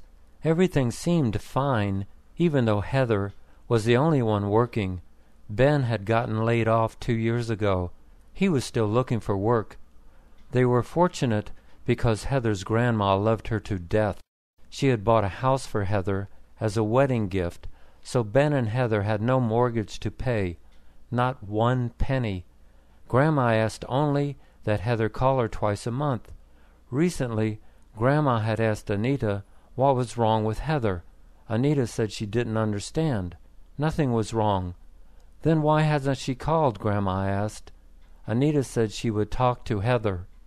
She left several messages, but Heather didn't call back. Anita drove over to the house. Ben was home taking care of the kids. "Where's Heather?" Anita asked. "She went to the beach," Ben told her. "Without you and the kids?" Ben was reluctant to talk, but he did. Heather had started smoking again. Even worse, she had found a boyfriend.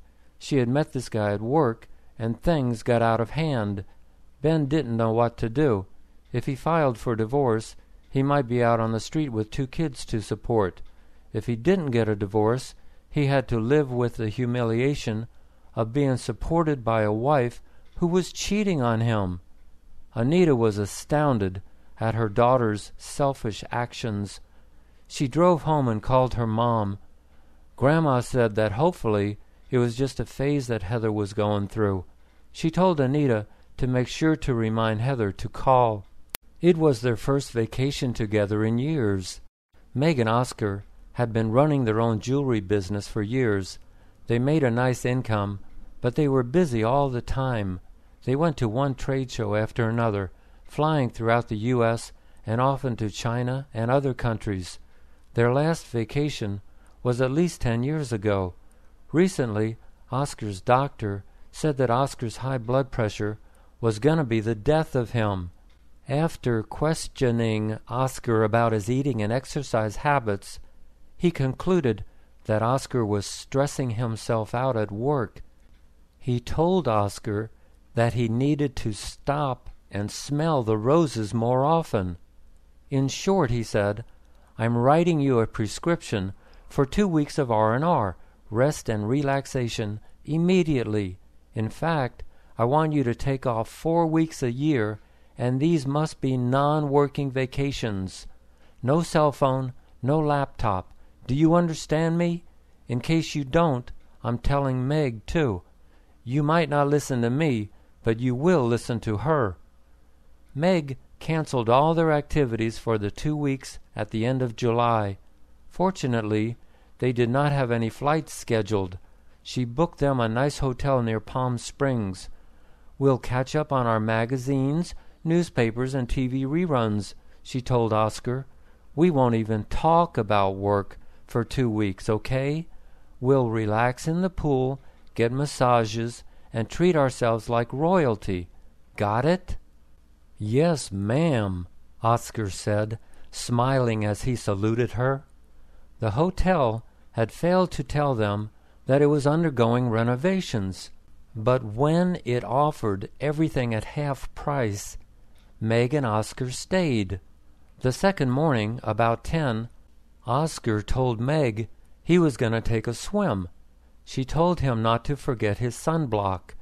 She went back to sleep.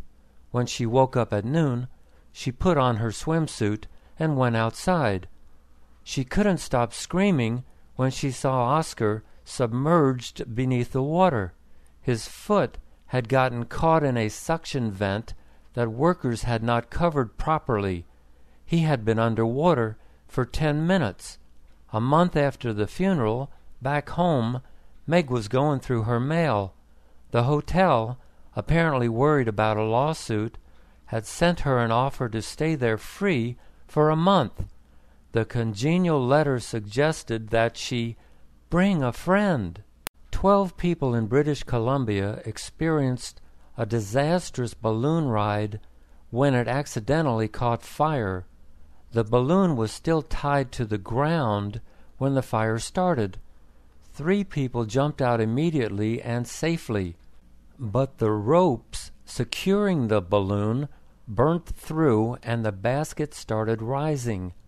7 more people jumped out as quickly as they could, but each one jumped from a higher height. The last 2 jumped from almost 50 feet up. Their clothes were on fire.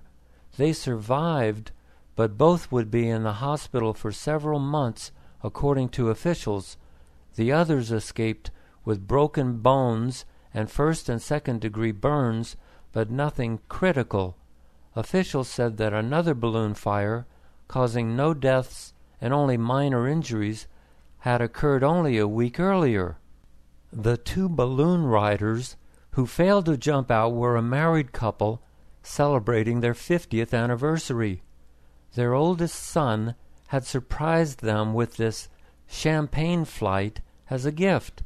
The couple burnt to death in the basket, which ascended to about 500 feet. Then the entire balloon burst into flames and plummeted to the ground, landing in a trailer park. The basket was still burning furiously. It looked like an orange torch as it descended, brilliant against the blue sky. 4 trailers were destroyed by the bomb-like effect of the basket's heavy landing. When the dust finally cleared, the married couple were found completely charred, embracing each other. A professional football player was charged by government prosecutors with breeding dogs to fight, providing the site for the dog fights, gambling on the dog fights, and killing dogs that were not good fighters. The quarterback, Roger Chaney, at first denied everything. He told the media that he hoped his mother would not hear about any of this, and if she did, she knew him well enough not to believe any of the charges. Unfortunately, all the people that worked for him immediately confessed everything, hoping for reduced sentences. They all pointed a finger at the quarterback. The media interviewed Chaney's father, who said that he had told his boy that dogfighting was evil and he should stop it. His son told him that it was only some dogs. It wasn't like he was destroying lions or elephants. He told me that humane societies destroy thousands of dogs a month, so what was the big deal? Chaney's dad said. 2 weeks after the initial charges were made, Chaney agreed to plead guilty to several reduced charges, including animal cruelty. He could be sentenced to 5 years in jail. Across the nation, football fans and animal fans were equally outraged at his admission. Athletes are supposed to be a model for our nation's youth, said some. He is more of an animal than any of his poor dogs, said others. Few were surprised or saddened when the National Football League suspended Chaney without pay for an undisclosed term. 6 coal miners in Utah were trapped 1,500 feet underground when the support beams collapsed. Digging was immediately started in an effort to rescue the six. 5 volunteer miners risked their lives to descend down to the location of the cave-in. A day later, another cave-in occurred, killing 3 of the 5 would-be rescuers. All 5 were pulled out of the mine. The government banned any further attempts at rescue by men. Instead, machines would be used to burrow into the ground. Listening devices would be able to detect any human activity, and probes would be able to detect the amount of oxygen present. Even though most people figured that the original 6 had died almost immediately, 5 more holes were dug during the next 2 weeks in an effort to find and deliver food and water to survivors. This effort was made more difficult because searchers did not know the exact location of the original cave-in. After the 4th, 5th, and 6th digs had produced no positive results, the owner of the mine said that was it. Enough was enough. He had done all he could do, and after 2 weeks of no food and water, it was impossible that anyone could still be alive. The families of the 6 miners were outraged, telling the media that the owner had given only lip service to rescue attempts. They planned to sue. She was a big, homely, overweight young woman, in her late 20s maybe. No ring on her finger, so she was probably single. In fact, judging from her unfriendly demeanor, she probably had no boyfriend, and unless she started dieting and exercising regularly, she would probably remain unattached. Vivian asked her to make sure to remove the plastic tag from each article of clothing that Vivian was buying at Marshall's. The woman looked at Vivian but said nothing. Not, "Yes, ma'am," not, "Of course," not, "No problem." She yanked each shirt off its hanger, removed each tag, and folded each shirt quickly but carelessly. Even though the building was air-conditioned, her forehead had beads of sweat. Occasionally she wiped the sweat off with the back of her hand. When she finished removing all the plastic tags and folding shirts into 3 piles, she rang up the total, $530.78. Vivian presented her Visa card. The clerk completed the transaction and gave Vivian the receipt to sign. Then she started to put all 19 shirts into one big bag. Vivian said, "No, please put them into 3 bags because that would be easier to carry back out to the car." The young woman made a sour face, as if she had been asked to lick the floor clean. She almost threw each pile of shirts into 3 separate plastic bags. Vivian said thank you and picked up the bags. The young woman said nothing. Wordlessly, she wiped the sweat off her forehead, pulled a shirt off the hanger for the next customer, and folded it. Every 2 years, DMV sent Corey a notice to get a pollution check to make sure his Cadillac wasn't fouling the California sky. Corey thought that DMV was fighting a losing battle, considering that there were 30 million cars and 10 million cows in California, not to mention the air pollution drifting into California from across the Pacific. After driving on the 210 freeway for 20 minutes to warm the engine up, Corey drove to the test-only center on Colorado Boulevard. Sam, the owner, offered Corey a bottle of purified water. Sam pulled the car up to the test machine and stuck the machine's sensor up the car's tailpipe. This isn't good, Corey thought. Sam showed Corey the printout. Your vehicle is a gross polluter. What does that mean? Corey asked. It meant that Corey had to take his car to a mechanic to find out why the car was running so rich. It was using gasoline inefficiently. Maybe that's why I'm getting only 8 miles per gallon, Corey thought. Sam said that once the problem was fixed, bring the car back for a second test, which would be free. Corey took his car to Mo, his regular mechanic. Mo said he couldn't help Corey, but his friend Ramsey specialized in emission problems. He gave Corey Ramsey's business card. "Tell him that I recommended you," Mo said.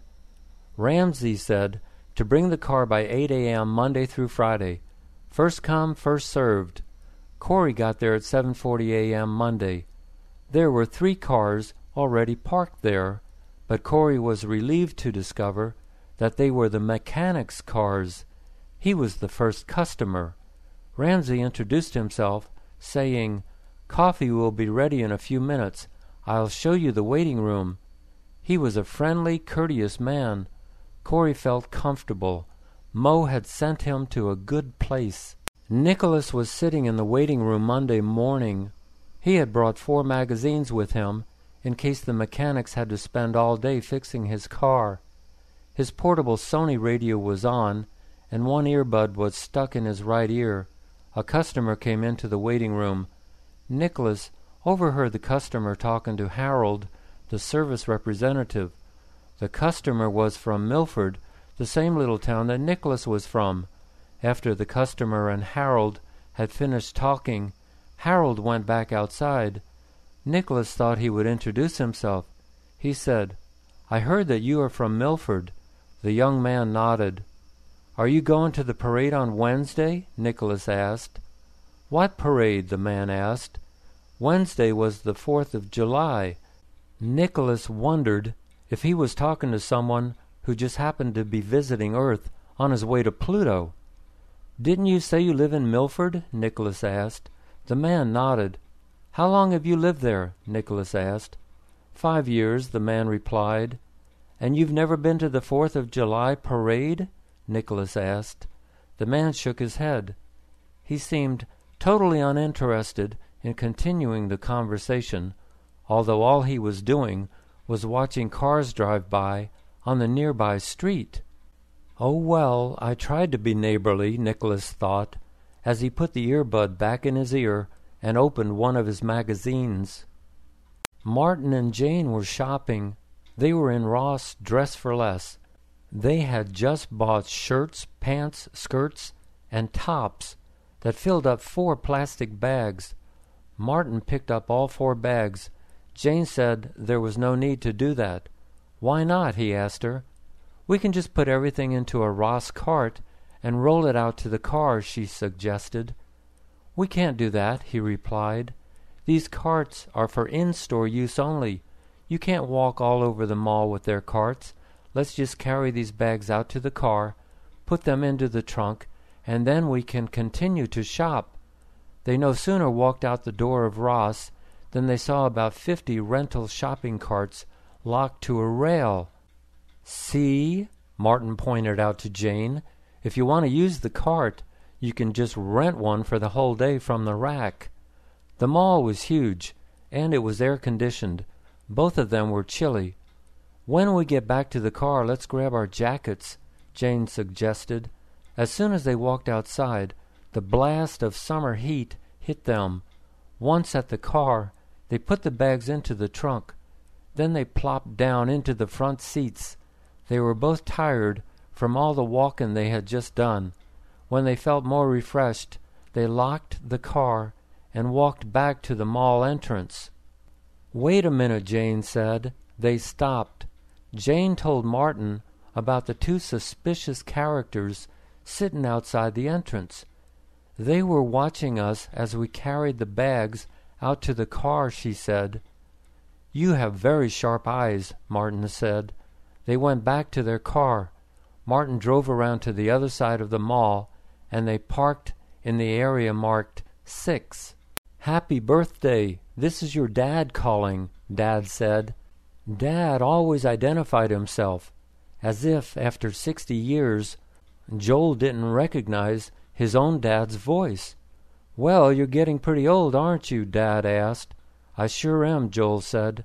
"In fact, I'm the same age you were 20 years ago." "Yes, who'd ever think that they wished they were 60 again," said his dad. "This aging process is certainly no fun. You can say that again, Joel said. But as they say, it's a lot better than the alternative, as long as you're reasonably healthy in mind and body. They both agreed. His dad and mom were still quite active. They lived together in their house. They both drove. They both played golf regularly and were active volunteers in the community. But such independence would not last forever. Both of them would eventually need part-time or full-time nursing assistance at home, or maybe even have to be moved into a nursing home. What a quiet end that will be, Joel thought, to such fun, productive, and eventful lives. Lying in a bed in a nursing home, waiting for relatives and friends to come visit, waiting for the nurse's aide to bring medication, dinner, or an extra blanket, waiting for help to use the bathroom. Much of that time spent waiting would also be spent in thought. What do people think about when they know their time is almost up? Joel wondered. A 58-year-old woman, mother of 3, grandmother of 8, was shot twice in the head Friday night. She was driving to the Walmart east of Pasadena. Only a block from her home, she saw 2 kids spray painting graffiti on a new building. She honked at the kids. They continued to tag the building. She honked again. Then she got out of her car and started yelling at them to stop it. They turned around and shouted obscenities at her. She got back into her car, telling the boys that she was calling the police. She did not notice another car behind her. The car pulled up next to her. The passenger window rolled down and 2 shots were fired. The 2 boys who had been watching walked over to the woman's car. One opened the driver's door and grabbed her purse. The other opened the passenger door and dug through the glove compartment. Then they calmly got into their friend's car and left the scene. It is said, if good people are silent, evil will win. This woman was not silent, yet evil won. The police caught a 19-year-old who they think fired the shots. He will be tried.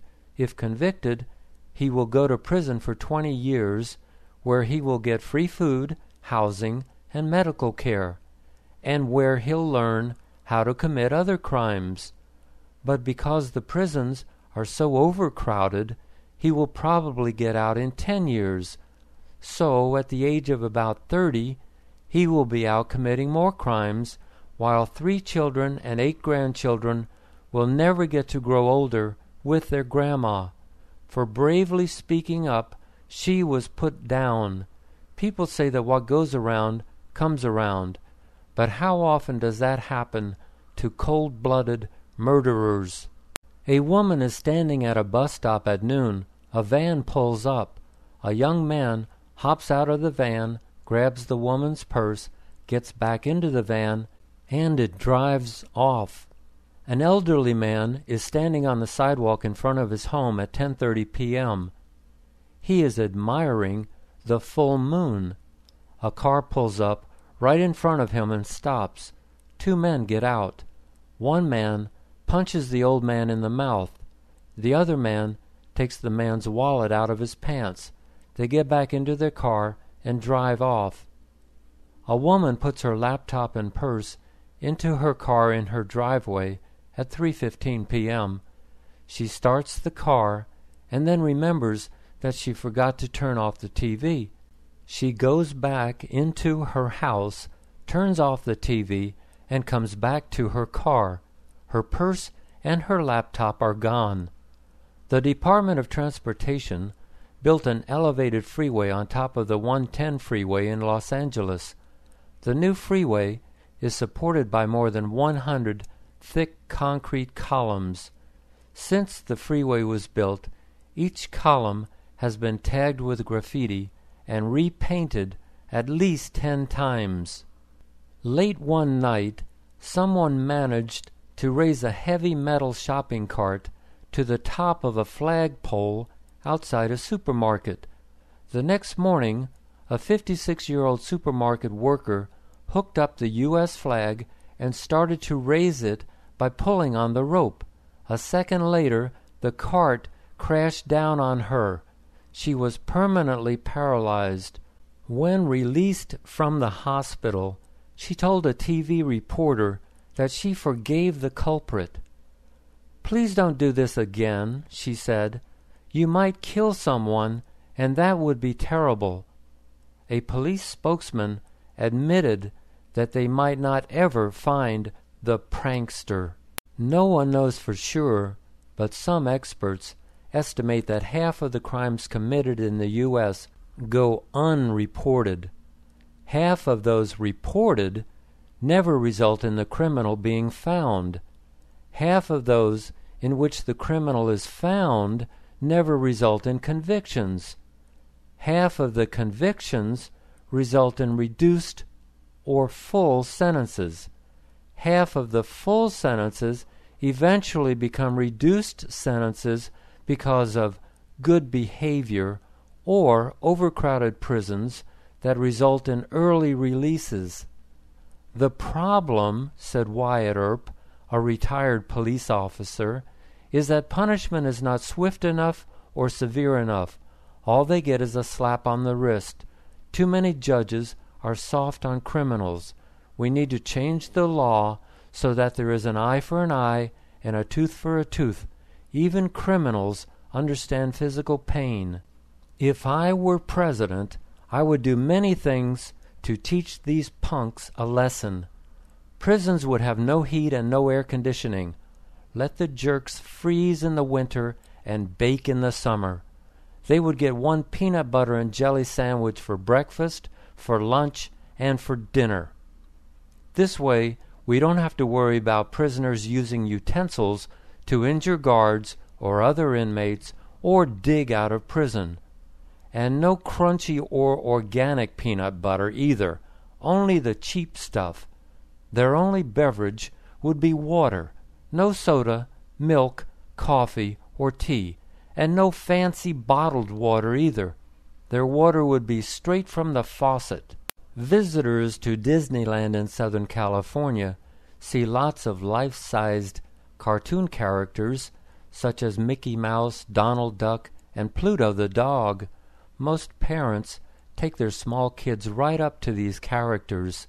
If the child doesn't start bawling because he or she is afraid of the cartoon character, the parents will take snapshots or videos of their kid with Snow White, Grumpy, Goofy, or others. Often the camera will be rolling even when the child looks afraid or is crying. Last week, Eva Gunderson took her 7-year-old son Billy Bob to Disneyland. Pluto was the first character they met once they got inside. Eva asked Billy Bob if he wanted a picture with Pluto. Billy Bob said no. He said Pluto's tail was too skinny and his nose was too big. Eva told him to go ahead, please, just so she could show Daddy. Billy Bob reluctantly agreed. He went over to Pluto and sat on his lap. Eva said, "Say cheese," and both Billy Bob and Pluto said the magic word. Then, as Billy Bob got off Pluto's lap, he grabbed Pluto's round black plastic nose and ripped it off Pluto's costume. Pluto yelled, "Ouch!" even though it didn't hurt. Billy Bob started running, and Pluto started chasing him. Just as Pluto got close enough to grab him, Billy Bob kicked Pluto between his legs. Pluto fell to the ground, groaning. This time he really was in pain. Eva got it all on video cam. "That was great, honey," she told her son as they walked off to find more characters. "Wait till Daddy sees this. He'll be so proud of you." A new invention called Arm Yourself is in arcades in Japan. It is a mechanical arm wrestling machine. In the old days, fairs and carnivals usually had a test your strength contest that required a player to swing a small sledgehammer as hard as he could to ring a bell and get a prize. The Japanese invention also challenges a player's strength. Players can set it to 4 different levels: baby, girl, man, and Arnold Schwarzenegger. The mechanical arm operates at half strength for the first 10 seconds. Baby, for example, would be half baby or 50% full strength for 10 seconds initially. This gives the human time to evaluate his mechanical opponent and usually allows him to win, says the inventor. But after 10 seconds elapse, the mechanical arm instantly achieves full strength so that weak baby suddenly becomes strong baby. That comes as a surprise to the human, said the inventor. If you watch the human compete, you will see a look of surprise come over his face at the machine's sudden burst of strength. It's funny to see. Unfortunately for some players, the look of surprise is followed by the look of pain as the steel and plastic arm breaks their flesh and blood arm. 2 players recently went to the hospital. The inventor said that he wouldn't put a warning sign on the machine. It's not the machine's fault, he said. Humans often think that they're smarter, faster, and stronger than they actually are. I think it's a good lesson that they are learning. Many refuse to combat the machine at the baby or girl level because they think that they're equal to the man or Arnold level. They don't know their limitations. They're proud and foolish, and some of them have to pay the price for their pride. Semper Fi means always faithful. It's the motto of the Marine Corps, which is a segment of the U.S. Navy. The Marines do whatever the federal government tells them to do, and the government always talks about how important the Marines are and how grateful the government is. So when a former Marine, James Reed, recently applied for a Purple Heart for a wound that he received while serving in the Korea War more than 50 years ago, he expected no problems, but a Navy official said that they had no more Purple Hearts. If Reed wanted one, he could buy it at a military supply store. They're only $42, said Arthur Chertoff. It's not exactly like buying a new car. However, the 75-year-old Reed subsists on a military pension that barely covers his rent. His daughter and son send him money for food, transportation, and other expenses. Well then, let your kids pay for it, Chertoff said when Reed told him that he depended on his kids for living expenses. So Reed asked his son for $42 for the medal. His son got so upset about the ungratefulness of the Navy that he called the local newspaper. The local newspaper printed a front-page article about how the Navy couldn't be bothered to pay for and present Reed his Purple Heart 50 years after his injury. Network television news picked up the story. The Navy, of course, was immediately embarrassed. Somehow, officials found the money and the time to buy Reed his Purple Heart and even make a ceremonial presentation. We are always eager and happy to show that we take care of our own, said the broadly smiling Chertoff as he presented Reed the medal in front of TV news cameras. Thank you so much for your service to your country. It sounds incredible, but the small country of Greece seems to be burning down. Police believe arsonists are responsible for at least half of the fires. 30 people have died so far, many of them trapped in their homes or their cars. Residents all over Greece have called fire departments, police, and media about fires surrounding their homes, but there have simply not been enough firemen to respond to all these fires. The government has asked for aid from France, Italy, and Germany. Greek ruins that are almost 3,000 years old are in danger of being burnt down. Fires surround Athens, the capital city. The hillsides are ablaze, and there seems to be no end in sight. Entire villages have been destroyed. There has been no rain for 2 months, and the trees are so dry that just the heat from an approaching fire causes them to explode into flames. Police have arrested 3 suspected arsonists. One suspect, oddly enough, was still complaining about the 2004 Olympics. He had applied to carry the torch into the stadium and light the fire to officially start the games. His application was ignored. "You have to be somebody," was the reply he got when he called the Olympic Committee in Athens. "And you're not. You're nobody," an official told him. The man was in jail for 3 years for trying to blow up the committee's headquarters. Yesterday, police caught him walking away from a new fire with an empty gas can in his hands. "I'm nobody, huh?" he told the police. "Well, I'm somebody now." I was sound asleep. My grandfather appeared in a dream. He asked why I had never visited him and Grandma at the cemetery. He said that even my mom hadn't visited since October 4th, Grandma's birthday. He told me that when I was young, I had walked out into a pond and slipped under water. He had rescued me. He said Grandma was supposed to be watching me, but that she had gotten sick all of a sudden and was throwing up. It was probably the fresh blackberries they had picked and eaten earlier. Grandma had a bad stomach. My parents were out on a boat in the pond.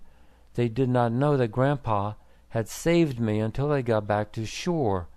I was in a towel, and my clothes were drying on bushes. My brown and white Buster Brown shoes were also soaked. I was only 3 years old, Grandpa said. My parents were angry at first, but when they saw that Grandma was still feeling sick, they forgave her. Grandpa told me that we had a picnic after that. The 4 of us ate some chicken, potato salad, and homemade cookies. We drank lemonade. Then Grandpa took me for a walk in the woods. I sat on his shoulders. I saw some daisies, and we picked them. When we returned, I presented 3 daisies to Mom and 3 to Grandma, who was finally feeling better. Grandpa said to bring some daisies to the grave site. Then I woke up. The next day, I called my mom. "Do you remember me walking into the pond and Grandpa rescuing me?" "My God, who told you about that?" "You mean it really happened?" "Yes, but your father and I never told you about it because Grandma swore us to silence.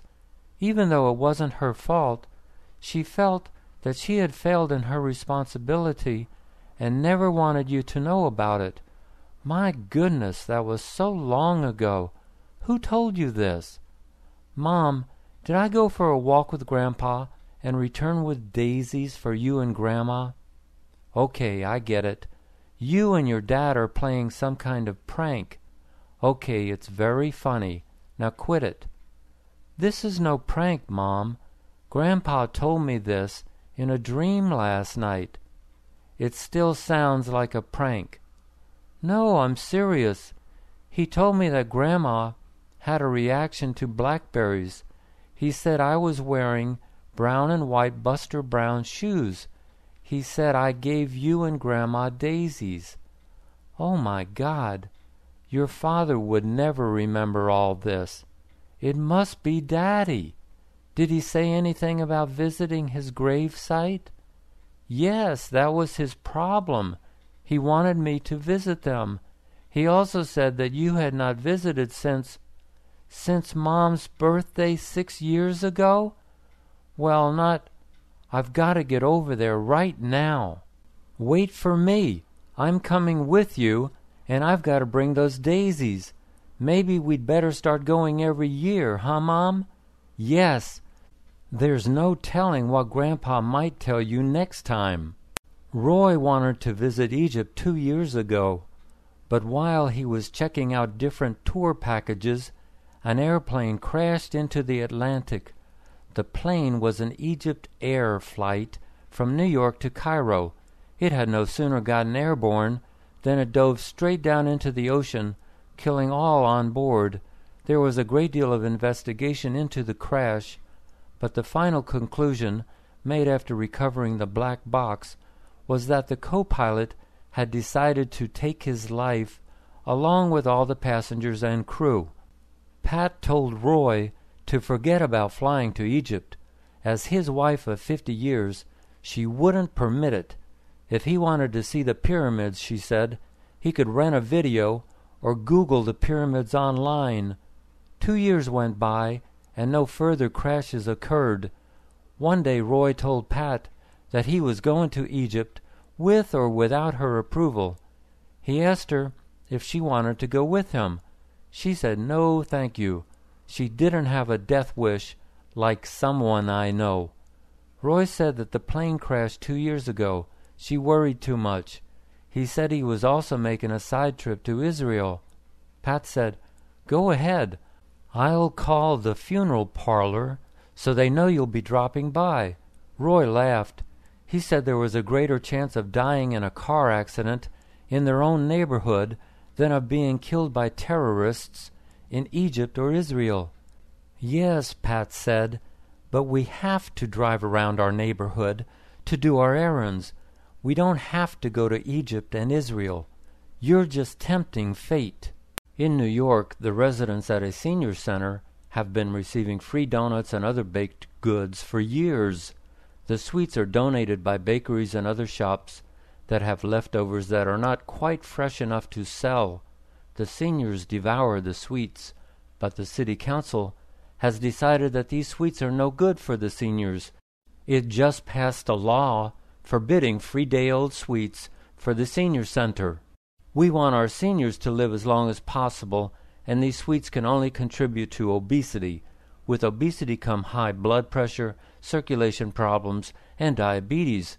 So we are doing this for their own good, said Carl Rove, a city council member. The senior citizens are having none of this. They immediately called Rove and other council members to protest this ban. "Who are these people to tell us what to eat?" asked Doug Fairbanks, a resident at the center. "I'll bet every one of them has a donut several times a week. Where do they get this attitude? They act like they are our parents. Instead, they are elected officials who are supposed to do the will of the people, and there isn't one person in the senior center who has complained about the free donuts. If they're concerned about seniors, are they going to prohibit all the seniors in the whole town from eating donuts? They can't just pick on us if they're interested in the health of all seniors. People get a little bit of power, and it goes straight to their heads. We are starting a petition to recall all the council members who voted for this law." May was hoping to broker cigarette lighters in America. Her friend said that Mr. Wang was a big manufacturer in China. She gave May Mr. Wang's phone number. May called Mr. Wang and invited him to Los Angeles. She arranged several meetings between Mr. Wang and some U.S. wholesalers. Because he did not speak English, she was the interpreter at the meetings. Mr. Wang promised to give May a commission for whatever business deal was made and for all future orders. The first 3 meetings were unproductive. The last meeting was with a Chinese wholesaler. He spoke Chinese, so there was no need for May to interpret his remarks. She sat there throughout the meeting and listened. The 2 men discovered that they both had grown up in Chengdu, a large city in southwest China. At meeting's end, no deal was made. Everyone shook hands. May and Mr. Wang walked out to her car. Then Mr. Wang said that he had forgotten something. He excused himself and walked back to the office. May waited a moment. Then, suspicious, she snuck back to the office and heard the 2 men making a deal behind her back. Mr. Wang was cutting her out of her commission. May went back out to her car and waited. Mr. Wang was whistling as he returned to the car. He apologized for making her wait. She said it was no problem. Then she drove Mr. Wang back to his hotel. He thanked her for her help and said he was returning to China the next day. She didn't say anything about what she had overheard. She went home and tried not to cry about what had just happened. She must be strong. Bill parked his car on the residential street. The street used to be safe, but now there were frequent reports in the weekly paper about break-ins. He put the club on his steering wheel and made sure that nothing of value, not even a pair of cheap sunglasses, was visible through the car windows. He got out of the car and started the uphill walk. The mountain trail was mostly narrow for the first 2 miles. Only 2 people could walk side by side. When the trail got close to the edge of the mountainside, it was best if people walked single file. Several years ago, an experienced hiker, walking alone, slipped and fell to his death. The trail went past a small lake created by a dam and then broadened as it went up into the heart of the mountain, away from cliffs. When Bill got to first camp, he stopped by the small stream to look for fish or frogs. Suddenly, he heard a sinister rattling sound. Then he felt a sharp bite on his calf. He turned around in time to see a rattler slithering off. There was nothing to do now but walk back down to his car. He had no cell phone with him. He would remember to bring it next time, if there was a next time. Should he walk slowly so the poison would spread slowly, or should he walk fast so he could get to his car and get medical help faster? Perhaps he'd meet someone on the way down. A simple walk, he thought. It was just going to be a simple walk up a mountain trail. Tamara Smith sliced open an eggplant. The seeds were arranged in the likeness of Elvis's profile.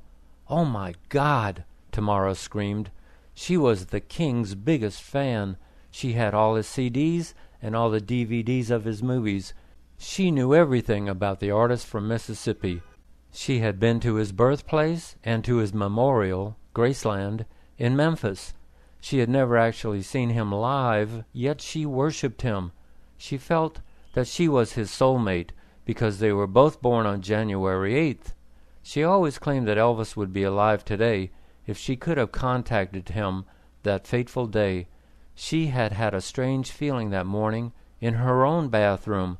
She sensed that there was danger for Elvis in his bathroom. She suspected that he might slip in the tub or maybe accidentally electrocute himself with his hair dryer. But she wasn't sure. All she knew was that Elvis must not use his bathroom that day. She dialed Memphis 411, but information told her that his number was not listed. She called the Memphis police, but they said she would have to get in line behind all the other crank callers. She called her cousin who lived in Memphis, but her cousin was out. She almost died when she saw the TV news that night, August 16th, the saddest day of her life. "I was right, I was right," she kept repeating to herself. If only she had gotten through to poor Elvis. Now she had this eggplant. It could mean only one thing. Elvis was trying to communicate with her. She wrapped the eggplant in saran wrap and put it in her refrigerator. The next day, she was going to visit Mabel, her palm reader medium manicurist, to have a seance. "Boy, this is the worst weed I've ever had," Wesley thought, even though it smelled great. He'd rolled 2 joints, smoked them both, and still didn't feel high. He'd heard about some super weed that gets people so high that they think they're straight. Maybe this was super weed. Nah, he thought, this is just crap. His best buddy had ripped him off. There was only one thing to do: call the police. Wesley told the police his problem. They said they would be right over. He went to the front door and unlocked it. Slowly, he printed Buster's phone number and address on a cigarette paper. He put it into the big baggie of grass. He wondered if his call was going to make TV news, or maybe the front page of the newspaper. "Good citizen, turns in drug dealer." Wow! The city might make him an honorary deputy sheriff. He lit another joint. Maybe the third one would be the charm. He heard the car doors closing and the footsteps approaching. All right, he thought. He wondered if they had brought a television crew with them. Maybe he'd make the 11 o'clock news. The police were very polite. They thanked him for Buster's phone number and address. Then they arrested Wesley. What for? He protested. For possessing more than 28 grams of pot, an officer replied. But this isn't pot. It's more not than pot. Why do you think I called you? I got ripped off. Well, we'll see about that after the lab analyzes it. If you're both lucky, you did get ripped off. It was a hot, sunny day. The waves off Santa Barbara were almost 3 feet high because of a distant Pacific storm. Surfers were having fun. Then the fun ended. One surfer started yelling. Surfers on the beach saw him swinging his arms. He went underwater. Then he came back up, shouting for help. He was in big trouble, said one woman on shore. She called 911. He was still shouting and fighting. They could not see a shark, but they knew the surfer was being attacked by one. Again the surfer went under. 4 surfers hopped onto their boards and swam rapidly out to the surfer. By the time they got to him, he was alone. The shark had given up on the taste of the rubber wetsuit and the battle that the surfer had put up. The 24-year-old man was groaning in pain, but he was still alive. The surfers put him on a board and paddled back to shore. I don't think he's going to make it, said someone on the beach. Look at that leg. A helicopter arrived shortly afterward. Paramedics hopped out and examined the victim. They thanked the surfers and the woman for their aid and put the man into the chopper. A hospital spokesman said an hour later that the surfer would survive. He was in fair condition. Meanwhile, because there was nothing they could do, and because the waves were still good, most of the surfers were out on their boards.